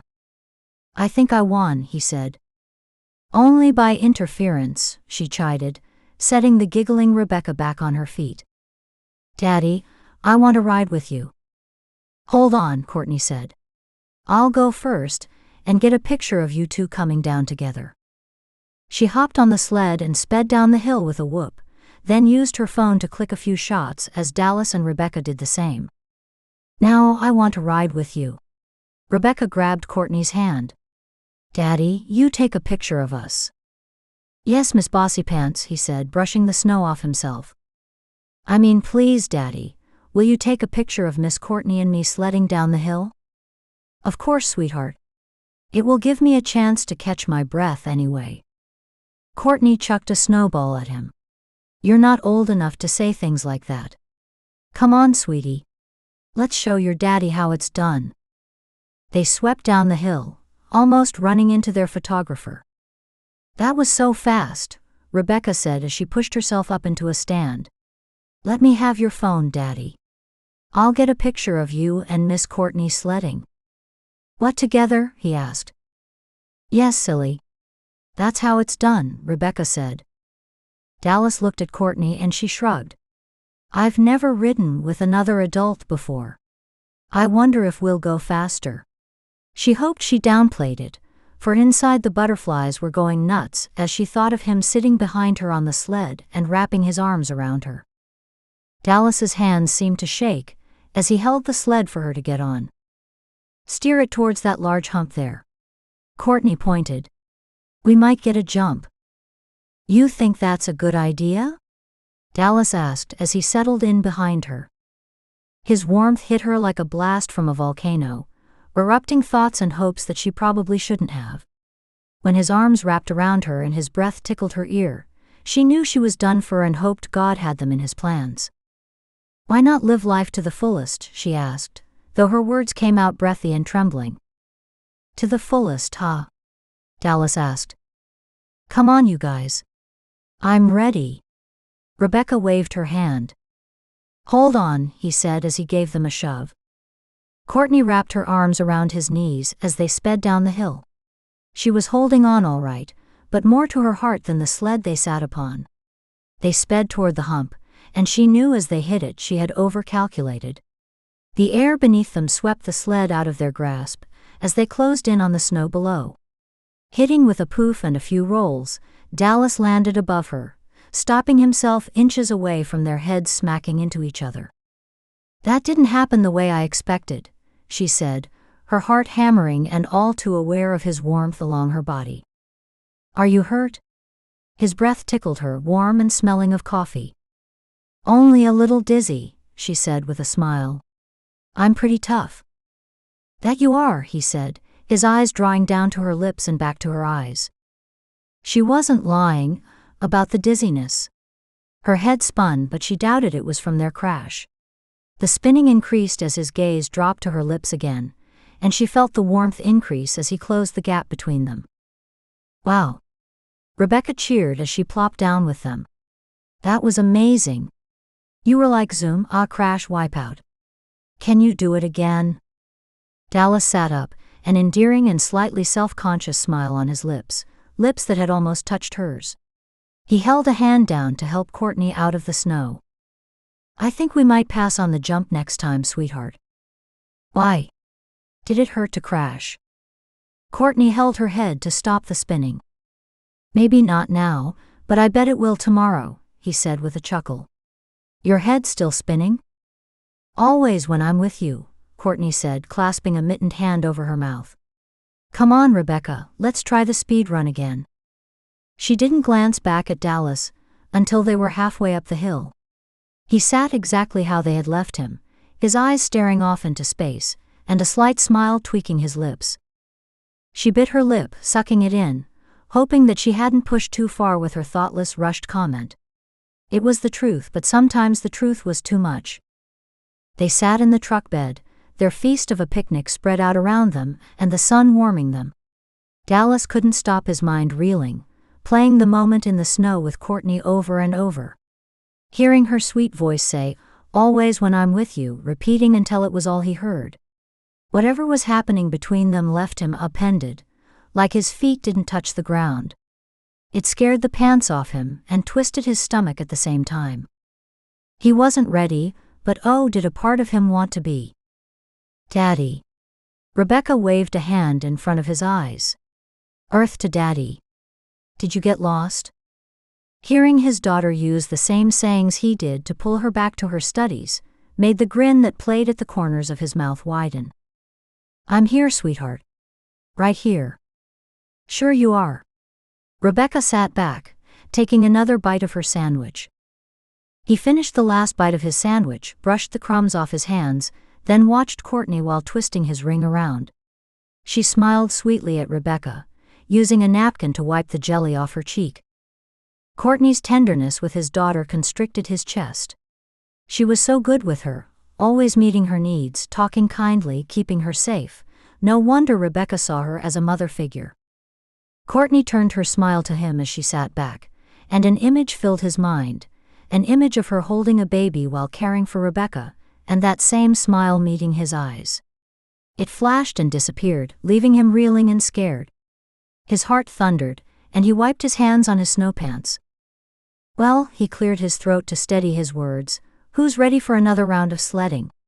He collected the leftover food, slipping them back into the ice chests, doing anything besides thinking. That was too dangerous. I am. Rebekah stood up, crumbs tumbling off her snowsuit and into the bed of the truck. But when does the sleigh ride start?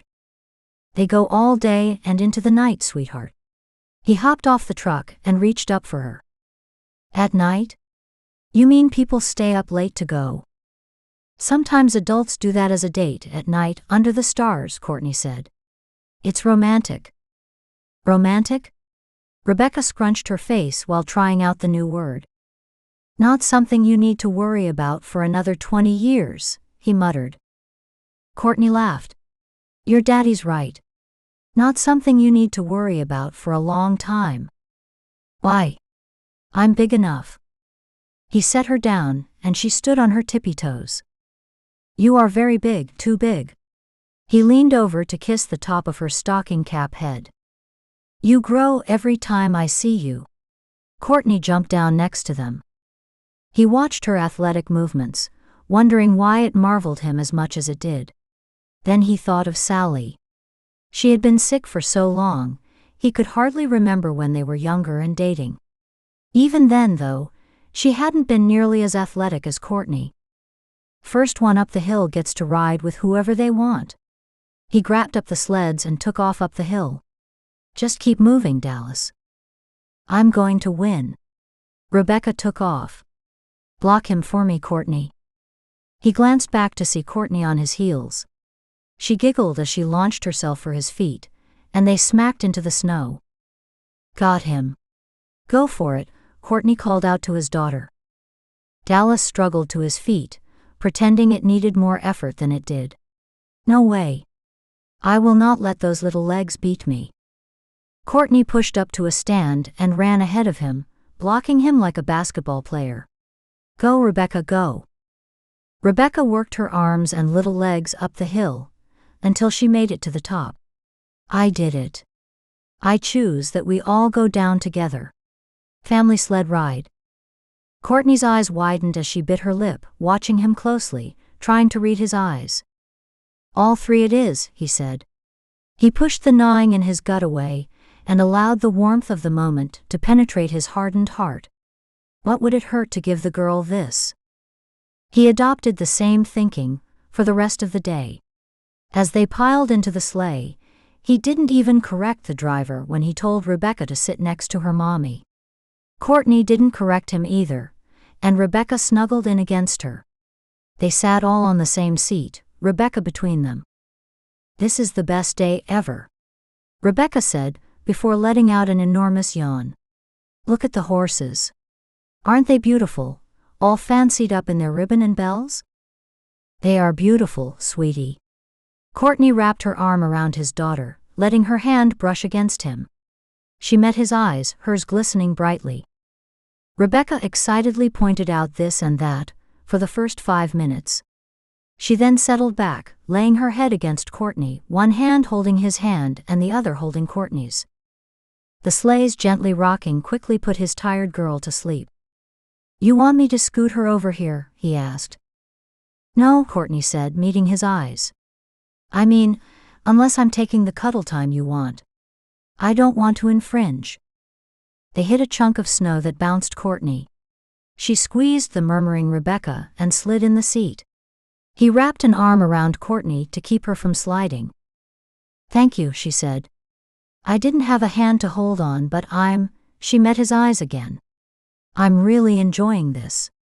She looked down at Rebekah between them, and met his eyes again. I'm glad, he said, hearing the thickness in his own voice. You warm enough? Yes, thank you, she said, holding his gaze. This has been a wonderful day. I'm sorry if I? You have nothing to apologize for, he said, letting his eyes roam her face. Her words echoed in his mind, always when I'm with you. Is that what he felt every time he met her honey-colored eyes, or saw her lovingly interact with his daughter, or look at him under her lashes, or laugh out loud as if the moment was all that mattered? He hadn't realized that he had closed the gap between them, until he felt the heat of her breath on his lips.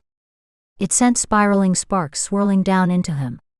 In this moment, there were no thoughts of the past. No guilt twisting his stomach.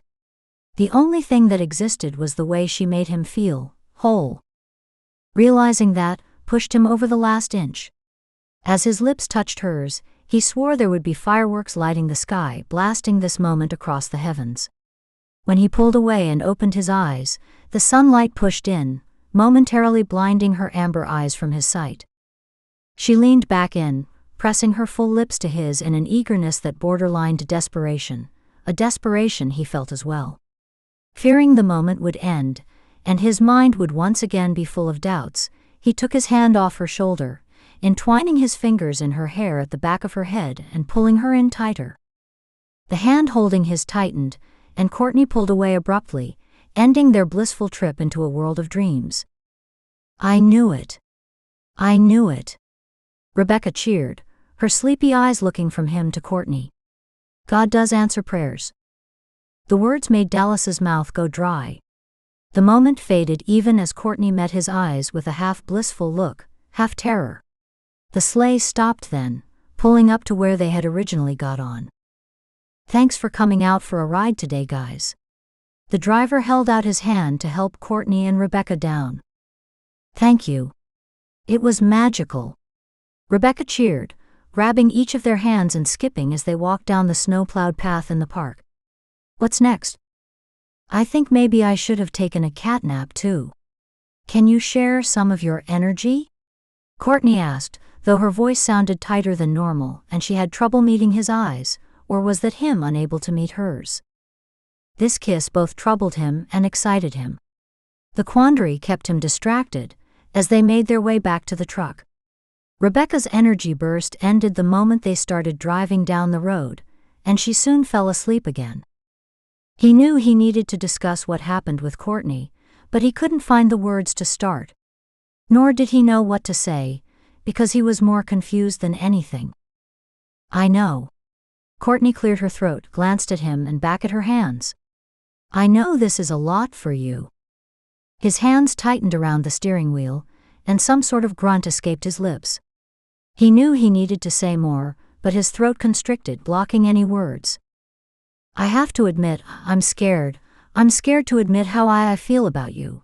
Scared that all of this," she looked up at him and to the back seat at Rebekah, "will be taken away if I mess up." He kept his eyes on the road, feeling Courtney tremble next to him, knowing that he needed to say something or ruin whatever may become of this.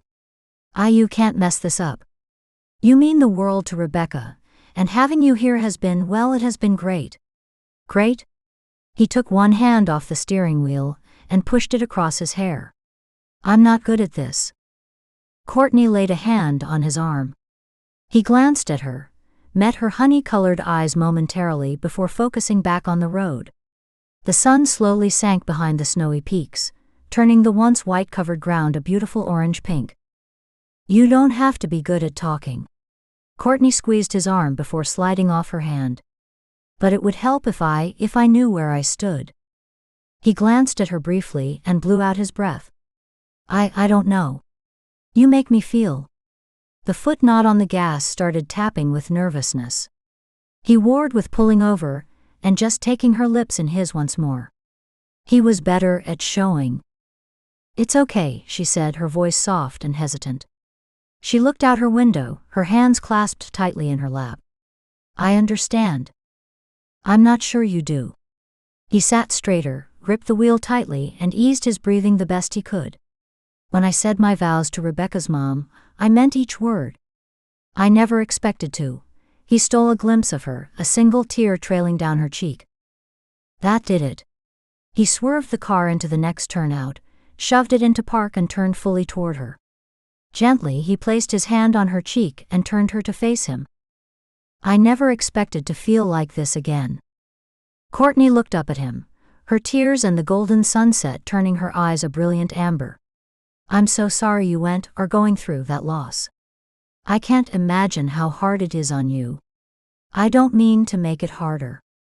"You aren't making it harder, it's just that," he let his finger trail down her soft cheek, catching up the trail the tear had taken. "I hadn't planned for you." "Do you plan everything in your life?" Courtney asked. Dallas let out a small chuckle, feeling something easing inside of him. "A little ridiculous, huh?" "Well, it's just that life rarely goes that way. My grandma always said, make your plans in shifting sands and your goals in concrete." Dallas played the words over in his mind. "I like that." He took her hand in his. "What are your goals, Courtney Stockwell?" She bit her lip, pushed back her shoulders and met his eyes.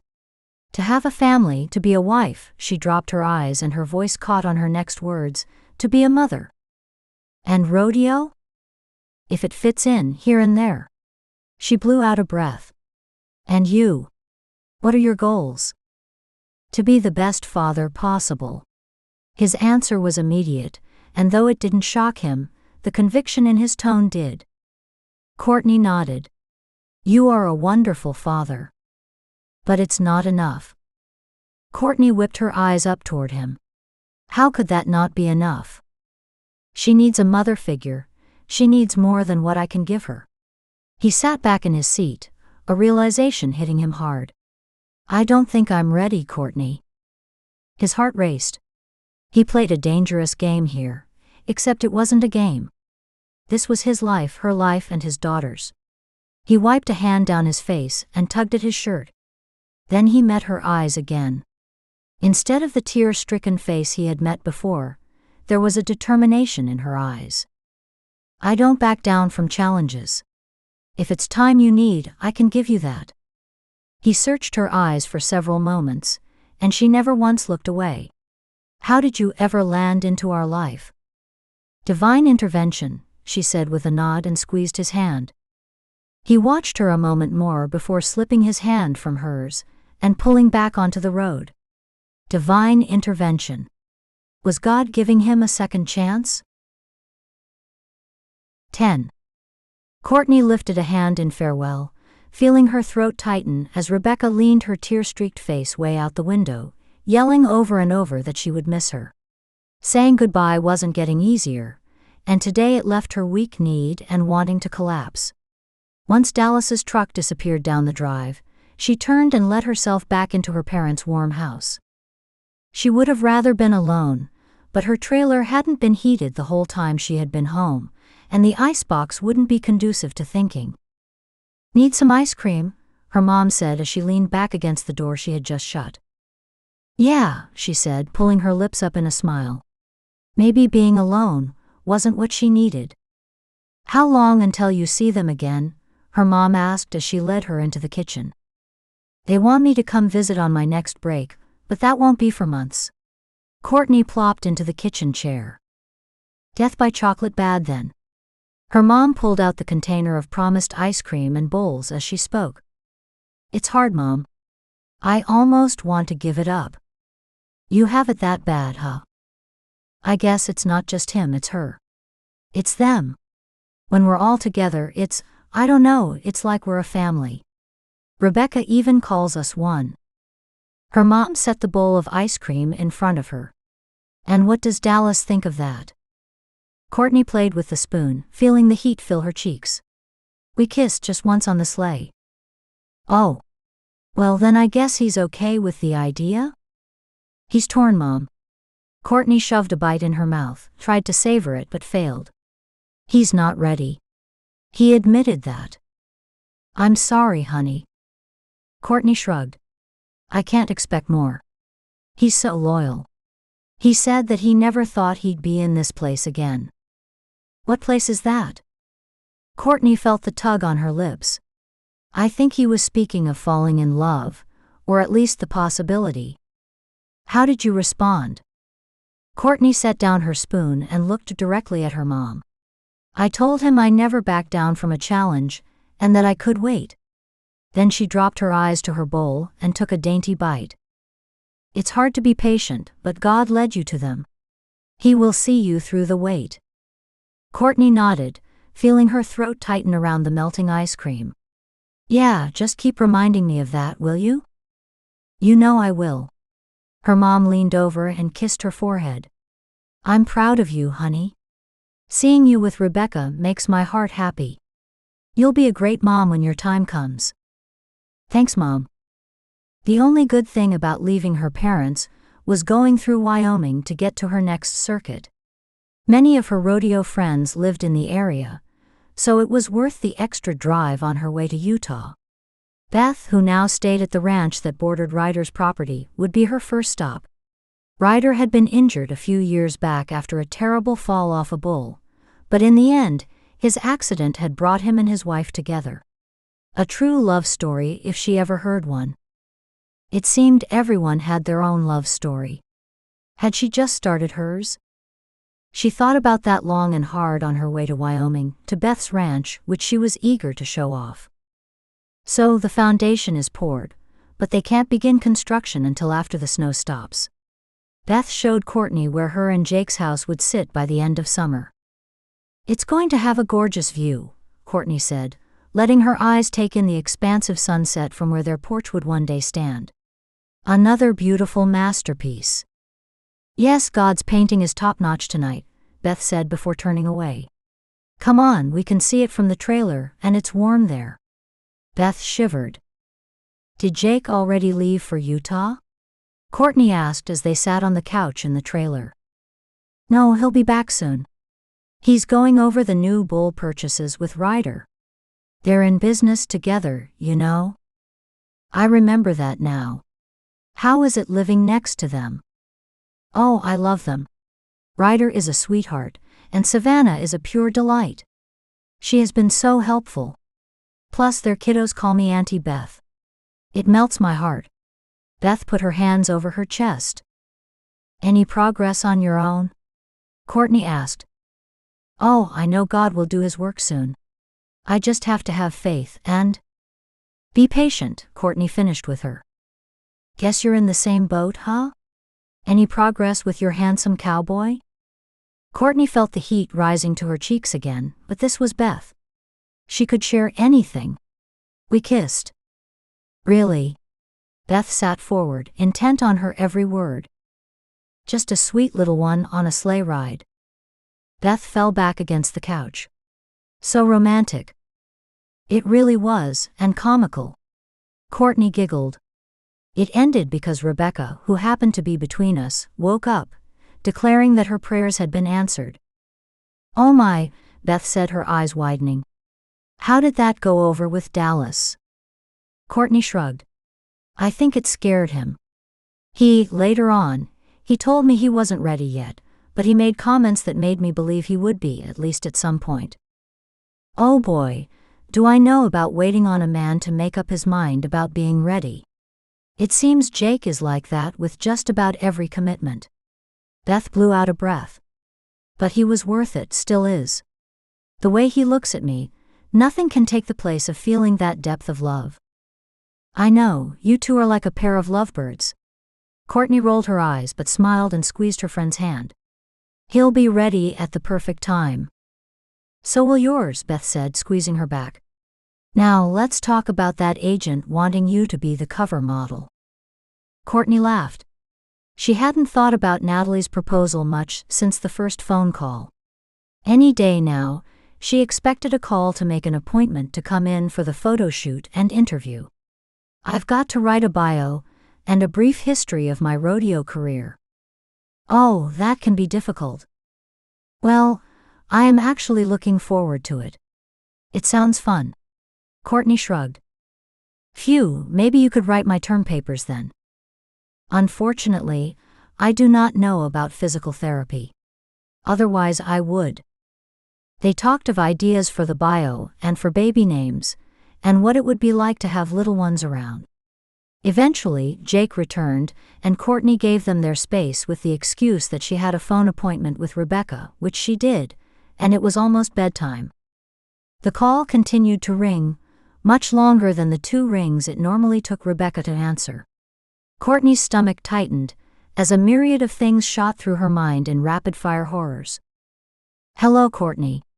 A deep voice answered, and she found herself tongue-tied, looking at Dallas with his hair all wet and droplets of water on his bare chest.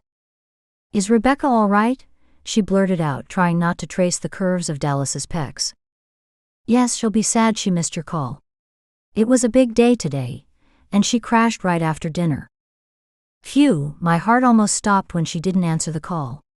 Courtney sat back, trying to relax but finding her heart continuing to race while soaking Dallas's image in. You sound like I feel whenever I have to leave her with my mom and the phone doesn't get answered right away. He looked at her, as if seeing her on the video for the first time. Thank you for caring about her that much. Thank you for allowing me to. The conversation paused heavily. So, I'm sorry if I interrupted your shower. I was just getting out. Then he looked down and his cheeks reddened. Hold on a sec. He came back a few seconds later in a shirt. Sorry about that. I didn't mind, Courtney said, and then let out a giggle. Sorry. So what made today so big for Rebekah? Well, she decided she would take Rocket out for a ride in the back pasture by herself. Courtney's heart dropped. Oh no.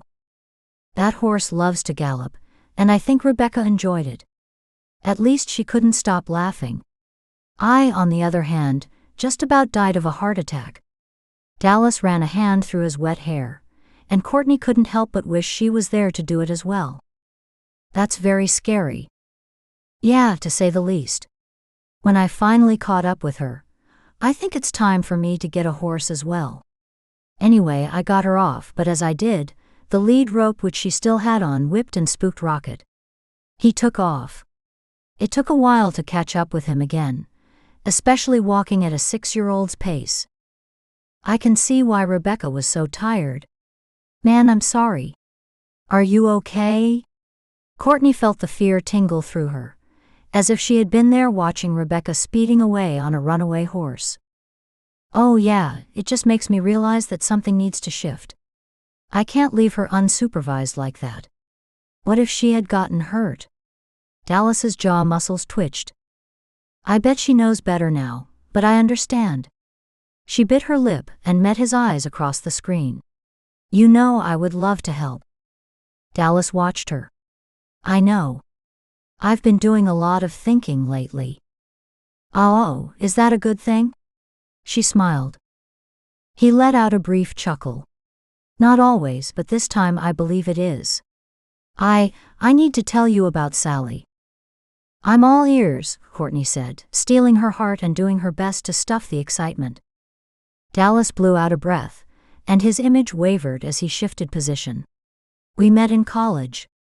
It was love at first sight, he said, glancing at her briefly with an apologetic eye before looking off into the distance, into his past. She was studious, not very athletic, but loved the country life as much as I did. Rebekah looks a lot like her, has her eyes and hair and her attitude. He laughed. Courtney did her best to keep her face impassive. If she was going to be with him, she had to learn to accept that he had and still did love this woman. She focused on empathy as he continued. We married right after we graduated college. She wanted to start a family right away, but I needed the security of a good income and a house first. Now I regret that. If I had given in then, she would have had more time with Rebekah. You don't know that, Dallas. God has his plans and his schedule. Dallas grunted. She knew he was angry with God. She saw it, heard it in some of his responses, but she also knew that anger could be healed. After Rebekah was born, Sally, well, she just never seemed to recover. He blew out a breath. I'm sorry, this isn't easy for me. I appreciate you opening up, Dallas. Take all the time you need. After a few moments, he leaned forward, not really holding the camera toward him, so she saw his profile. The hard lines around his mouth deepened as he spoke. They found the cancer when Rebekah was a year old, but by that time it had spread all over. She fought. His lips tightened and his voice shook. She fought so hard. She was so brave and tough. Eventually, it won. She left us right after Rebekah's 2nd birthday. His voice quivered. She never even had the chance to see the amazing child she created. Courtney's heart ached. I wish I was there with you, she said, her own voice choked with emotion. You shouldn't have to go through this alone. Dallas nodded, lowering his head. A few moments later, he wiped his face and looked at her through the screen. I still love her. I need you to know that. It's only fair. Courtney swallowed and nodded. I wouldn't expect anything less from you. And she didn't. But was she strong enough to love a man who still clung to another woman's memory? Dallas hung up the phone and dropped his head to the desk. It had taken months of phone calls, meetings and emails, but he had finally acquired a meeting with the president of Fisher & Company to pitch the deal that would allow him to stay home for most of the year. A deal that would allow Rebekah a normal life of going to school and growing up in one place. The only problem? They wanted him out there in 2 days. He heard Rebekah excitedly telling Courtney, over the video call, about her horseback riding pageant. Courtney had been giving her video lessons for barrel racing, but he kept up the riding lessons with her local teacher as well. And in 2 days, they were going to have a pageant where all the kids who train with their local teacher ride around the arena and show off their skills. Rebekah hadn't stopped talking about it for the last month. He couldn't take that away from her. "Can you come?" Rebekah asked, and he walked closer to hear Courtney's answer. "Let me see. I have to leave for California in the next couple days, but I could swing up there on my way." "Really?" "Yay." Rebekah ran back to him. "Daddy. Courtney said she can come to my pageant." "That's wonderful, sweetheart," he said, his mind working like mad trying to figure out how he could make this all work. He walked back with Rebekah to where the tablet sat on the table. His chest constricted when he saw her, as it had grown to do over the last couple months. "Hey, Courtney." "Hi, Dallas," she said, his name sounding special coming from her lips. "You have time this evening for a chat?" "I'll always make time for a chat with you," she said. She had a way of making him feel like the most important thing in her life. Well, him and Rebekah. That night, after Rebekah slept soundly, he sat in front of the tablet and blew out a breath. He was stepping over boundaries here and nervous as a greenback about it, but something had to be done, and if he was going to make this work with her, he would have to trust her. "Hey, cowboy," Courtney greeted him when she answered his call. "Is this a good time?" "Yep, I was just reading over this contract the magazine sent me. I feel like my eyes are going cross-eyed with it." "Want me to look at it?" "I have a bit of a business mind," he said with a smile. "Actually, I would love that. I'll email you a copy." "That works." "So, you're headed to California?" "Yeah, my yearly trip. There's a few rodeos there, but mostly I go for Hope Lake. I told you a little about it before?" "A little, tell me more." "Well, it's a quaint town, even smaller than my hometown. All the houses surround Hope Lake, a pretty mountain lake nestled in pines and firs. Everyone is so friendly." "Sounds wonderful." "It is, but there's more. The camp one told you a bit about is so special. Josie, the owner, and I met some years back at a rodeo. She was sponsoring one of the foster kids that goes to her camp. We clicked instantly, and before I knew it, I was teaching classes at the camp every summer. These kids have it so rough, and I think about it, that could have been me. If my parents hadn't adopted me, I could have grown up like these kids." Dallas listened to Courtney, feeling the genuine caring in her as she spoke of the camp. Over the last few months they had had many late-night talks, sharing pieces of each other, building a solid foundation of friendship that was turning into more, and he loved hearing each new piece of the puzzle that was Courtney. "This place means a lot to you," he said. "It does. I would love for you two to visit there with me one year." "Well, that might be a possibility, even this year." "Really?" "Yeah, you know that big deal I've been waiting for? The one with Fisher and Company?" "That's the one. They arranged a meeting with the president." "That's wonderful." Courtney leaned closer to the screen. "Wait, why is that line between your eyebrows deepening? What's the catch?" "It's in 2 days." 2 days, Courtney repeated. "The day of Rebekah's pageant." "Yeah," he muttered, rubbing his head. Courtney adjusted in her seat, her tongue slightly sticking out of the corner of her mouth, and he knew she was thinking. "We can do this." "We?" "Yes. If I leave early tomorrow, I could be at your place tomorrow night. You could catch an overnighter, and get to your meeting on time. I will video call you so you can see the pageant." "You would do that?" Hope filled him. Could it really work out this easily? "You kidding? It would mean the world to me to be able to do it. But the meeting is scheduled for over 3 days." Courtney paused and leaned back. He watched her, tongue back in the corner of her mouth and eyebrows scrunched. A moment later, She nodded her head. Okay. I'll cancel my first rodeo. We got this. I can't ask you to do that, Dallas said, his heart pounding. You didn't ask. I offered. It's okay, really. Dallas sucked in a deep breath. What if you brought her with you? To California? Courtney asked, her eyes widening. It's too much to ask. I'm sorry.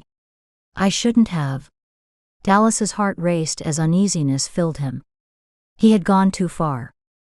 No, it's not too much. It sounds like a fun adventure.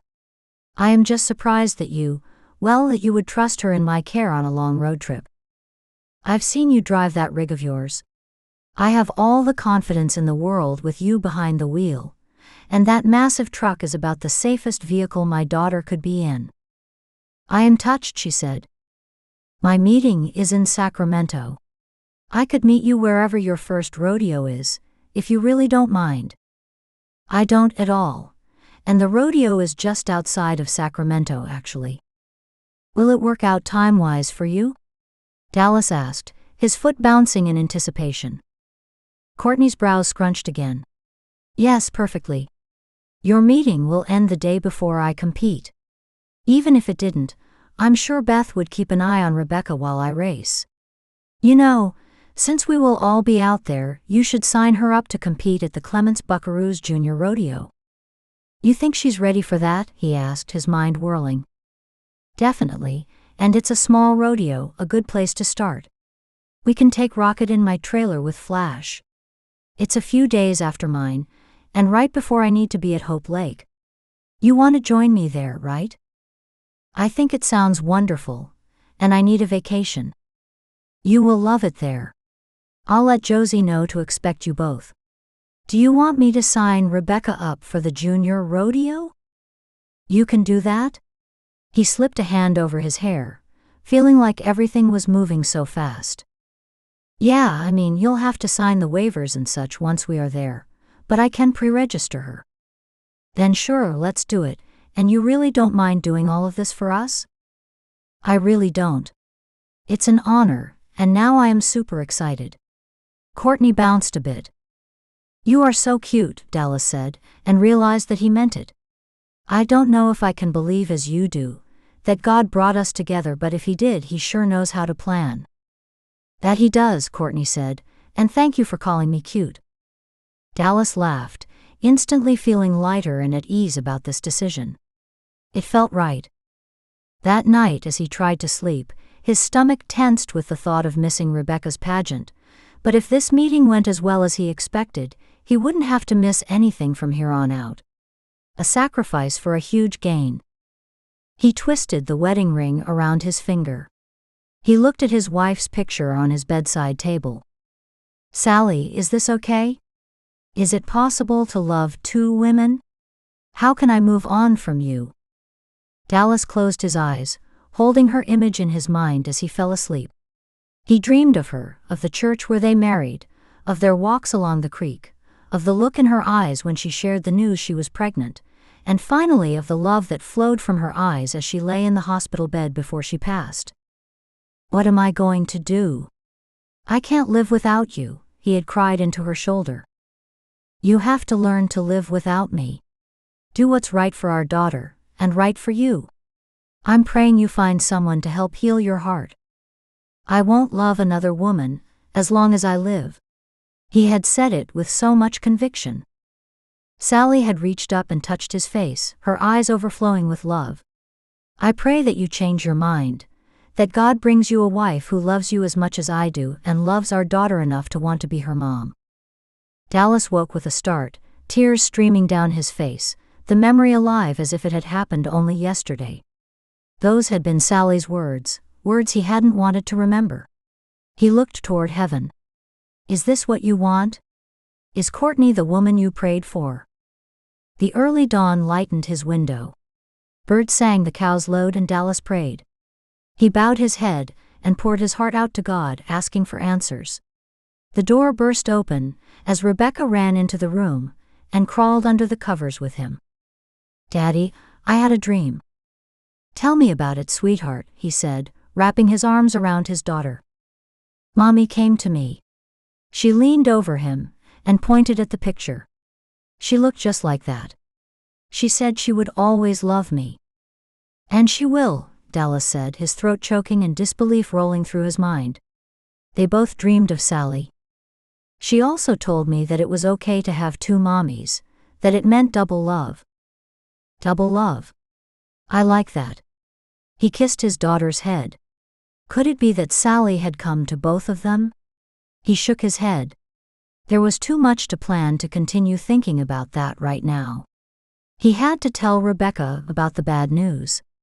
Sweetheart, I got that meeting lined up.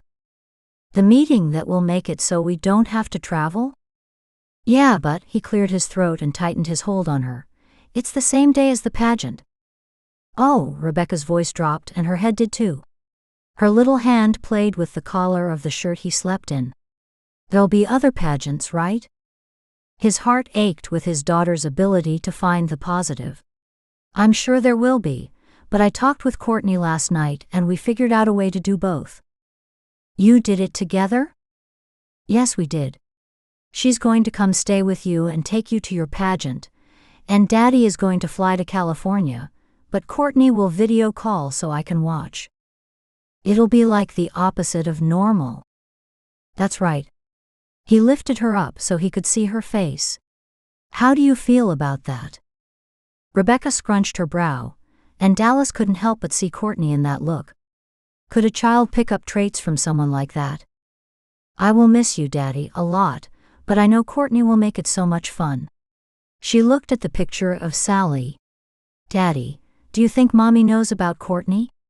Do you think that's why she told me it was okay to have two mommies? Dallas's throat constricted.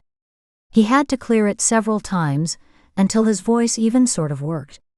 It just may be, sweetheart. I like that idea, Daddy. I like being a family. She jumped off the bed and picked up the picture of Sally.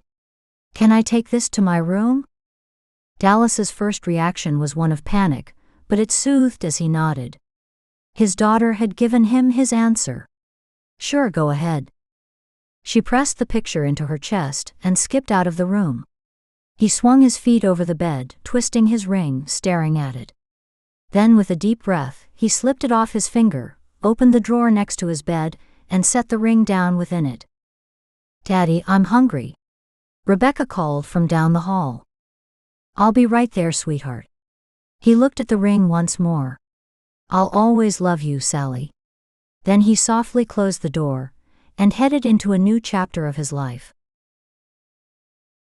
11. Courtney kissed Rebekah's sleeping forehead. Tonight was their first night in her trailer, and Rebekah was excited to sleep on the bed that used to be the table. Courtney sat back, watching her for several minutes, her mind doing its best to process now that it was quiet. She hadn't known what to expect when she arrived at the house yesterday, but a nervous cowboy who tentatively kissed her hello had been beyond her imagination. Well, maybe not beyond what she could imagine, but more than she actually believed would happen. It hadn't been until he stood, shifting his weight, getting ready to leave, and fiddling with his ring that she noticed. He no longer fiddled with the ring, but an indention where one no longer existed. Her heart had recovered with hope as she met his eyes. It skipped a beat when he gave her a sheepish smile, pulling her into his arms to give her a proper kiss goodbye. She touched her lips. Even over 24 hours later, they still tingled. He had promised they would have a much-needed talk once they met up in California. Even now, she wanted to jump on her bed and scream like a schoolgirl. This was actually happening. She focused her gaze on Rebekah again, a ready-made family with a little girl that had worked herself so deep into her heart. She didn't know if she could ever let go of her. She sighed as she walked to her bed. It looked like that wasn't something she would have to stress over anymore. Tomorrow would be the first full day on the road. She crawled on her bed and pulled out the map and her phone, bound and determined to make the most of this road trip with Rebekah. They didn't have a lot of time for side trips or dilly-dallying, but she couldn't expect a 6-year-old to sit in the truck for 10 hours either. What would normally take her one long day of travel, she would cut into 2 5-hour days. She had downloaded some fun, adventurous audiobooks so they could share a story and pass the time as they drove, but she wanted their planned stops to be entertaining for Rebekah as well. Once she folded up the map and shut off her phone, she was confident this would be the best girl road trip ever. The next morning, she woke to Rebekah crawling in bed with her. The girl said nothing, just scooched under the covers, shimmying her cold body against Courtney. Still sleepy, she threw an arm around the girl and fell back asleep, feeling as natural as if she had done it 1,000 times. "Morning. I'm hungry." Rebekah had rotated in her arms and was sitting in bed staring at her. "Morning, sweetie." Courtney yawned and stretched. "Let's see, we got your cereal or I could whip up some eggs." She threw her legs off the bed and wrapped her robe around her. Her t-shirt and shorts didn't cut it in the early mornings. Outside, in the travel pen they had set up, the horses snorted. "Sounds like Rocket and Flash are hungry too." "Flash is always hungry." Courtney stood up and stretched more. "I'll feed them after I get your breakfast." "I'll take cereal." Rebekah hopped off the bed and raced to hers. "Oh, the table is a bed. How do we change it back?" "Only takes a minute." Courtney piled up the blankets and threw them on her bed before transforming the bed back into a table. She really wanted to go to the bathroom and splash cool water on her face, but looking down at the smiling girl, she pushed on. After she had Rebekah settled on eating her Crunchios, she escaped to the bathroom. She thought about what she still had to do before they left. Feeding the horses, eating her own breakfast, loading the horses, buttoning down the trailer, hitching it back up to the truck, and finally on the road again. She was tired just thinking about it, and realizing how ready she was to ease off on the traveling. By the time they got on the road, it was an hour later than she had planned.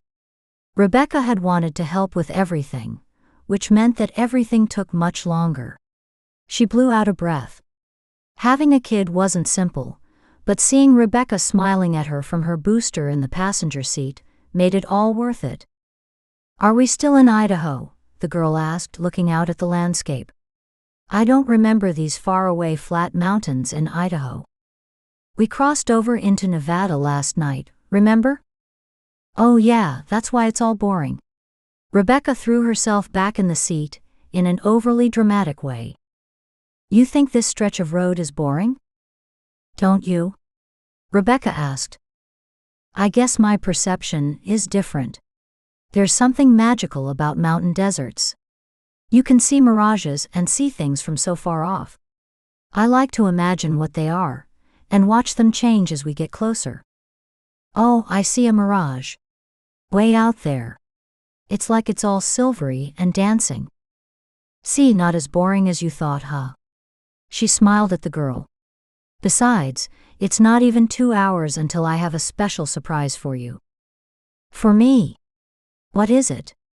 Rebekah bounced in her seat. "If I tell you, it won't be a surprise.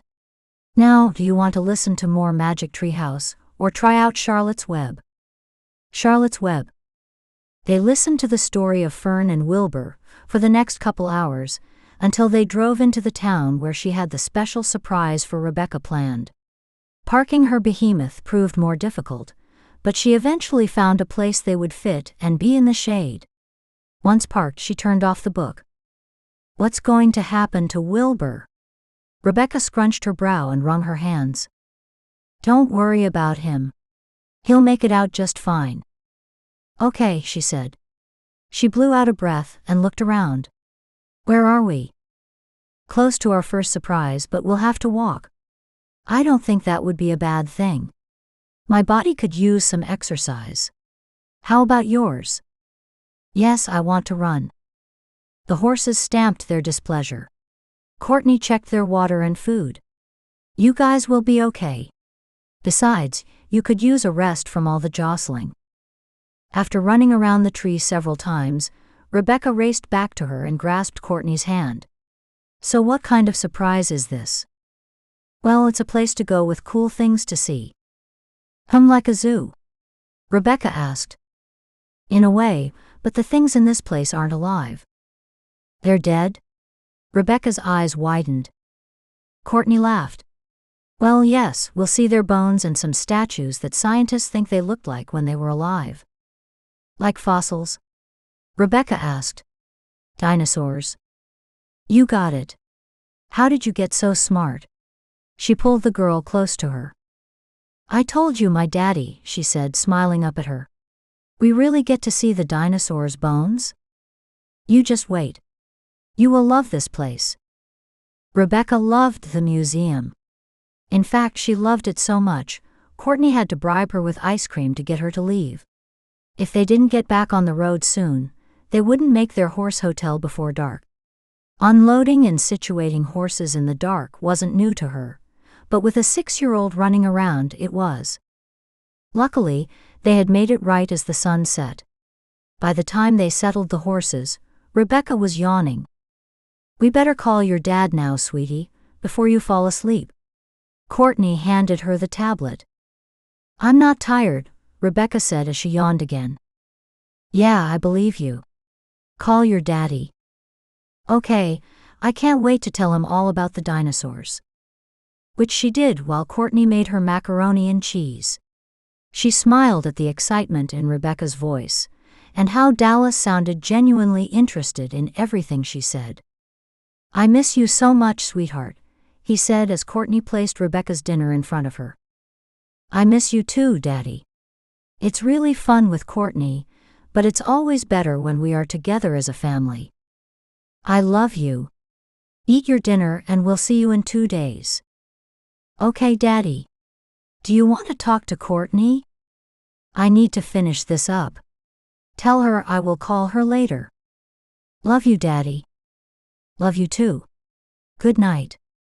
Courtney ended the call and put the tablet away. Rebekah pushed her food around for a few moments. You okay? Yeah, I just miss Daddy. She sniffed and rubbed her eyes. I know, sweetie.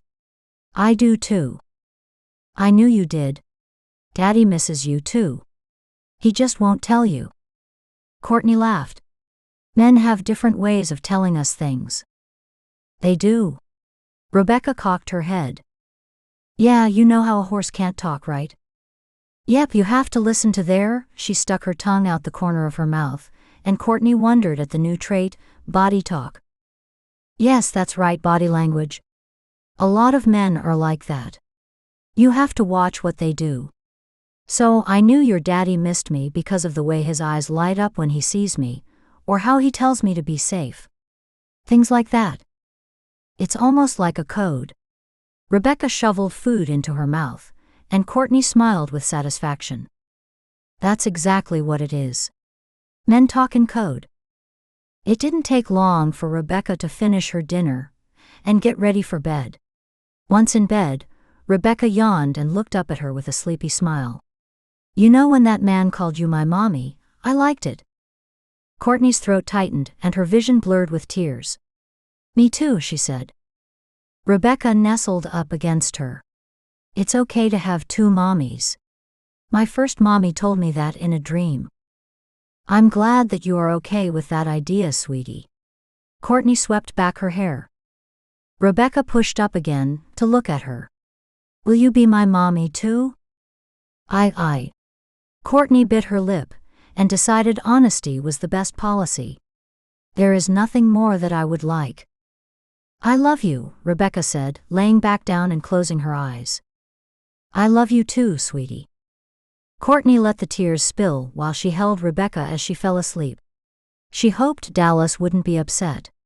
Biting her lip, she knew she probably should have asked his permission before sharing that with Rebekah. It was the truth, though, and this girl needed to know how loved she was. She closed her eyes and asked God to soften Dallas's heart, or just make the whole dream come true. Then none of this stress would matter. Her phone rang, bringing her out of her prayer. She pushed up from Rebekah, digging to find her phone under the little girl's clothes. Hello, she said breathlessly when she could finally accept the call. Hey, did I wake you?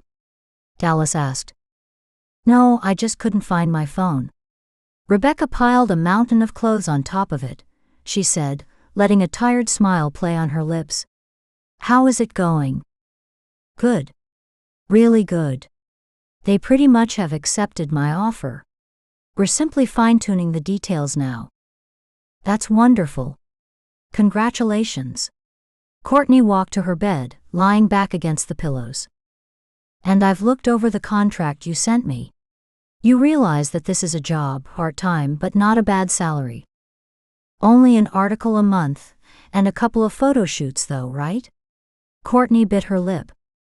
Yes, I just didn't know if you would have time for that kind of commitment. The traveling keeps me busy, but I have time at night, nothing else to do once I get off calls with you and Rebekah. Besides, she met his eyes over the screen, it might be a good transition and it's local Boise. You really are ready for a transition, he said, his body shaking as if he were jostling his phone with a nervous foot. I am, she said softly. She let her eyes travel to Rebekah. She's doing great, such a good road companion. That she is. We've been listening to audiobooks. Now that is a great idea. Why hadn't I thought about that? Courtney giggled. I have a few tricks up my sleeves too. She sighed. She misses you though, and I miss you too. That smile that makes her heart race spread across his lips. I miss you both too. This is happening, and soon we won't have to travel as much.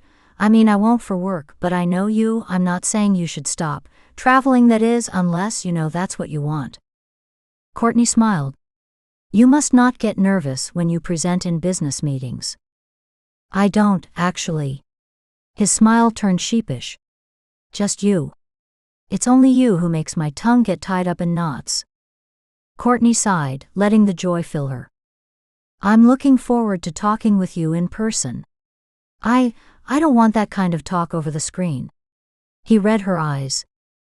I completely understand, she said, covering a yawn that escaped. Get some rest. I know how exhausting my little gal can be. We'll talk tomorrow. Thank you for trusting me with her. Good night, Dallas. Good night, Courtney, he said before ending the call. Courtney curled up in bed, letting the warmth of the call fill her. He missed her, and she made him tongue-tied. She looked forward to their talk, knowing it would lead to a future that would make them all complete. Dallas stepped out of the rental car, as the announcers introduced Courtney Stockwell as their next competitor. Luckily, her list of accolades was quite long. Cutting it close, Dallas, he muttered as he walked as quickly as he could to the arena, his business suit hampering his movements. They had asked him to stay for one last meeting that morning, but of course it went longer than expected. Being late didn't lessen his excitement. Everything was falling into place. The president at Fisher & Company accepted his offer and conditions. With only 2 trips out to the location every year, he could do the rest of his work remotely. Which meant that Rebekah could have a normal childhood, and he, well, the rest wasn't up to only him, but also the barrel-racing woman he now ran to catch sight of. He had always marveled at her grace in the arena. She seemed almost magic with her hair flying behind her, and body poised perfectly over Flash. Rebekah immediately grabbed his attention as soon as he approached. Who could miss a cute little cowgirl all in pink, standing with a bunch of competitors? He stretched his legs, covering the distance quickly, his heart aching with how much he had missed her. Sweetheart, he yelled to get her attention as he closed in. Daddy. She pushed through the surrounding throng to launch into his arms. I've missed you. Me too. Every minute of every day, he said, holding her tight. Did you have fun? The best. Here she goes, folks. Courtney Stockwell, current national champion. The announcers drew their attention to the arena. Courtney flew in on Flash, and for the few seconds she raced in the arena, he held his breath, his heart racing while watching her. That's his lady. Yes, his. Come on, Daddy.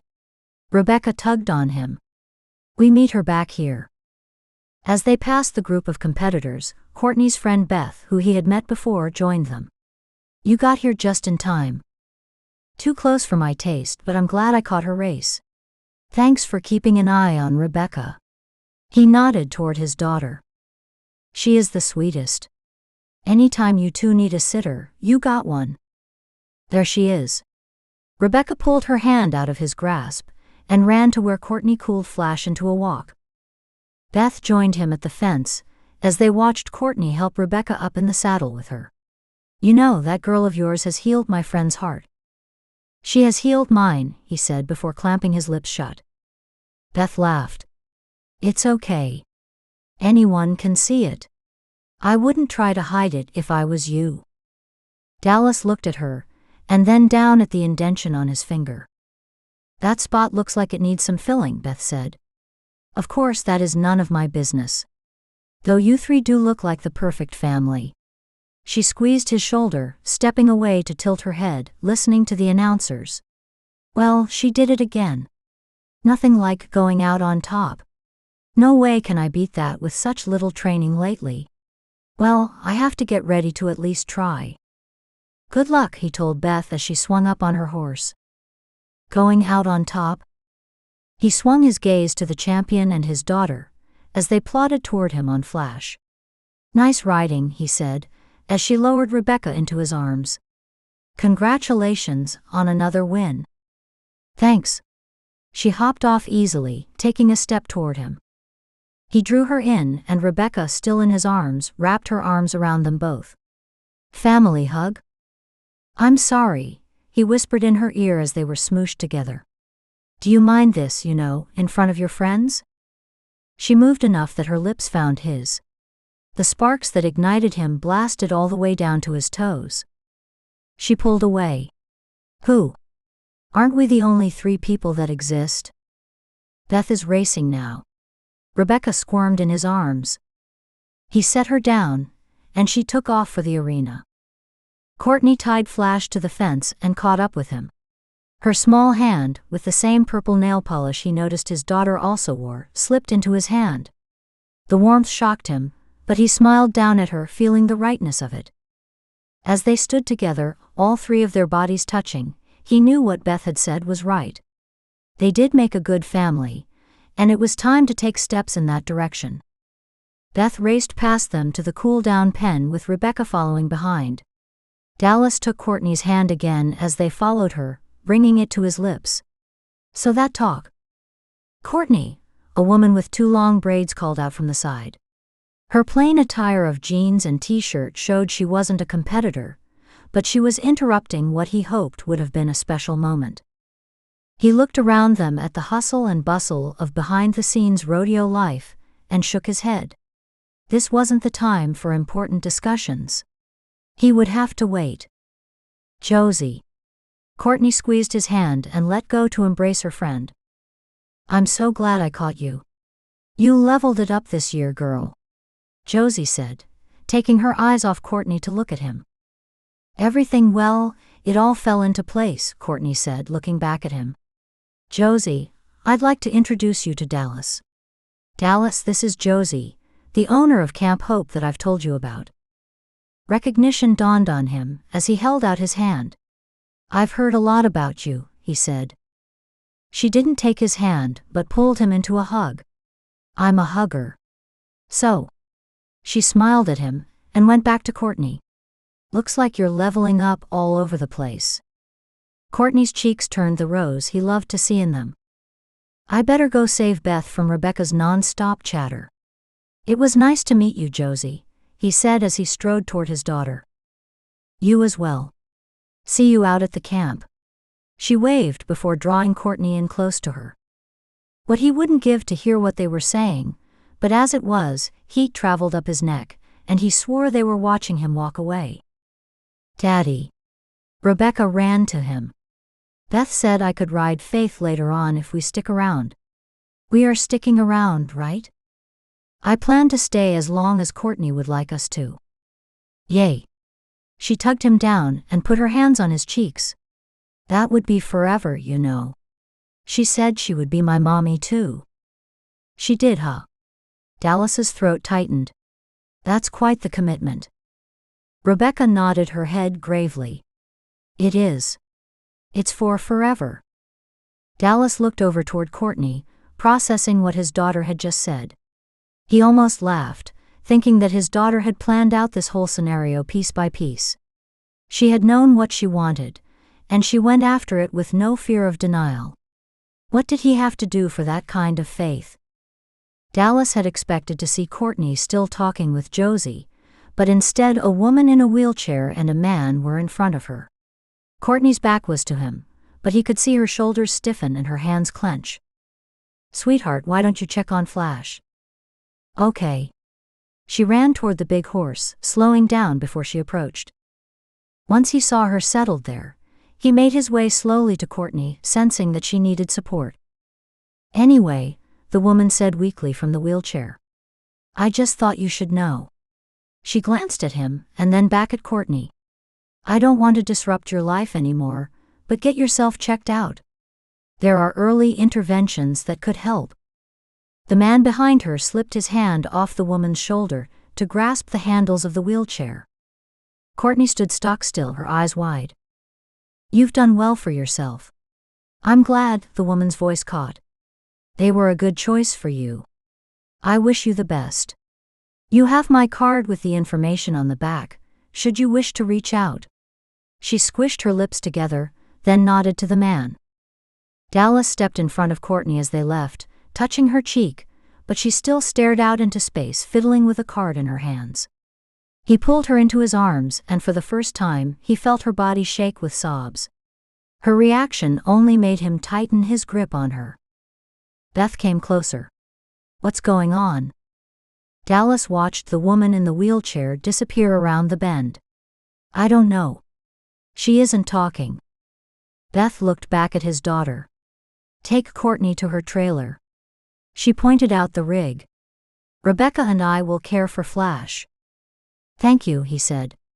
Keeping his arm around Courtney, who hid her face in his chest, he led her to the trailer. Once he had her sitting with tissues and water, she sucked in deep breaths. "I'm sorry. I'm very sorry. Will you tell me what happened?" "That," she blew out a breath. "That was my birth mom." "I thought you didn't know her." "I don't. That was the first time I have ever met her." Courtney looked down at the card in her hands. "Chrissy. Her name is Chrissy. Did she look like me?" Dallas tried to picture the woman in the wheelchair, but couldn't. "I'm sorry. I was too concerned for you to really look at her. It was surreal. I couldn't talk. My sight faded, and I couldn't focus on her. I wish I would have paid more attention." "Well," he said, tapping the card. "You can always reach out if that's what you wanted." Courtney nodded. "She says she's dying." Dallas stiffened, sitting back. "That's awful. I'm sorry." Courtney met his eyes as new tears spilled forth. "I'm scared to tell you. I'm scared because she said it's genetic." He pulled her to him. What could he do more than just hold her? His mind reeled with the first thought that came to him. "I can't go through losing the woman I love again." 12. Courtney pushed out of Dallas's arms when she heard Rebekah fiddling with the handle of the door, and her little voice refusing help. She wiped her face and took in a steadying breath, but she couldn't meet Dallas's eyes. She felt the shift in him the moment she shared what her birth mom had told her.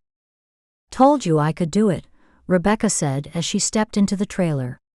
Her eyes landed on Courtney. "What's wrong? Are you hurt? Was someone mean to you?" She ran over and took her hand. "I'm okay, sweetie," she said, grateful her voice came out evenly. She glanced up at Beth, who stood watching in the doorway. Dallas pulled his daughter into his arms. "I have missed you." He kissed her temple. "Why don't you show me all the horses while Courtney talks with her friend?" "Okay. I bet Rocket has missed you. We can see him first." She stood up. She kissed Courtney's cheek and tugged her dad out of the trailer. Courtney didn't lift her eyes. She was too terrified of what she would see in Dallas's face. Beth sat down as the door closed and took her hand. "What happened?" Beth asked in that way of hers where you knew that she would stand by you through it all. Courtney bumbled through the retelling, down to the shift she felt in Dallas as she told him. She blew her nose in the tissue, wiped her eyes with her sleeve, seeing that she still wore her competition shirt, as did Beth. She checked to make sure she hadn't smeared makeup on the shirt. I better change. I'll stain the shirt with my mascara. Beth sat back, giving her the space she needed. When she returned, she felt much more grounded. So, tell me about this genetic condition. Beth watched her intently as she pulled out her phone, ready to research. It's called retinal vasculopathy with cerebral leukodystrophy, or RVCL, Courtney said, reading the back of the card her birth mother had given her. They researched for the next half hour. What they found out was that the condition only affected 50% of those who held the genetics. It needed a combination of genes and specific environmental conditions. The information and scientific verbiage left Courtney's head spinning. It means, Beth said, that just because your birth mom has this condition doesn't mean you will too. It's less of a chance of getting her hair color or eye color. I don't even remember what she looked like, Courtney said, leaning back and closing her eyes. That's a whole other story, my friend. Beth laid her hand on her leg. Let's tackle one at a time. Once we figure all this out, you can decide if you want to pursue a relationship with her. I may not have that time. She's dying, Courtney lamented. Then pray about it. God will guide you. Thanks, Beth. Courtney looked at her closer. Why aren't you interning with Savannah right now? The semester's over, she said with a smile. I will continue in a couple of weeks. I miss Jake. I bet, she said. So, how are you going to handle this with Dallas? It looked like you two were an item. He had said he wanted to have a big talk today. Not sure if that's still on the table. Courtney hung her head. I love him, and Rebekah. I don't think I could go on without her, without them both. Let's pray for that as well. Have faith. God led you here. He will lead you through this too. A knock interrupted them. Courtney wiped under her eyes to clear out any melting mascara. You look great, Beth said. Courtney gave her a small smile and opened the door. Hi, Josie said. Is it a bad time? You had said you had a roper interested in coming out to camp. Of course, she said, looking back at Beth. Do you mind, Beth? I had told Josie I would introduce her to Cody. That's a splendid idea. Just what Cody needs. Beth came to the door. Hi, Josie. Hey, girl. You're looking good out there. I hear you're a physical therapist now. Well, I'm interning, and not a therapist but an assistant. And how's your new hubby? Rowdy as always, Beth said with a genuine smile, but her hands dropped to her belly. Courtney caught the action immediately, and couldn't wait to ask about what she hoped she saw. So tell me about this roper.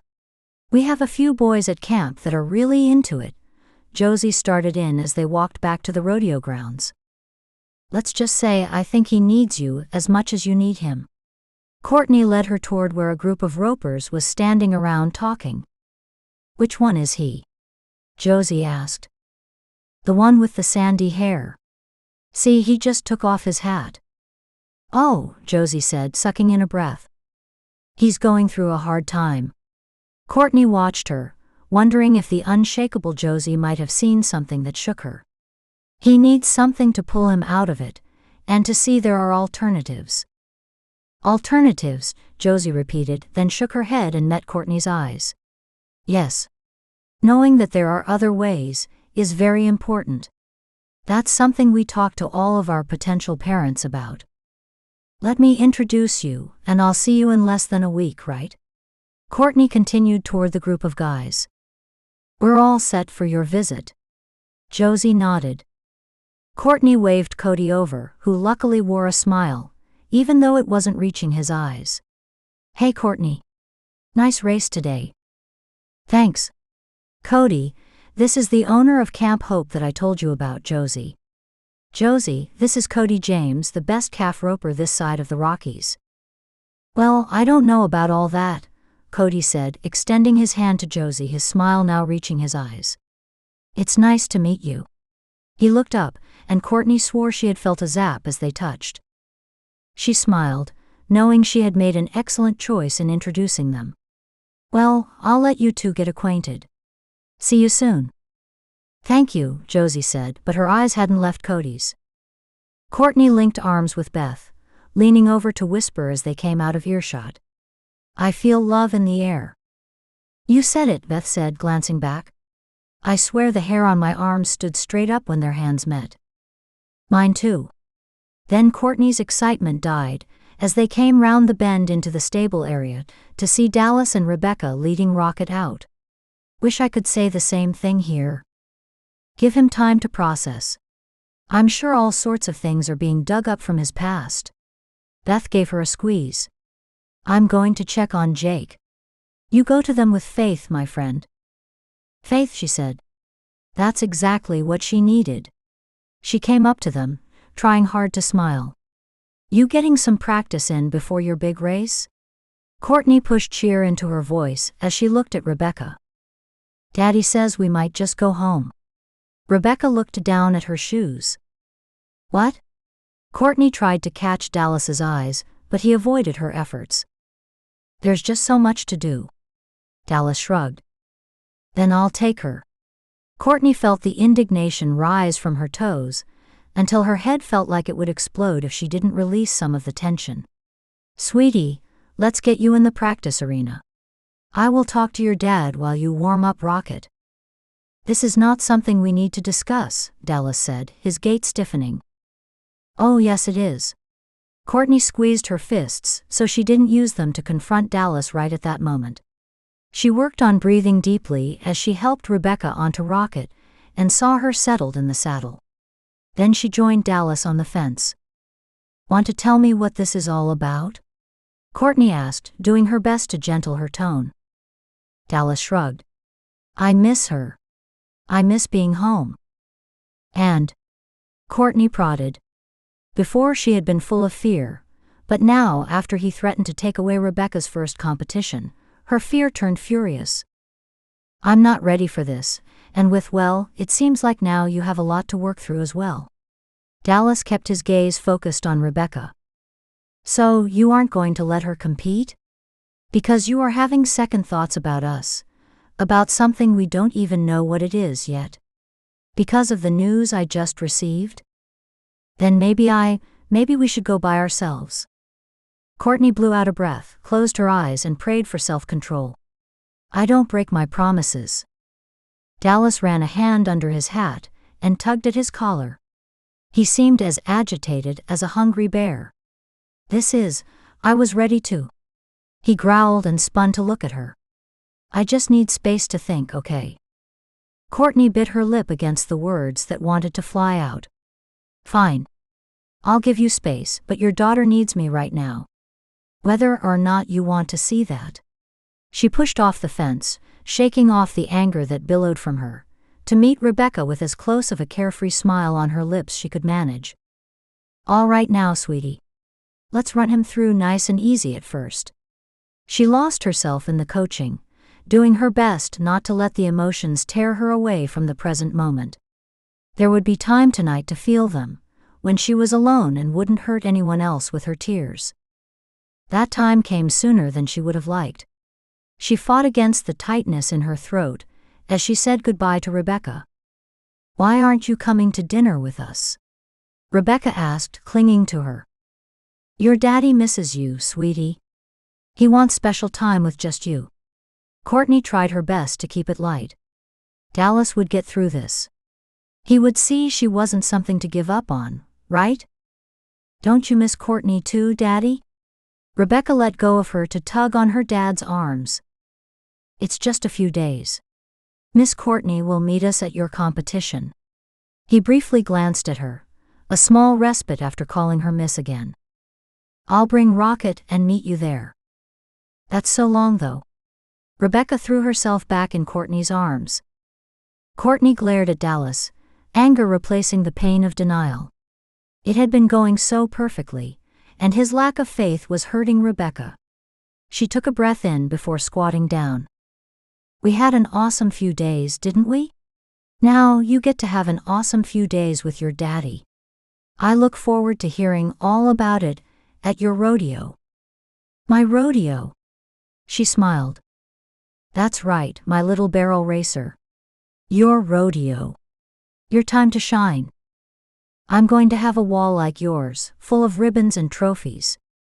I just want you to have fun, sweetie. Win or not. She kissed her on the forehead. Now have a great time with your daddy. You can call me anytime you want. Love you. Love you too, Mommy too. Rebekah kissed her on the cheek.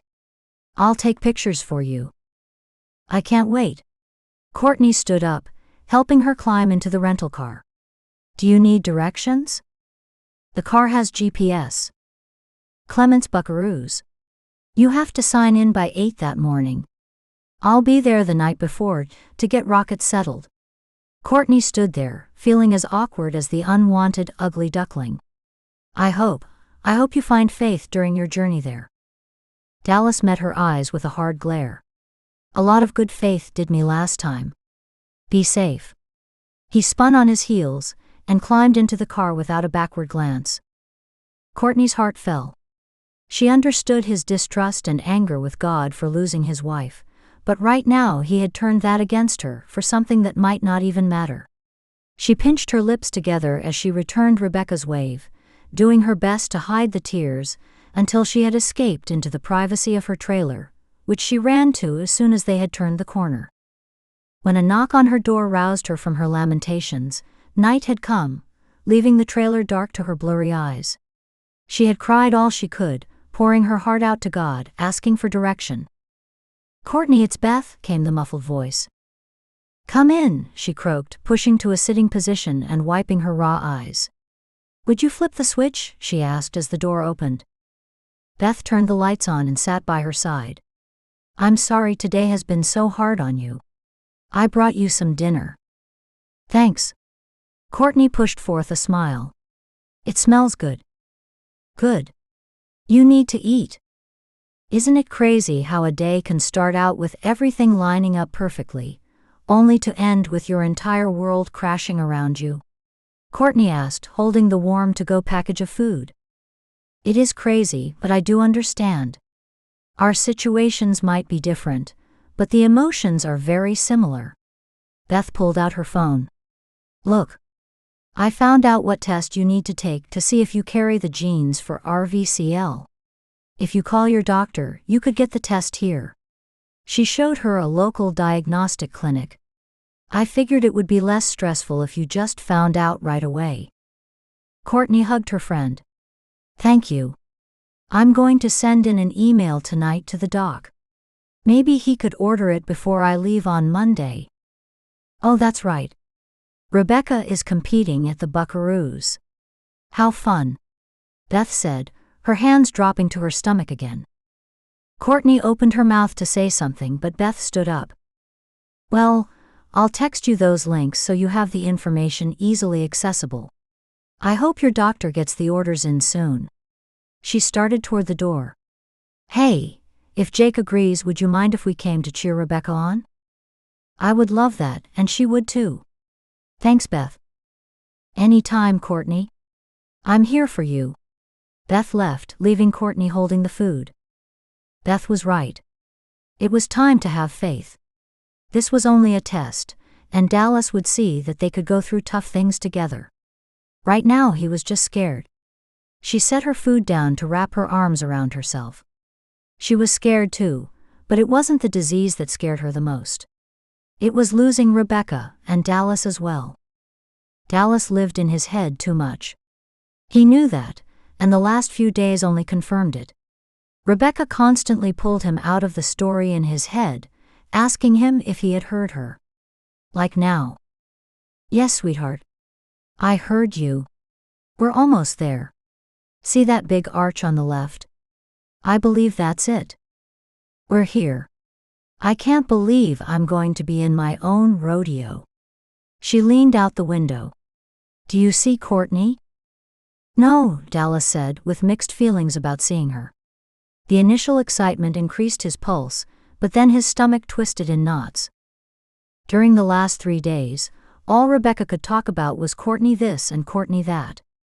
Already her life revolved around the woman. How much more attached would she be after years together? He had seen the acronym, RVCL, on the back of the card Courtney's birth mom had given her. After researching it, he was horrified by what he saw. No one should have to suffer through such a degradation of their body, or watch their loved ones struggle through it. How could he put his daughter through that? There she is. I know her trailer. There, Daddy. She pointed out the window, hopping in her seat. He had barely put the car into park before she undid her seatbelt and raced out of the car to pound on the trailer door. Courtney answered it immediately and drew her into a hug. His heart constricted. How could he take her away from Courtney? He shook his head. Rebekah was his responsibility, not Courtney's. Morning, he said, trying not to meet her honey-colored eyes. He wouldn't be able to do what he knew he had to, if he did. Morning, she said hesitantly, disappointment dripping off the word. Well, we better get you registered. She took Rebekah's hand and left Dallas to follow. He would let her have this last day. It was the least he could do. Breaking off contact would be hard enough. Best to have a clean break, after a day full of good memories to hold on to. He stood back most of the day, watching from afar and second-guessing himself the entire time. Hey, Jake and Beth said at the same time as they approached him. Hello, he said, pushing forth a smile and shaking Jake's hand. I didn't know you guys came to children's rodeos. Well, not normally, but this one has a very special barrel racer that we couldn't miss, Beth said, squeezing his arm. I'm going to go say hi. How's the dad doing? Jake bumped into him. I'm nervous for her. I don't know enough to know how she'll do, though Courtney seems confident in her. He shrugged. Being a parent is full of contradictions. I want her to win, to see her bright smile. I worry she will win, and will then expect to win every time, become too confident, and then not know how to deal with the disappointment. Dallas laughed at Jake's face. Don't worry, it's worth it all. I hope so. It's the scariest thing beyond marriage, which I thought I would never have the gumption to do. Dallas turned to look at Jake, seeing a side to the jokester that he had only heard Courtney talk about. It is scary, isn't it? Scarier than riding a bronc or skydiving, or just about anything, other than having a kid. Jake nodded, his face going a little white. Having a kid is scary, man, but when they look at you like you're the best thing since peanut butter and jelly, well, that makes everything else worth it. Dallas gazed back out at his girl, now sitting on Rocket, being given expert advice from 2 of the top barrel racing champions. Thanks, that helps? Jake kicked the dirt. So Beth told me about Courtney. Talk about scary.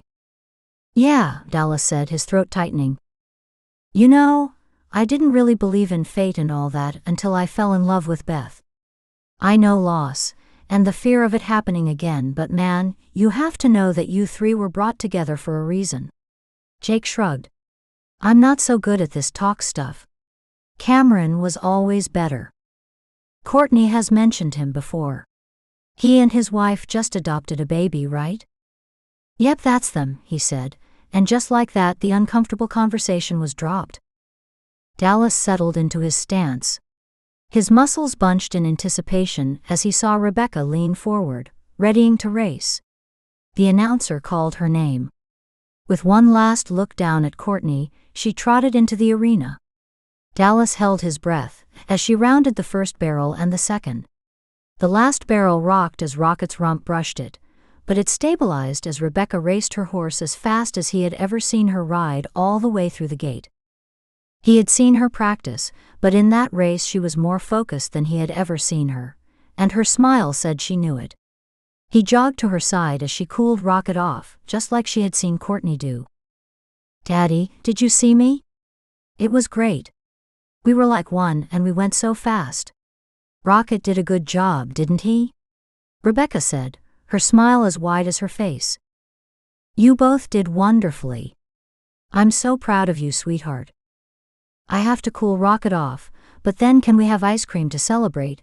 And please, Daddy, I want Courtney and Beth to come too. Okay, whatever you want, my little barrel racer. Dallas hadn't heard the time or the winners announced, so when Courtney said they had to stay until the award ceremony, he was surprised. He pulled her aside, doing his best to ignore her fresh spring scent that made him want to bring her into his arms. Did she win? Well, they don't count winners for the Pee Wee division. Each contestant earns a ribbon, but if you really want to know. She glanced around before putting her mouth close to his ear. Her time beat most of the junior contestants. You have a champion on your hands. She backed off, and he missed her warmth already. He grunted, his throat too tight to work. She looked at him from under her lashes. It's up to you how far you want to take her. Luckily, that wasn't something he had to decide right now, for getting through the rest of the afternoon was going to be hard enough. Though he didn't back away when Courtney wrapped her hands around his, shaking in excitement, as a very mature Rebekah walked up to get her ribbon. They cheered and yelled, Beth and Jake making even more fuss. Rebekah's smile hit him hard in the chest. He would do anything for that girl.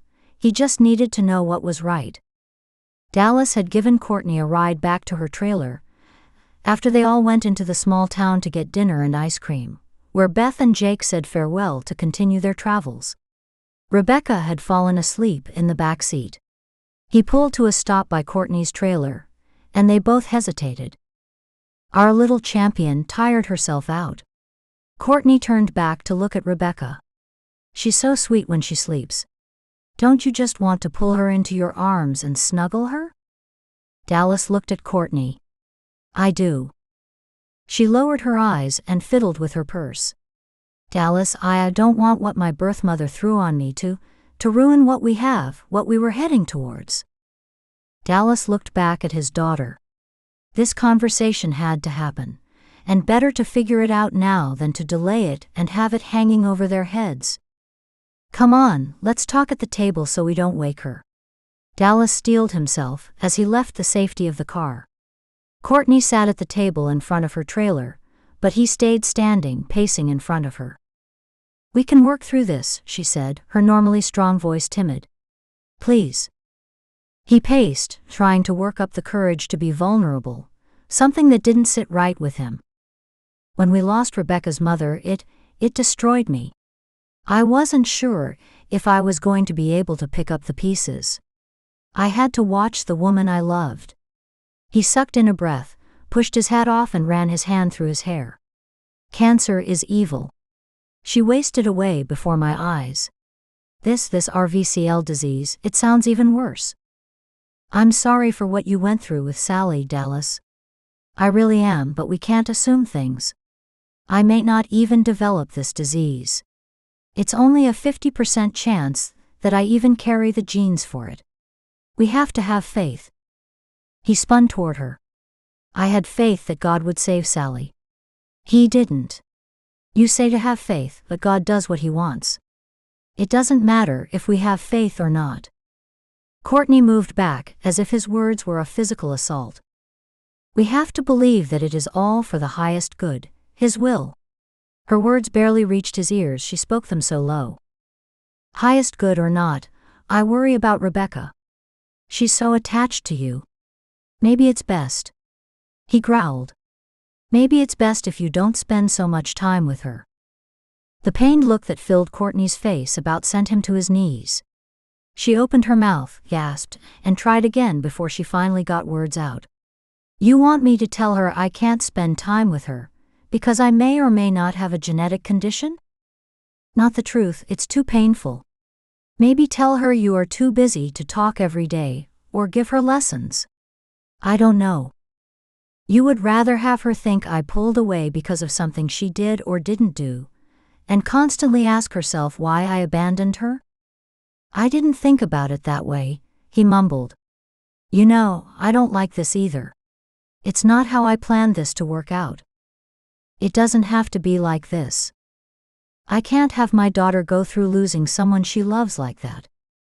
Courtney stood close, too close, and stared at him until he finally met her eyes, grateful for the darkness that hid their true depths. Are you worried for her, or for you? Dallas opened his mouth and shut it, then dropped to the bench and held his head in his hands. I can't go through this again, Courtney. I'm not strong enough. I'm sorry. She sat next to him, her presence as soothing as it always had been. She laid a tentative hand on his thigh. We don't have to make this decision yet. I took a blood test before coming here. We will know the results in less than a week. Can you give me that long? He raised his head and studied her face. You're not disgusted with me? After the way I have treated you? With not being man enough to go through this with you? She touched his cheek, a single tear reflecting the moonlight rolling down her face. I have faith, she leaned her forehead against his, enough for both of us. He wrapped his arms around her, clinging to the hope she held for this to be a horrible nightmare that they would wake up from. Come to Hope Lake with me as we had planned. Please. At that moment, she could have swayed him to give her just about anything she asked for. He nodded, grateful she had asked something he could give without putting his daughter in a devastating situation. 13. Dallas had finally agreed to take his rental car back and ride with Courtney after she promised him that Josie had a cabin all set up for him and Rebekah. Things were tenuous between them, but Rebekah pulled them together as she always did. She was their common ground. This is so much fun, like a family vacation. Will I get to help the kids learn how to barrel race? Rebekah bounced in her booster between them. You want to be my assistant? Yes. She clapped her hands. Courtney slowed the truck as they swung around a tight corner. She saw Dallas grip the handle above his door. You okay there, cowboy? Yeah. He let go of the handle and rolled his shoulders. I'm just not used to being in the passenger seat. Would you like to drive? She asked. It's your rig, he said.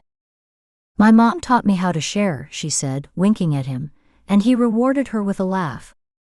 Daddy taught me how to share too, so that when I go to real school next year I will get along with the other kids.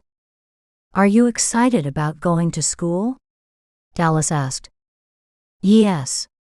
I'll get to have recess and play on the playground and meet new friends and show my teacher how I can already read and write. Rebekah continued on for several more minutes about all the things she looked forward to doing at school. Courtney smiled. She hoped to be a part of that. A few more days and she should have the results. Part of her hurt that Dallas didn't love her despite what may or may not be wrong with her, but the other part understood. She wouldn't want to put him or Rebekah through that. She thought of her birth mother fading into the wheelchair, the man she assumed to be her husband pushing her around. No, she decided, she didn't blame Dallas, and she wouldn't want to ask him to put himself or his daughter in that position, especially after already losing Sally. Well, here is Hope Lake. She smiled at the quaint town as they drove through the one lane between rows of houses. It's pretty, Rebekah said. Look, those houses are right on the lake. It would be awesome to have a house right on the lake, huh? Courtney asked her. Yeah, you could walk right out, jump in the lake, and go right back in the house again. Well, maybe after drying off. Dallas raised an eyebrow. Oh, Daddy, you take all the fun out of it. Rebekah laughed. Where is the camp? Right up here, Courtney said as she turned off onto the side road. It isn't on the lake, but it's in the forest and it has a couple ponds and lots of fun things to do. I can't wait to play with all the kids. Rebekah bounced in her seat. Hold on, Jumping Bean. Wait to bounce until we stop, and you can run around outside of the truck. Dallas smoothed back her hair. Courtney parked her rig outside the office. Oh, there's Josie. Perfect. She can let me know what space I'm in. I want to get out too. Rebekah followed her out the driver's door. You can run around, sweetie. Just stay on this side of the truck and not in the parking lot. Courtney instructed as she stretched, waiting for Josie to finish talking to a teenager. Josie patted the kid on the back and made her way to them. You made it just in time. I have your normal 27 for you, right next to the creek in the stables. Thanks. She gave Josie a hug. Thanks again for introducing me to Cody. He's coming out in a couple months. Josie's cheeks pinked as she cleared her throat and glanced at Dallas. How fun to have your family join us. Does Mr. Tall, dark and handsome have any skills we can put to good use? Maybe roping or riding? Courtney laughed. He's a businessman now, but he had some experience with horses as a young man. You'll have to ask him. Rebekah came over and wrapped her arms around her. This one, though, is going to be my assistant. She just competed in her first rodeo. You did. Josie gave her a high five. Well, how'd you do? I got a ribbon. And I focused really hard and went the fastest I've ever gone. Well, I call that a success. You'll be a great role model for our campers. They will love you. Really? Of course. Josie looked back at Courtney. Well, I'll let you all get settled, and oh, you said you wanted a separate cabin for your cowboy. We aren't, well, we aren't. Daddy hasn't married Mommy too yet. Rebekah snuck a look back at her dad, who looked out at the camp beyond. But I've been praying, and God always answers my prayers. Well, aren't you ambitious? Josie smiled at her before meeting Courtney's eyes. You got quite the little gal here. I do, she said, her throat threatening to close up on her. Well, we set them up in cabin 2. It's the closest one to your site.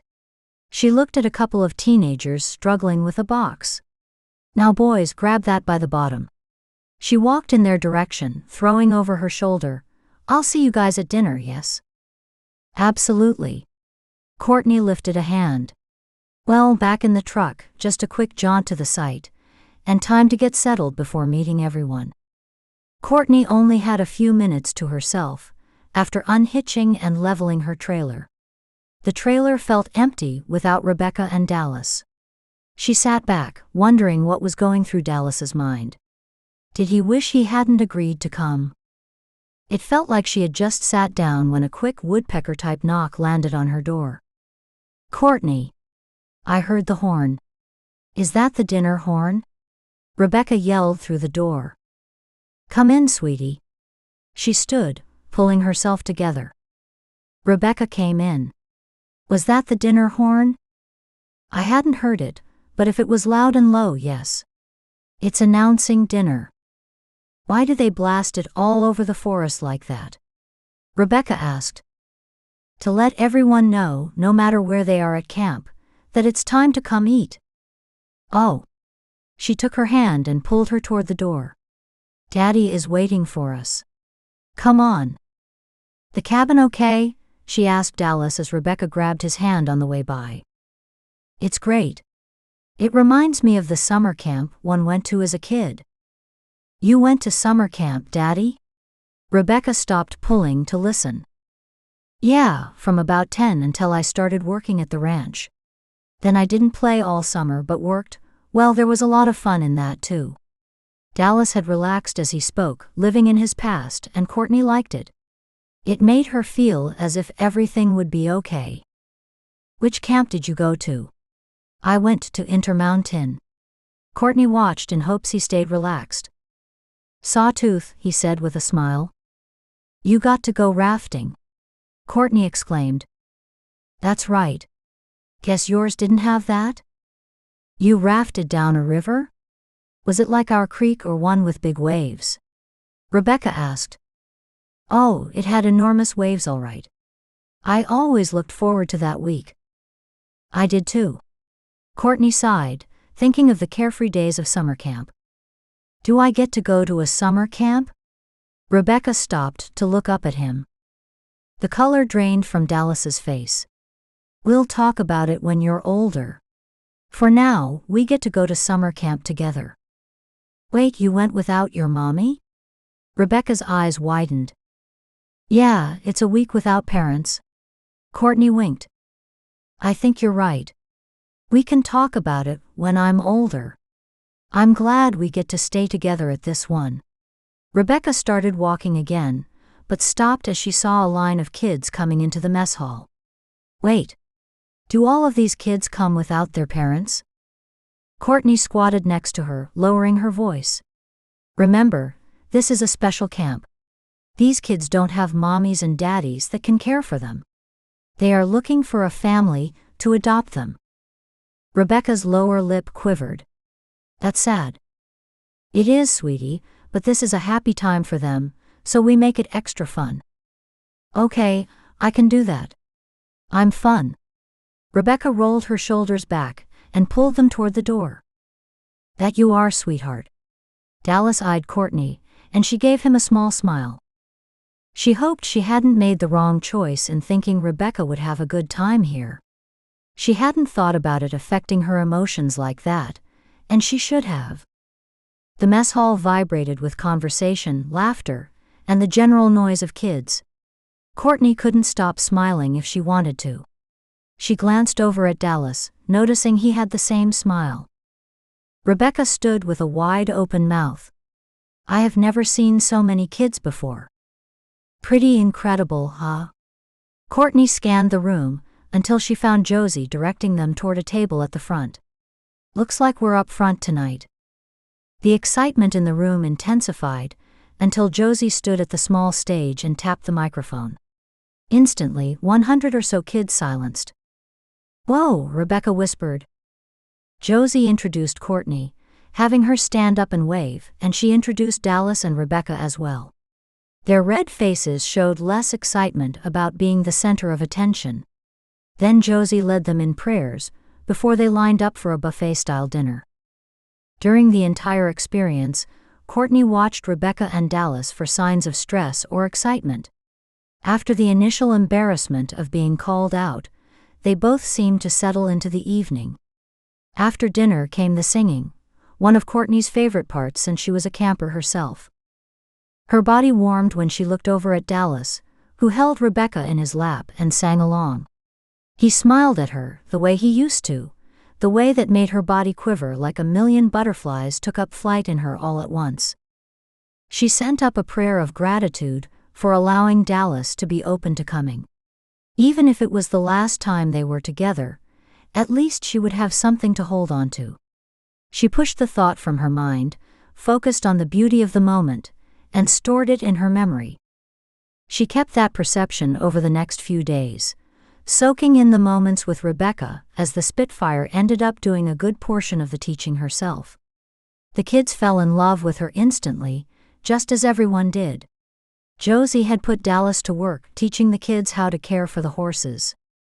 The arena and the stables were right next to each other, so at moments she could look away. She would watch Dallas as he bent down to help a kid clean a horse's hoof, or boost a kid up so they could brush a horse's back.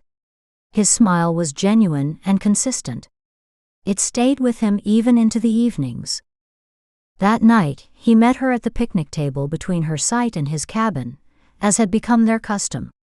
She smiled as she scooted to give him room at the table, and then resumed her stargazing. He sighed as he sat, leaning back to look at the night sky. What a day. Thank you for inviting us. Rebekah is having the time of her life, and it's giving her the social skills she needs to start off next school year right. I'm happy to hear that, Courtney said, turning to look at him. And you? Oh, I'm pretty good at social skills, I think. His smile took the breath out of her, which she covered by laughing. I'm enjoying myself. It's been too long since I haven't thought about work every day. It's a nice break, Courtney said, rolling back over. Look. A shooting star. I missed it, Dallas said, leaning on his elbow watching her. Did you make a wish? She turned toward him and bit her lip. She wanted to kiss him, but was so afraid it would ruin the companionship that they had rediscovered over the last few days. It's always the same. Dallas raised his brow, the slight movement barely discernible in the starlight. Which is? If I tell you, it won't come true, silly. She smiled and rolled back, but his hand reaching out and intertwining with her hair at the back of her neck stopped her. She gasped, her eyes locking with his in hope. "Courtney," he said in a tortured whisper before he drew her head to his. Their lips met with powerful need, the need of confidence that the other was still there, the need to know they could touch whenever they wanted, the need to feel love. When Dallas drew away, she felt the reluctance and struggle in his movements, heard his breath rasping as he touched his forehead to hers. This is what I want," he said finally, emotion deepening his voice even further. I. Shush, Courtney said, resting a finger on his lips. "Let's just enjoy this time. We can think about the future, later when we have all the information." Dallas inclined his head in a slight nod and drew her into his arms. "Do you do this every year?" "What, cuddle with a handsome cowboy under the mountain stars?" Dallas chuckled. "Well, I would hope not." "Yes, I come to Camp Hope every summer since Josie invited me when I was on my first California circuit." Do you leave every time wishing you could take a dozen kids with you?" Dallas stiffened slightly. Courtney laughed. "Yes. Every time." "How do you do it? How do you walk away?" "You'll see tomorrow. All the potential parents come to watch the talent show. Josie already matches them up with the children that will most likely fit their needs, so they know who to watch for. The next day, the parents get to interview the kids, and the kids get to interview the parents. The ones that find a potential match spend the next week in team-building exercises. At the end, if both the parents and the child feel it's right, Josie helps them move forward with adoption. "Wow," Dallas said, relaxing his grip. Courtney turned in his arms to look at him. "So that's how. A good number of these kids leave this camp with a family, a new home, a new start. Josie is quite the amazing mover and shaker." "She is. It's her passion, and it shows. I've often wondered why she isn't married with a passel of her own, but I'm sure she has her reasons." "Don't we all?" he asked. "Oh, is that how it is? I guess I know what has been stopping you." She lowered her gaze, hoping she hadn't disrupted their peace. "Yes, you do, but I'm wondering what has been stopping you." Dallas gently tipped her chin with his finger, so she looked at him. "I was waiting for God to lead me to the right man," she said, her voice barely a whisper. "And what would that look like?" "It's not a look, it's not even a feeling." She placed her hand over his heart. "It's a knowing." He pulled her into his arms, his hands tightening to her as he buried his face in her neck. He didn't kiss her, and he said nothing. He didn't need to. She knew he knew, and she closed her eyes, letting faith carry her through the rest. Dallas cleared his throat for the 5th time in the last hour, pushing back the emotion that felt as if it would strangle him. The hope in the potential parents was only surpassed by the hope of the children. Each time he overheard one or the other while he made his rounds, helping the production to run smoothly, he about lost his cool. "See that family right there? The one with the 2 teenage girls, and the mom with the pink bow and the dad who is always grinning. That's the family I want." A little girl said, one of his favorites who reminded him of his Rebekah. "I want the one where the dad has a shaved head, and the mom's in a tank top. They look like they know how to have fun," the boy next to her said. Dallas cleared his throat as he walked from where the kids stood, carrying the speaker behind the bleachers. "Do you see that sweet girl who is ready to ride next?" A wife whispered to her husband, her hand holding tightly to their toddler son. "That's Lily." Dallas saw the dad look down at the paperwork. "The one who lost her parents last spring?" "Yeah. From the moment I saw her, I knew she was the one for us. What do you think?" Dallas held his breath and delayed his exit so he could hear. "I think I can't wait to meet her." "We have to wait until tomorrow for the interviews?" "Yeah, but I think we can meet her after the event, don't you?"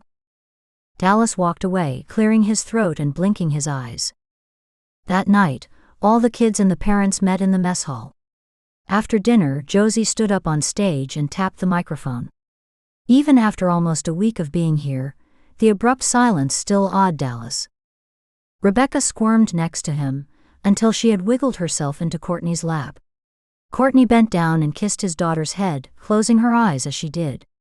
His throat caught again, as he wondered if he had broken something while being here.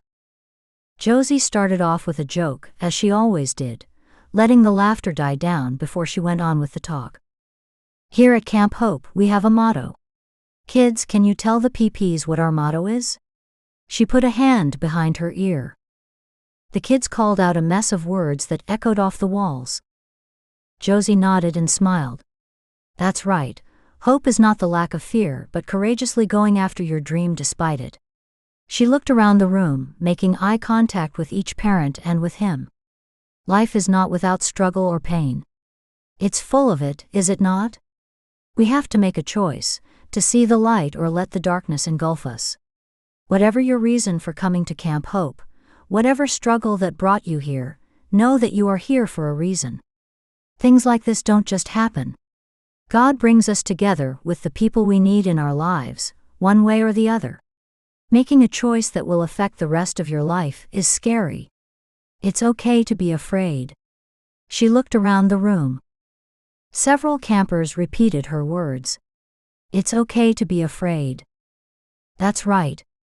As you have your interviews tomorrow and for the next week, you will be faced with lots of uncertainties, lots of fear. Many of us, she looked mostly at the kids, have a fear of attachment because we worry that if we let ourselves love someone, they will disappear like everyone else we have loved has. Murmurs broke out in the room, and Dallas felt his throat swell up and his eyes burn. A warm hand landed on his clenched fist, and he turned to meet glistening honey-colored eyes. She squeezed his hand, weaving her fingers between his. It's okay to be afraid. Just don't let it stand in your way of happiness. Each moment we have with one another is a gift. If we let that fear stand in our way, we won't see the gifts we are being blessed with. So again, keep our motto in mind over the next week. Hope is not the lack of fear, but courageously going after your dream despite it. She stood back and raised her fist into the air and yelled, Camp Hope! Camp Hope, the kids cheered back, repeating it several times with some of the potential parents joining in. As the meeting broke up, Dallas coughed and wiped a hand down his face. She's quite the motivational speaker, isn't she? Courtney asked as she rubbed a hand on his back. That's an understatement. Dallas bent down and picked up Rebekah, who yawned and rubbed her eyes. I better get this one to bed. Of course. I'll see you after. Courtney asked. I wouldn't dream of missing our picnic table date. He kissed her cheek. Say goodnight to Courtney, sweetheart. Rebekah leaned over to give Courtney a hug. Good night, Mommy, too, she said sleepily. It made his throat tighten again. He cleared it as he wove through the throng of people and out to their cabin. Josie's words had shifted something inside of him, but he didn't quite know what it meant yet. Daddy? Rebekah asked as the cool night air hit their cheeks. Yes, sweetheart? Is it only kids that are looking for families, or can an adult be looking for one too? Well, I don't think age matters in the need of love and family. She bit her lip and stayed silent until he set her on her bed in the cabin. Then, Daddy, I have an important question to ask you. He sat next to her on the bed and held her hands. I'm listening. Can we adopt Courtney? Dallas didn't know what he had been thinking she would say, but it wasn't that. He opened his mouth to respond, but realized the tornado coursing through him wouldn't stop long enough for him to form words. That's what I really want, Daddy. More than a puppy or even a horse, or even staying in one place and going to school. I want Courtney to be in our family for real. She wrapped her arms around him, her voice trembling as her tears wet his shirt. She needs a family. She needs us, and we need her. The truth hit him like a strike of lightning. He did need Courtney. It didn't matter if he would only have her for another decade or even less. As Josie said, each moment was a gift. And Courtney was a gift to himself, as well as to Rebekah. Small hands came on each of his cheeks. Daddy, why aren't you answering me?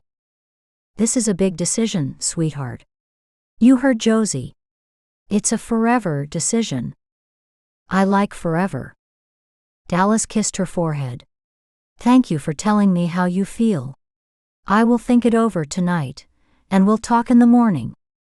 What's there to talk about? She's supposed to be with us.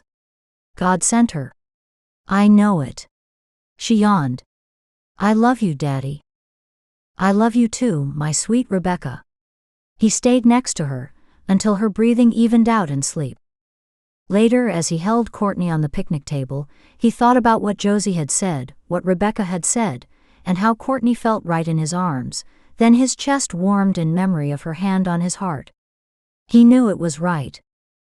Dallas closed his eyes, and for the first time in a long time, he prayed and begged God not to take this one away as well. The next morning he woke up with Rebekah snuggled in his bed. She touched his nose until he opened his eyes. Morning, sweetheart. He yawned. Morning, Daddy. Do we get to adopt Courtney today? Dallas groaned and stretched, doing his best to push the grogginess out of his mind. He leaned on an elbow, shifting a piece of Rebekah's wild morning hair behind her ear. This is what you really want? Yes, she said seriously. Courtney belongs with us. Then we need to do this right.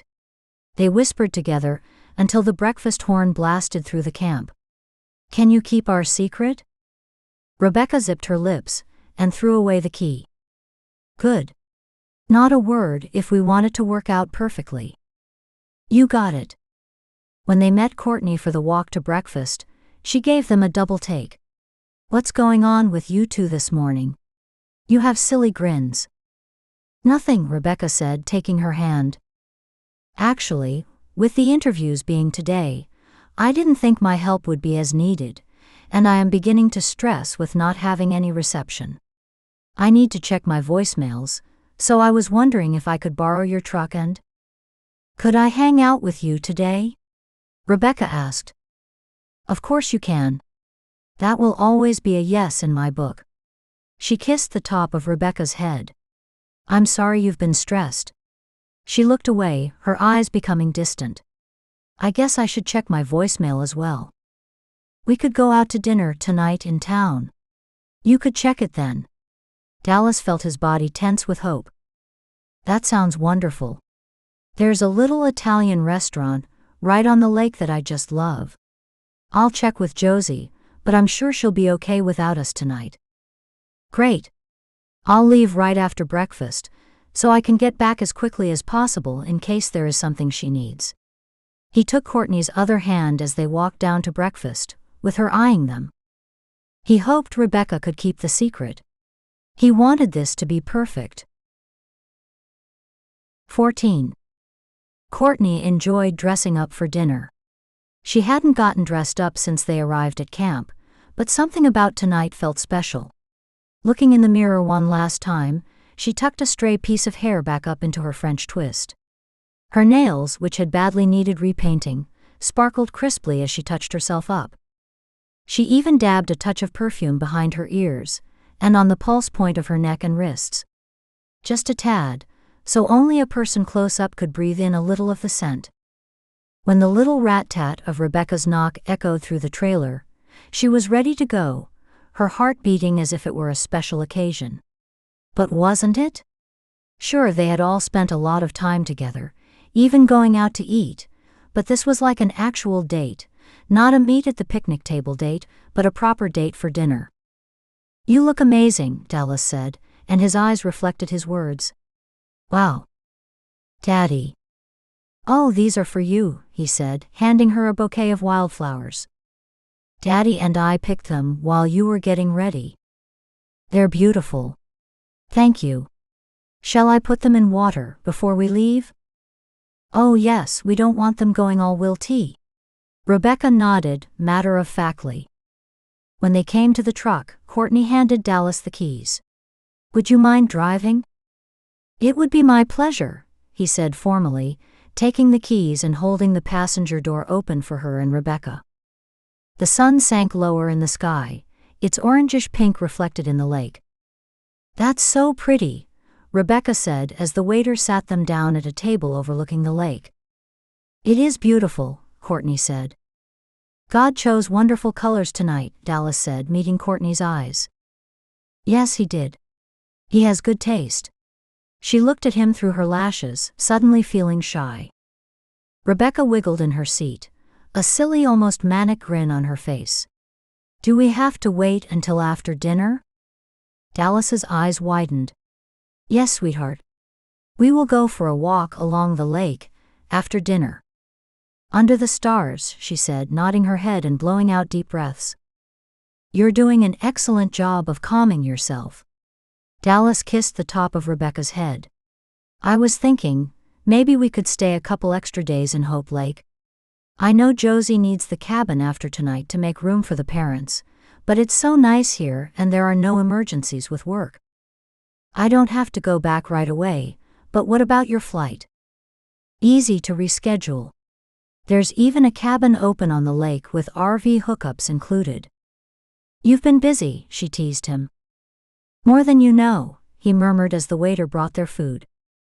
After dinner, she looked at them, happy that these days wouldn't be ending so abruptly. Rebekah, do you need to use the restroom? Nope, just excited to go on that walk, she said, bouncing in her seat again. Well, I'm going to go. Should I meet you outside so she can run around? That's a good idea, Dallas said. We'll meet you by the lake. Courtney hung her purse on the back of the bathroom door, hearing the thunk of her phone. She hadn't turned it on yet. She bit her lip, her mind racing. What if she got news she didn't want to get? It could ruin the rest of their vacation, yet thinking about it would ruin it as well. Hope is not the lack of fear, but courageously going after your dream despite it. She had to have faith. Her phone made the little sounds it does as it turns on. After she washed her hands, she held it, looking at the voicemail notification, her heart racing and her throat constricting. Holding her breath, she pressed the message and waited. When she heard her doctor's voice telling her congratulations, she let out her breath in a sob. It took her several more breaths and minutes to compose herself before going out to meet them on the shore. She reined in her desire to skip. As much as she wanted to run into his arms and share the good news, it wasn't something that Rebekah knew about, and she didn't want to upset her with it either. There she is. Rebekah ran up to her, grasping her hand and pulling her toward Dallas. That felt like forever. For a moment, Courtney had an odd déjà vu feeling, for this was how it started, Rebekah pulling her toward her daddy, and strong arms catching her as she fell. Strong arms that she hoped could learn to love her as much as she did him. Now, Daddy? Can we do it now? Go for a walk? Courtney asked, not knowing a kid to be so excited over a walk, even if it was under starlight along the shore of a beautiful lake. Okay, sweetheart. Dallas wiped his hands on his pants. Why was he so nervous about the walk? Courtney watched them. What are you two up to? Daddy and I have a very important question for you.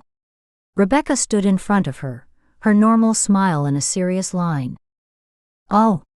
Courtney asked, her heart pulsing and mind rushing in what that question might be. Rebekah took Dallas's hand, and they each took one of Courtney's. Then the little girl looked at her daddy, and they both lowered to one knee. Courtney lowered too. What are we doing? You're supposed to stay standing, Rebekah whispered. Oh. Courtney stood back up, her brow scrunching as she tried to figure out what game they were playing. Rebekah and Dallas whispered, fiddling with something small. Finally, together they flipped the lid on a tiny box and held it up to her. A ring sparkled, catching the starlight. What? She gasped, taking a step back. She would have fallen, if they hadn't been holding her hands. Rebekah and Dallas looked at each other, and then at her.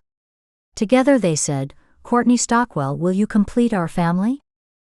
Courtney sucked back the sob, biting her lips and feeling the tears race down her cheeks. You guys. Courtney, I knew you were special the first time I saw you racing.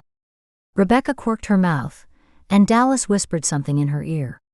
I prayed for you and you came, but I want more. I want to adopt you as my mommy." Courtney freely cried now, not bothering to hide her sobs as she nodded frantically. Dallas squeezed her hand, his own eyes wet as he stared up at her. "I'm a stubborn man, and let fear bind me to a past that I now understand can coincide with the present and the future. Your patience, understanding, and love have healed us. You are a light that I cannot let go, no matter how long I get to keep you. Courtney Stockwell, will you make us the happiest family and marry me? And let me adopt you?" Rebekah added again. Courtney dropped to her knees and brought them both in her arms as she sobbed. "Yes. Yes." She kissed them both all over their faces, and they clung together in the sand under the stars. Several cheers and claps congratulated them from the restaurant's outdoor seating area. She glanced over at the people wiping their eyes and cheering. She let go of them long enough to wipe her own eyes. "Yay! Woohoo!" Rebekah pulled away, to run alongside the lapping water. "I have a mommy." She ran and shrieked with no end to her energy. Dallas pulled Courtney against him. "You okay? Are you serious?" She laughed. "You sure surprised me, but I can tell you now.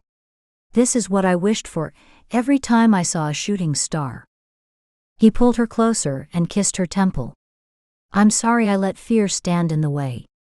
I'm sorry it took this long to find my courage. I had faith, and besides," she snuggled in closer to him, "I have news too." "You do?" He pulled her back and searched her eyes. "The results are negative." She smiled. "Negative? You're sure?" "That's what the doctor's message said.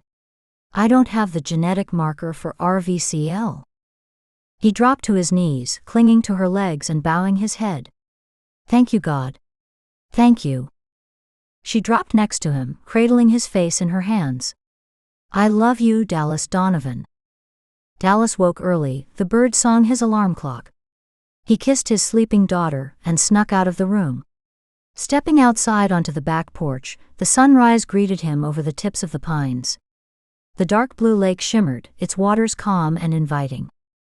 A sound came from Courtney's trailer and his heart raced. His fiancé. Was he really doing this again? His lips tweaked in a smile. Now that he had pushed past the fear to embrace the present, he realized how everything had led to this moment. It had almost been a year since Rebekah had dragged Courtney into their lives. His happiest year since Sally had gotten sick. Everything had lined up as well. Mr. Bauer approved his principal consultant position with Fisher & Company. He would start consulting for them at the start of next month, moving toward merging his current clients with them and leading the team. The salary and hours would be consistent, plus he wouldn't have to travel. Courtney had accepted the position with the magazine and talked about cutting back on the rodeos, sticking to Idaho and Wyoming only. He wasn't worried. Even if she still traveled, they would be together even if apart. The trailer door squeaked as his beauty stepped out. His.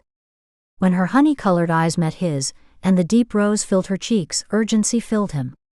He wanted her to be fully his as soon as possible, before either of them could let fear sneak its way into their lives. She came toward him, and he circled her in his arms and kissed the top of her head. "I enjoy being able to do this any time I want," he said. She bent her head back and gave him a gentle kiss on the lips. "You mean like this?" "Yeah." He pulled her closer to him, tightening his arms. "I was thinking, it will be a year in just a couple months. A year since you rode into our lives. It's amazing how time has flown by." She looked up at him, "and yet it feels like we've always been right here." He licked his lips, letting go to step back slightly. "We haven't talked about dates or wedding plans. Do you have an ideal wedding that you have been imagining since you were younger?" Her eyes slightly widened. "I didn't think men thought like that." He chuckled. "I can't speak for other men. I don't though. Well," he shrugged, "I've been through this before. I want you to have the wedding of your dreams. She looked out across the lake, the sunlight making her honey eyes seem golden. I know it's silly to some, but I have always wanted a backyard wedding with my family and my closest friends. Rodeo friends? Yeah, I don't really have any others that I'm close to. Occupational hazard. She smiled. Maybe that will change. I'll meet some PTA moms at Rebekah's school or something. She laughed. PTA, huh? He drew her back into his arms where it felt like she belonged. So, if we want your rodeo friends to be available, a year would be perfect. Right after the Idaho circuit? She twisted in his arms to look at him, her lips parted. But that's like 2 months away. Too soon. He searched her eyes. I don't want to rush you, well I do, but I won't if you aren't ready. Now that I know this is right, I want to make everything right. I don't want you living in your trailer next to my house. I want you in my house, he drew her closer, kissed her lips, and in my room. Her cheeks turned the brightest shade of pink he had ever seen on her. I don't mind you rushing me. I don't need fancy. I'll call in favors, and figure out how to schedule it in 2 months. I know Beth will help. Her eyes widened and she grabbed his hands. Oh. I called Beth last night and she finally told me. I mean, I had guessed, but... Dallas smiled. Are they pregnant? Yes. She has been waiting so long. She stopped and narrowed his eyes. Wait, how did you know? He shrugged. Something Jake said in Clements. I'm happy for them. Me too. It's going to be so wonderful. Babies are such miracles. He held her hands a bit tighter. We haven't talked about, well, you know, if we were going to, I mean if you want. Her hand squeezed his and her eyes glistened. I would love to have a baby or two with you, Dallas. She dropped her gaze and licked her lips. But if that's not what you want, I will be happy with just you and Rebekah. He let go of one of her hands to tip her chin up so she would look at him. We don't have to plan our whole life right now, but let's just say I'm open to the idea. For now, let's focus on making this official. She nodded, the tip of her tongue sticking out the corner of her mouth. I better get making some phone calls, if you're sure. I'm sure. I want you to be my wife, and I want Rebekah to start first grade with a daddy and a mommy. You're really okay with that? She asked. Yes, are you? Courtney bit her lip, tears rolling down her face. It's only a dream come true. He drew her into his arms, and as he kissed her, he swore even the stars aligned. He pulled away to look towards the heavens, though in the brightening day, the stars were unseen. What are you looking at? Courtney asked. To see if the stars had aligned. Well, I'm not sure about that, but I bet God is smiling back down on us. I'm starting to believe that, he said, kissing her on the forehead. I'm going to start some French toast. Want some help? He shook his head. Nope. You have a wedding to plan. He took 2 steps back towards the cabin before turning. Oh, and tell Beth and Jake thanks for their advice. He smiled at her surprised expression, and escaped into the cabin before she could ask questions. The next 2 months flew by. Between transitioning into the new position, getting Rebekah registered and ready for school, and planning the wedding, he felt like a squirrel most days, bouncing from one tree to the next. Now it was finally here. He looked in the mirror and pulled at his tux. You look great, son. Courtney's dad landed a hand on his shoulder. I have to agree, his stepdad said. It's easier the second time, isn't it? Oh, I'm still nervous, he held out his shaking hand to prove it, but I know what to expect better this time round.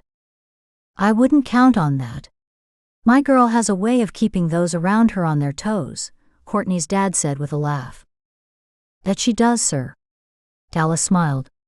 But I know to expect that. God knew what he was doing. Courtney's dad gave him a quick hug and held him by the shoulders. Thank you for giving our daughter the happiness she deserves. It's me who should thank you. He shook his head, feeling his throat constrict. She gave me back my hope, and opened her heart to my daughter. I am the one who is blessed. Daddy. Daddy. Rebekah ran into the room, her pink frilly dress like a whirlwind of butterflies around her. It's time, Daddy. Courtney is ready. Wait until you see her. She is so pretty. He bent down and picked up his daughter. You mean as pretty as my little flower here? Prettier. She squirmed until he set her down, where she immediately took off running again. I have to go back. I have a big responsibility of throwing flowers on the ground. Dallas laughed as he watched his daughter race toward the master bedroom, where Courtney and all the ladies were getting ready. He set his black cowboy hat on his head, looked at his stepdad and soon-to-be father-in-law. Well, we can't keep the lady waiting. As he stood in his backyard under an arbor, complete with pink and white ribbons dancing in the wind, waiting for his bride, he saw the small gathering in front of him. Family and close friends were smiling and happy. Even his stepbrother happily chatted up one of Courtney's rodeo friends. In one empty seat at the front, a tablet sat with Courtney's birth mom's face smiling out. Chrissy shifted in her wheelchair, making Dallas close his eyes in gratitude. That week after she had laid the heavy news on Courtney had been one of the worst in his life. He had decided that God really was watching out for him, and thanked him for giving Courtney a forgiving heart. Not only had she forgiven him, but she forgave the mother who had abandoned her. Yet, as Courtney and Chrissy began a tentative relationship, she realized Chrissy had done what she felt was best for Courtney. She had been young, unwed, with no way to support a baby. She had chosen the family, with privacy kept of course, that would raise her daughter. Dallas couldn't imagine the strangeness of this recent addition into Courtney's life. What he knew was that he wanted to be a part of everything, and would support her in whatever she chose. He and Courtney had talked a lot over the last couple of months about what their future would look like. She had played with the idea of giving up rodeoing altogether, but in the end, she decided to at least continue the Idaho circuit and possibly the Wyoming one as well. The idea felt right to him. She belonged to the rodeo, and he wouldn't dream of taking that away from her. Yet he loved that she wanted to be around most of the year. Besides, they had a Little Miss Junior rodeo star budding as well, and who knows how many more little rodeo stars God would bless them with. The wedding songs started. His stepdad walked out with his mom, who dabbed at her eyes as they sat, and she gave him a little wave. Jake walked down the aisle with Beth, who glowed and held protective hands over her stomach as she stood in her place. Dallas smiled, envisioning Beth holding a little one. Then his little rodeo star skipped down the aisle, throwing rose petals around haphazardly. She skipped right up to him. Did I do good, Daddy? He bent over, kissed her head while plucking off wayward rose petals that had landed in her hair and on her dress. You were wonderful, sweetheart. Are you ready? Oh yeah. I've been praying for this day for a long time. The wedding march started. Well, it's time. Stand next to Beth until we're ready for you to join us. As he stood upright again, he discreetly wiped the palms of his hands on his pants. He blew out a nervous breath as his bride exited the back door, floated down the steps and came toward him, her dad at her elbow. She didn't look left or right, but stared right at him as if he was the anchor holding her to earth. At least that's how he felt staring at her. He shook out his hands as they neared. Her dad took her hand, kissed it, and then placed it in Dallas's hand. She's yours now to protect, uphold, and love. It's my honor, he said, though his eyes never strayed from Courtney's. The ceremony went smoothly. Even Rebekah did her part with a seriousness that both surprised him and made his heart swell with pride. This wasn't just a marriage between him and Courtney, but a creation of a family. The sand they poured into the glass vase would forever sit on their fireplace mantel, a reminder of the day where three became one. As he danced with his new bride on their makeshift dance floor, he held her close, breathing in her scent and making it his own. This was the beginning of their future together. She had healed his heart, given him hope, and all he had to say was, he was glad he started flirting with the barrel racer. Epilogue. Cody James watched the wedding disappear in his rearview mirror. Being there was difficult for him, but he didn't want to let Courtney down. He was happy for her, finding her ready-made family. It wouldn't surprise him if he didn't see her at the rodeos much anymore. She'd probably be busy having babies. Like Beth. He growled low, the rumbling somewhat soothing him. As happy as he was for Beth and Jake, it only reminded him of his pain. His heart tightened as he swore it slowly turned to stone ever since his wife left him. He gripped the steering wheel until his knuckles went white. It had been only a year, their divorce papers still freshly printed, and he had just heard she was getting married this fall. Her biological clock was ticking, was her response when friends asked her if it was too soon. He turned on the radio, blaring out the latest country songs. It was going to be a long 10-hour drive. Who was he kidding? It was going to be a long life. The truck jumped over a pothole in the road. He glanced back at the trailer to make sure Scout hadn't been too jostled. The poor guy could use a break. Could Hope Lake provide that for them both? Courtney had told him that working with the kids at the camp helped her fill a hole that was inside of her. She had said, "When you focus on someone else helping to make their lives a little brighter, it reminds you that there is good left in this world." It made sense to him, on some sort of level at least. He had little hope it would help, but he was ready to try just about anything. His phone chimed with a text. Seeing the straight small-town road void of any other traffic, he glanced down at his phone to see the message was from Courtney.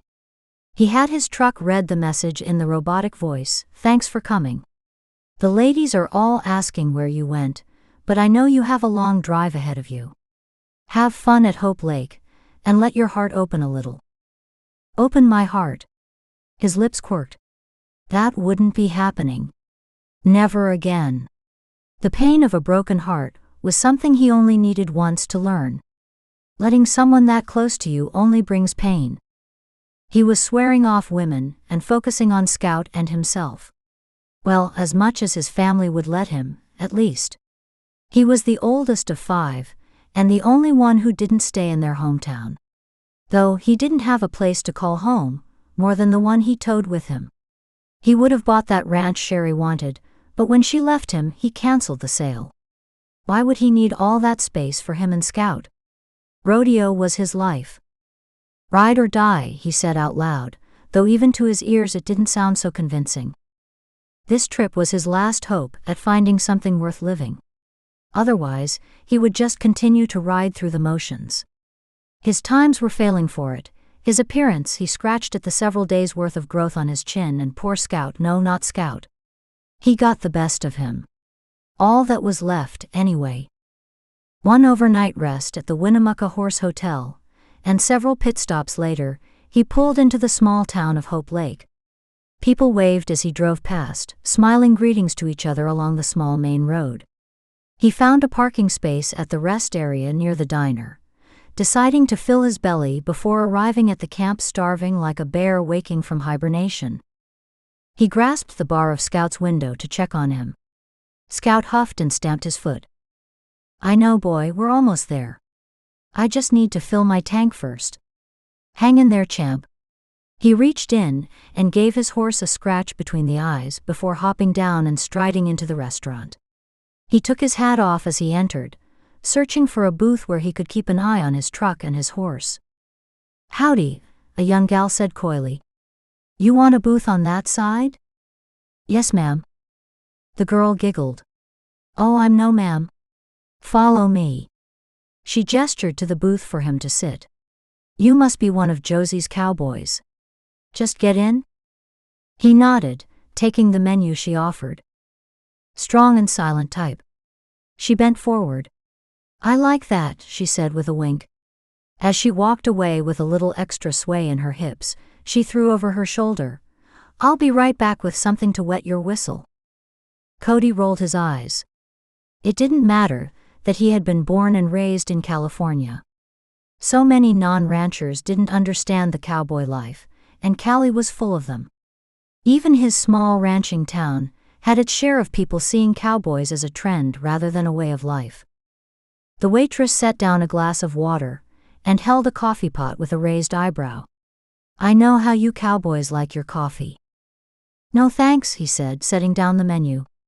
In fact, the smell of the coffee made his mouth water, but he didn't need any this late in the day, and it was worth seeing the shock on the girl's face. "Oh, okay then, what will it be?" "A Coke." "Iced tea."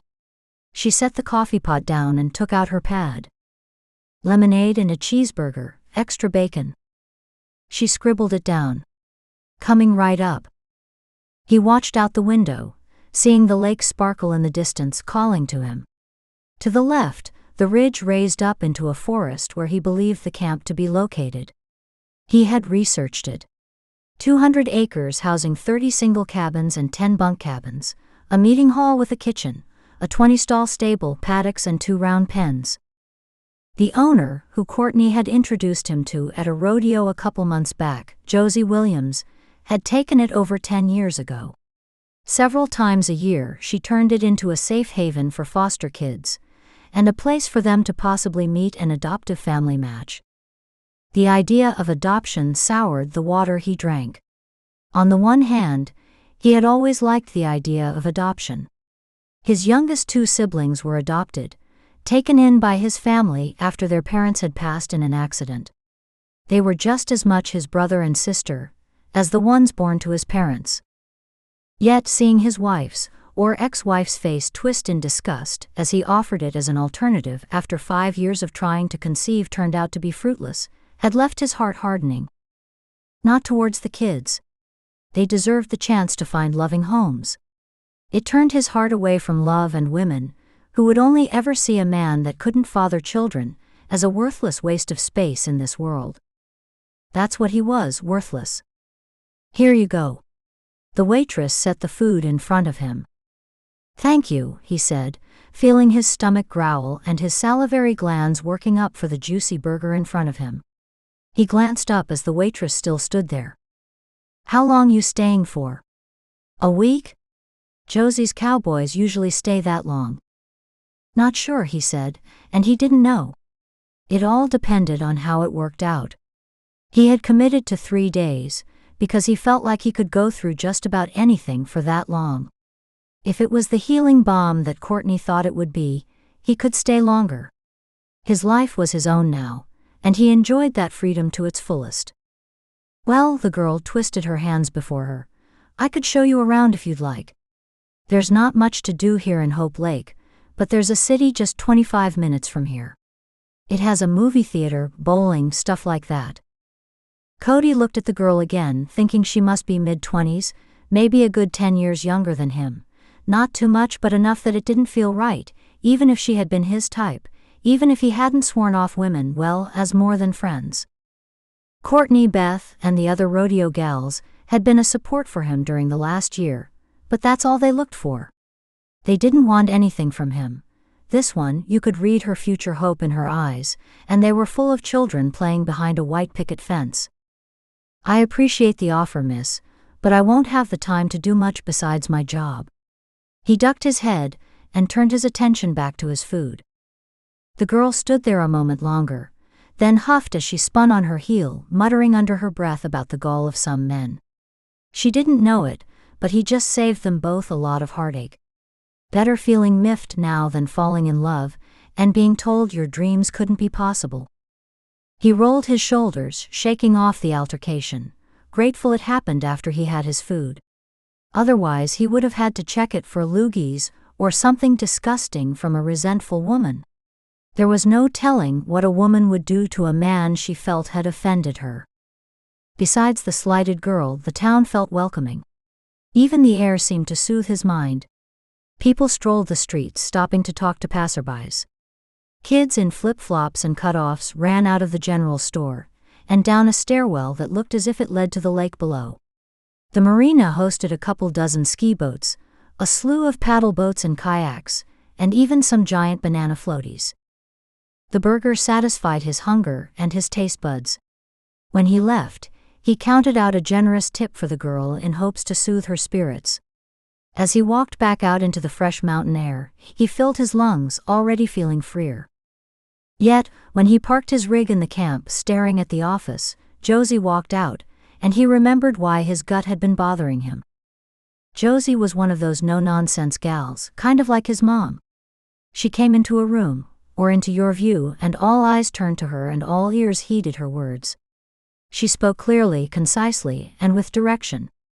A person found themselves doing as she asked without question, and then wondered how they got to doing it in the first place. His heart went from a canter to a racing gallop as she spotted him, changing her direction toward him and his rig. A smile broke through the serious resting face she had as she waved, making her blue eyes sparkle as if a light shined from within. It didn't help that she was drop-dead gorgeous. "Get a grip, Cody," he muttered to himself as he stepped out of the truck, steeling himself from the onslaught of the magnetic force the woman held. It's only attraction. Anyone would be attracted to a woman like Josie. It didn't mean he had to act on it, and it definitely didn't mean it was love. Love was the enemy. "Welcome, Cody. I'm glad you could make it." She reached out for his hand, her grip firm and warm and firing through him like 1,000 fireflies loose inside of him. "Hello, Josie," he said, enjoying how her name rolled off his tongue. She still held his hand, her body freezing as he spoke. "I'd forgotten how deep your voice is," she said, shaking her head and finally releasing his hand. "It will carry far out here at camp." She rushed the words out. "Well, let's get you settled and get your horse in the stables. Then I'll show you around." "Yes, ma'am." He nodded. She pulled out a map of the camp from her back pocket, and a pen from her front. Biting the cap, she yanked open the pen and circled a section of the map. Replacing the pen, she handed him the map. "We are here." She leaned in close to him to point to where it read office. She smelled fresh, as if she were the outdoors herself. No overwhelming perfume like Sherry used to wear or so many of the other cowgirls, just pure natural scent. He blinked, focusing on what she was saying. "You turn at the first left. I'm going to put you in the spot I reserve for my rodeo volunteers. It's right next to the stables, so it's easy for you to keep an eye on your horse." She nodded toward the trailer where Scout pushed his nose against the window bars, snorting the air. "I know how attached you rodeoers are to your horses. They're like best friends." "That's right," he said. "So, Space 27. Is there a particular stall for Scout?" "Any empty one is fine. No reservations on those," she said with a wink and an elbow to his side. "Well, I'll leave you to it. I've got to deal with a small discipline issue, then I'll wait for you at the office." She nodded to the small cabin she had exited. "Come on down when you are ready for your tour. We'll take the Bronco." She squeezed his arm as she turned to leave. "Thanks again for making it. The kids are excited." "My pleasure." He tipped his hat and climbed back into his truck, watching her walk toward a section of larger cabins, probably the bunks for the kids. Walk wasn't quite the correct word, though. It was more like striding with a purpose. No waggle in those hips, that wasn't 100% natural. He found himself watching her until she turned, glancing back at him briefly and motioning to the road she had just passed. "Yes, ma'am," he said, even knowing his words wouldn't reach her. He smiled as he turned the key, letting the diesel rumble to life. It might be nice being told what to do for the next few days, less for him to think about. Thank you for listening to Flirting with the Barrel Racer. To continue this clean cowboy romance series, listen to Freeing the Calf Roper next.